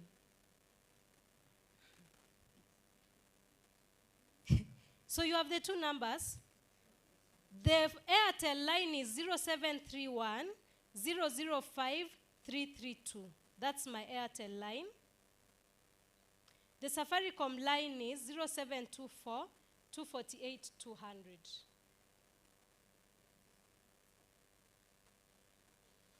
You have that number? And there is a document that was sent on the program and what we cover in training. Thank you so much. Thank you so much. I think you needed 2 days to give us this training. And you also need a session with our directors so that what you are telling us, they would be the best people to listen. I would not take long.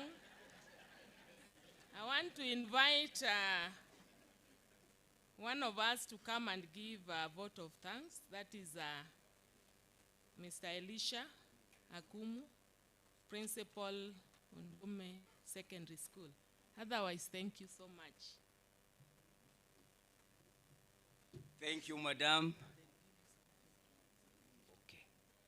I am not going to do any protocol. I'm not going to do any repertoire. I will just want us to rise and appreciate Madam.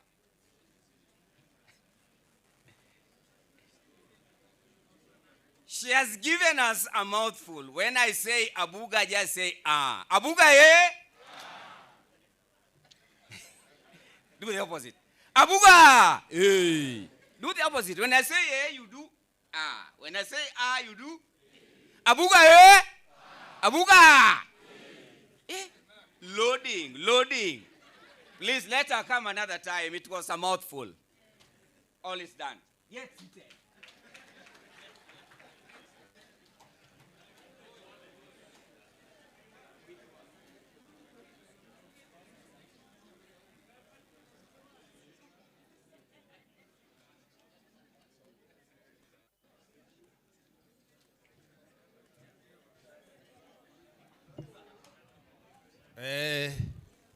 He has done it well. The teacher is young, but the teacher is very effective.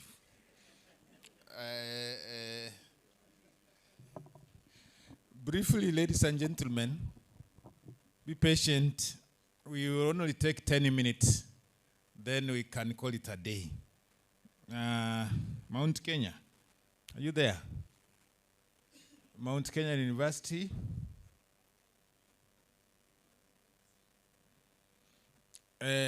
Abuga kuja.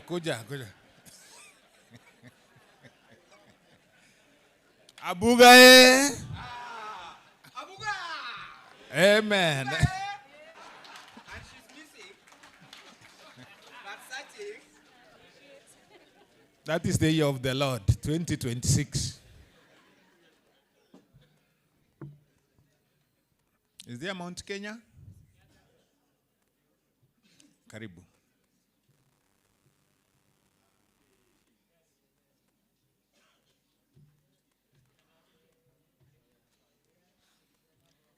Good afternoon. Good afternoon once again. Thank you so much, delegates, and thank you so much, the Kessha delegates, and all the partners within. My name is Prudence Awor Maloba, a representative from Mount Kenya University, Kisumu campus or Kisumu Odell Center. And all I could say right now, karibuni sana Kisumu. And we thank you all, Kessha Migori County, for giving us this opportunity to not only be part of the partners, but also participants in this great conference, being our second conference to attend while you host it in Kisumu County. And being that Kessha brings together all the heads and MKU as a whole, as an institution, we are both partnering in bringing education to different parts and different people in the community. Now, as we go on, we are all moving forward to, or looking forward to changing our mode of study to CBE. And as you take care of the students in the current stage they are in, sisi kama Mount Kenya University, we are able and willing to receive them, as we are also forging forward to changing our curriculum to the CBE mode of study. In addition, you can always contact us at Mount Kenya University. We do free career guidance to the different institutions. You can always invite us around, and you can always give us a call whenever you need our free guidance. Our phone numbers in Kisumu campus are 0724-204-193. 0724-204-193. We are also in Kisii, considering that you are from Migori. We also have our campus in Kisii, and you can always pay us a visit at any time. Thank you so much.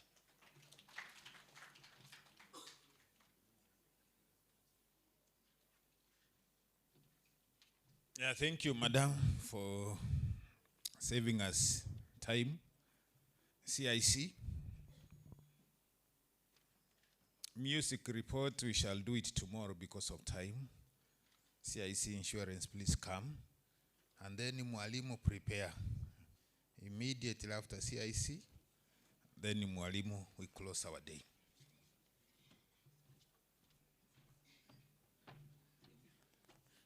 Okay, good afternoon, leaders. Good afternoon once more. Good afternoon, Migori County heads. Thank you so much. Before you is Marion Akinyi. Marion Akinyi is the branch manager for CIC Insurance, Homa Bay branch. Today I'm with my two colleagues. They just wave, Vera and Beatrice, representative for the region. Okay, today we want to appreciate you for welcoming us to this presentation, and also to accept CIC to be your gold sponsor on the insurance market. I want to thank all the schools for the support you have given us through the years, because at CIC Insurance, we really keep our word. We engage on the payment of claims. So the cooperative insurance company, but not the corporate. A few weeks ago, we had some challenges that cooperative insurance company is under. No, we want to clear it now. It was the corporate. We are the cooperative insurance company, insurance for the cooperative movement. One of the shareholders of CIC is the Mwalimu National Circle. All the cooperative societies are our strength, because 80% of our business, we do it on the cooperative societies. So when a teacher picks a loan, and this teacher dies with a loan, this is the company that offsets the loans. So all the cooperative societies within Kenya are the strongest shareholders for the company.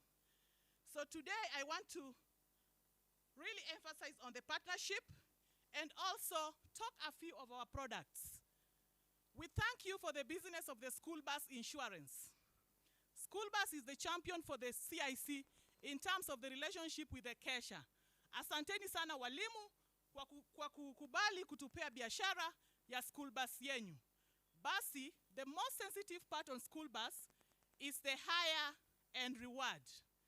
Many schools talk about my bus is being covered for other parties. That is, those people are not organized or directly in touch with the school. We cover it at 200 shillings per seat, per passenger. So that one is fully covered. Don't shy off to buy insurance with CIC because of the other organized groups. Buy insurance with us and have your operations on the school bus on other organized groups. The most crucial also for the schools are the alternators and the starters. These products are really stolen. Majority of school buses, alternators and starters are being stolen. We cover them at the cost of 3% for the school bus. So let me also talk about the student personal accident cover. These students we have at the school, what about their accident life? Sometimes you find that at school, there was a septic open one, or even it was just closed. But the students were standing. Unfortunately, they fall on this pit. As the principal or as the head of the school, it is always a very, very great challenge to you people. At CIC, you can get a personal accident cover for the students for 24 hours, at school and away from school, at only 300 shillings per student per year. You will be compensated on accidental death, permanent or total disability, medical expense, and also the least one, which is very sad, the funeral expense. We go to the property insurance. What about your property? You forget about property. On property insurance, we have found burglary, which covers the property of the school. When we talk about fire, it is not only fire. We also have riot and strikes. Riot and strikes goes on the fire insurance. Buy CIC property insurance on a block of around 20 million. You can just pay around 10,000 shillings. Very, very affordable and very, very pocket friendly. So buy CIC and have your peace of mind. I also thought about talking to the principals about investments. What about your investment? What about your life after retirement? Have you thought about it? I'm really proud with the retirees. Most of from Migori County, they have really joined the scheme because a retired principal or a current principal tells me, Marion, I need something that I can earn money on a monthly basis. So we go to our unit trust under a product called Money Market Fund and also the fixed income. On MMF, I talk big.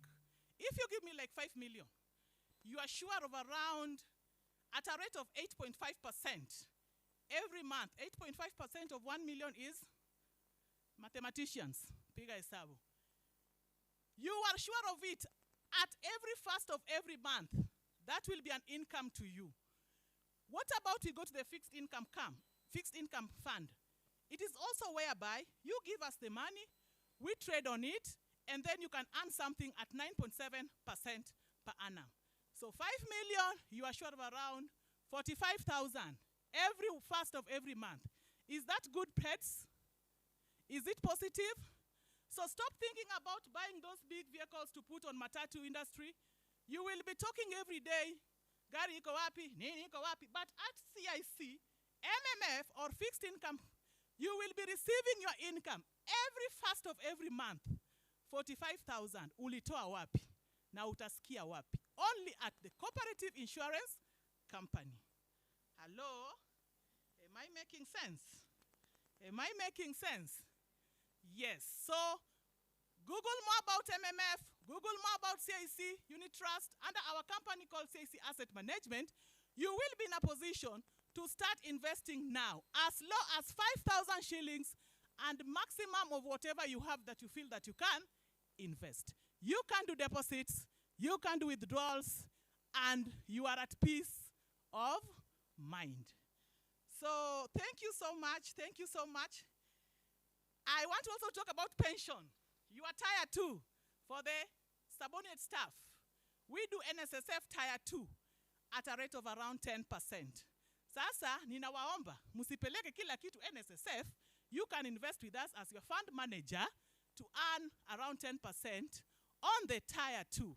Tier 1, peleka NSSF. Tier 2, tafuta fund manager who is the cooperative insurance company, so that we are also subordinate staff. They also retire.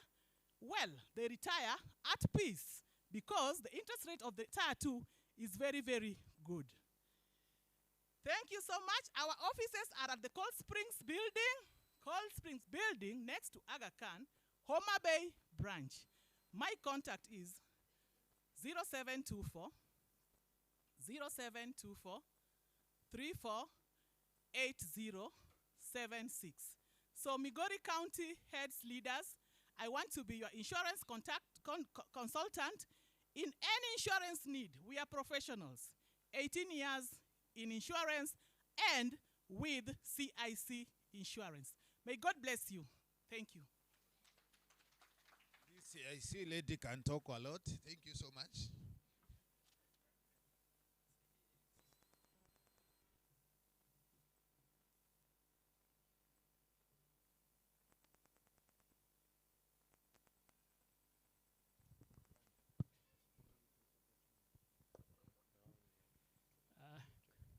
Good afternoon, ladies and gentlemen. I will take very few minutes. I have a gadget here I wanted to take you through. I understand you have been told about ICT, AI, and all those things. What I have here is a computerized projector. This one you don't need. I have a laptop there, but I use a laptop like an accessory. I have a keyboard, I have a mouse, I just connect and move on. So there's something about it. So it cuts all the other uses, or the other accessories. So it is a computerized in the sense that it takes, it is computerized in the sense that it can work without laptops and computers. And then it has the inbuilt sound. So mwalimu akienda nayo hahitaji speakers hapa kando, unaenda nayo ikiwa complete. So what does it do? It has two components. You can do it online, you can do it offline. Saizi mmeambiwa for every topic there is a link to go YouTube or to go to do some research. So this one you can do it comfortably. The other thing is you can work online, and as well as mentioned, you can work offline. So how does it work offline? Offline, you can use USB. I know you have workstation for your students for each and every department. You save it. They can save their content when they're now darasani. Actually, like currently, I'm using my USB. So I have saved the content. I'm browsing through, I'm taking you through. Then you can use laptop. Now becomes an accessory. Unaweza tumia laptop bado. You can use Bluetooth. You can connect it with the Bluetooth. You have some content kwa simu and you want the student to hear or to listen. You can connect it with the Bluetooth. You can use the wired auxiliary cables. And then you can mirror your phone. Most of the teachers now, they use their phone as a tool for research and storage. So what there is that with this gadget, you can just mirror your phone. What I mean by mirroring phone is the content which is on your phone, you can be able to project it to the student to use. Then it is installed, it's complete. It is installed with a Microsoft Office, so it can lead all the content, all the documents in any form, in any format. The other thing is that we can check how does it work online. Not all schools which are adored with Wi-Fi. Currently, I'm using my phone. I've hotspotted it. It's what I'll be using for the internet. The components of the online, maybe when I was trying to set up,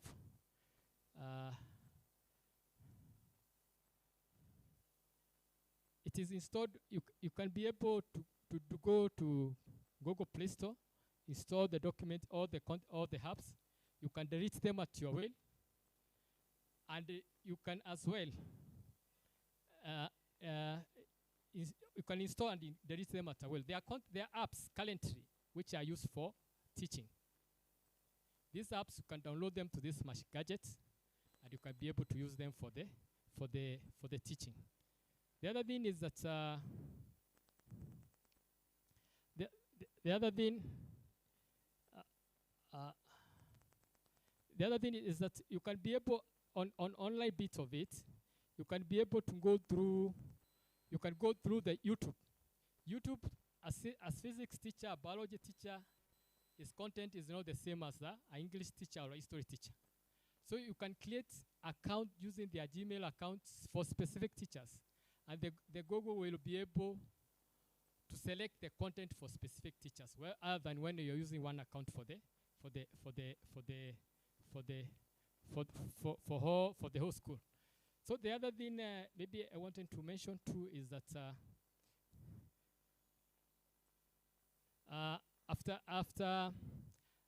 after once you have these gadgets, you can use it for remedials or for revisions, and it will simplify the time you take for the teacher to revise.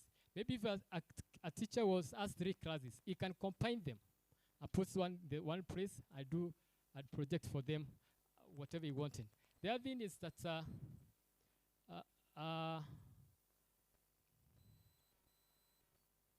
it is connected with all the social media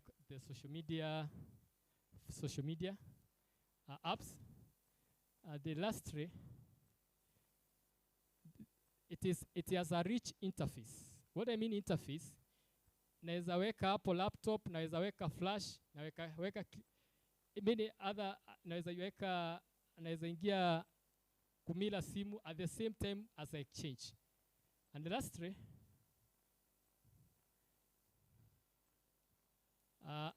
now there's where I source our machines, maybe because of time.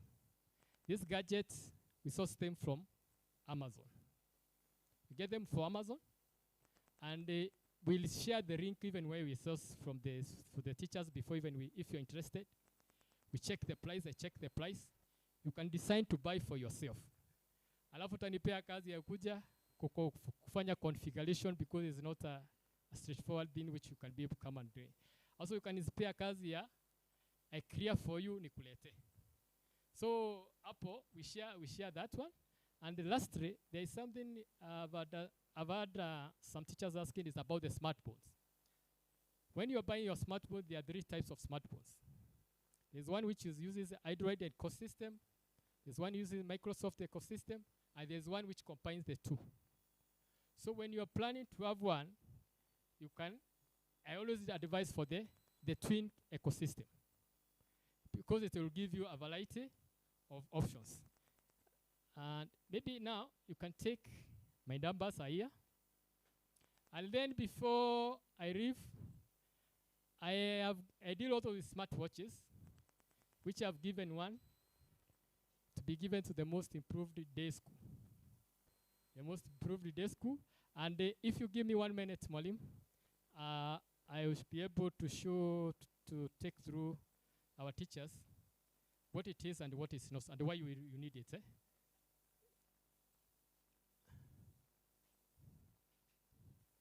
Okay, smartwatch, they are good for your health. They can track your health. They can track the way, maybe your hair size, how they can track most of it. It's a good gadget for tracking your health. It's a good gadget for tracking your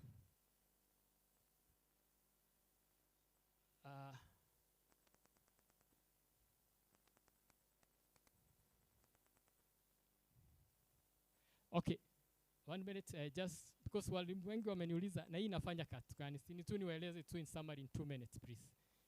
So what's the difference between it? A smartwatch is a mini smartphone. What I mean by mini smartphone, it takes care of what your phone also do. You can make calls with it. You can receive all the notifications. Badala ya kuwa unashinda kutoa simu kuangalia nini message gani imekuja, your smartwatch can do that.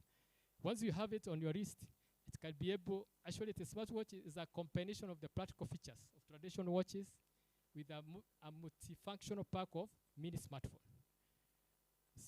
So it can track your activities. If you have, you want to check your blood pressure, you want to check your heart rate, you want to check you want to remind yourself when to take water, or you want to remind yourself when to take medicine if you are sick.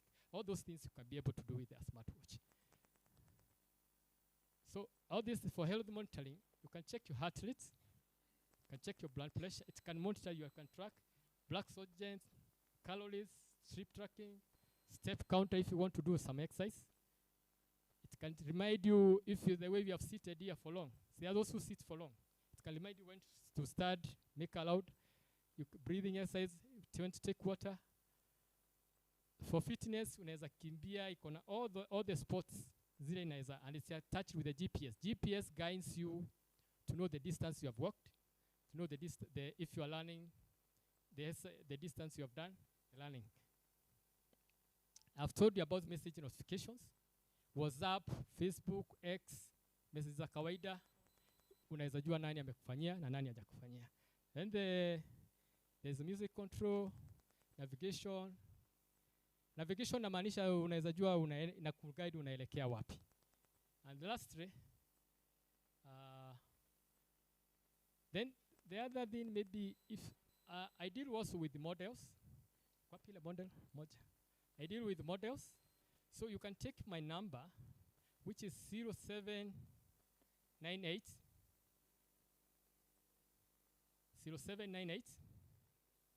107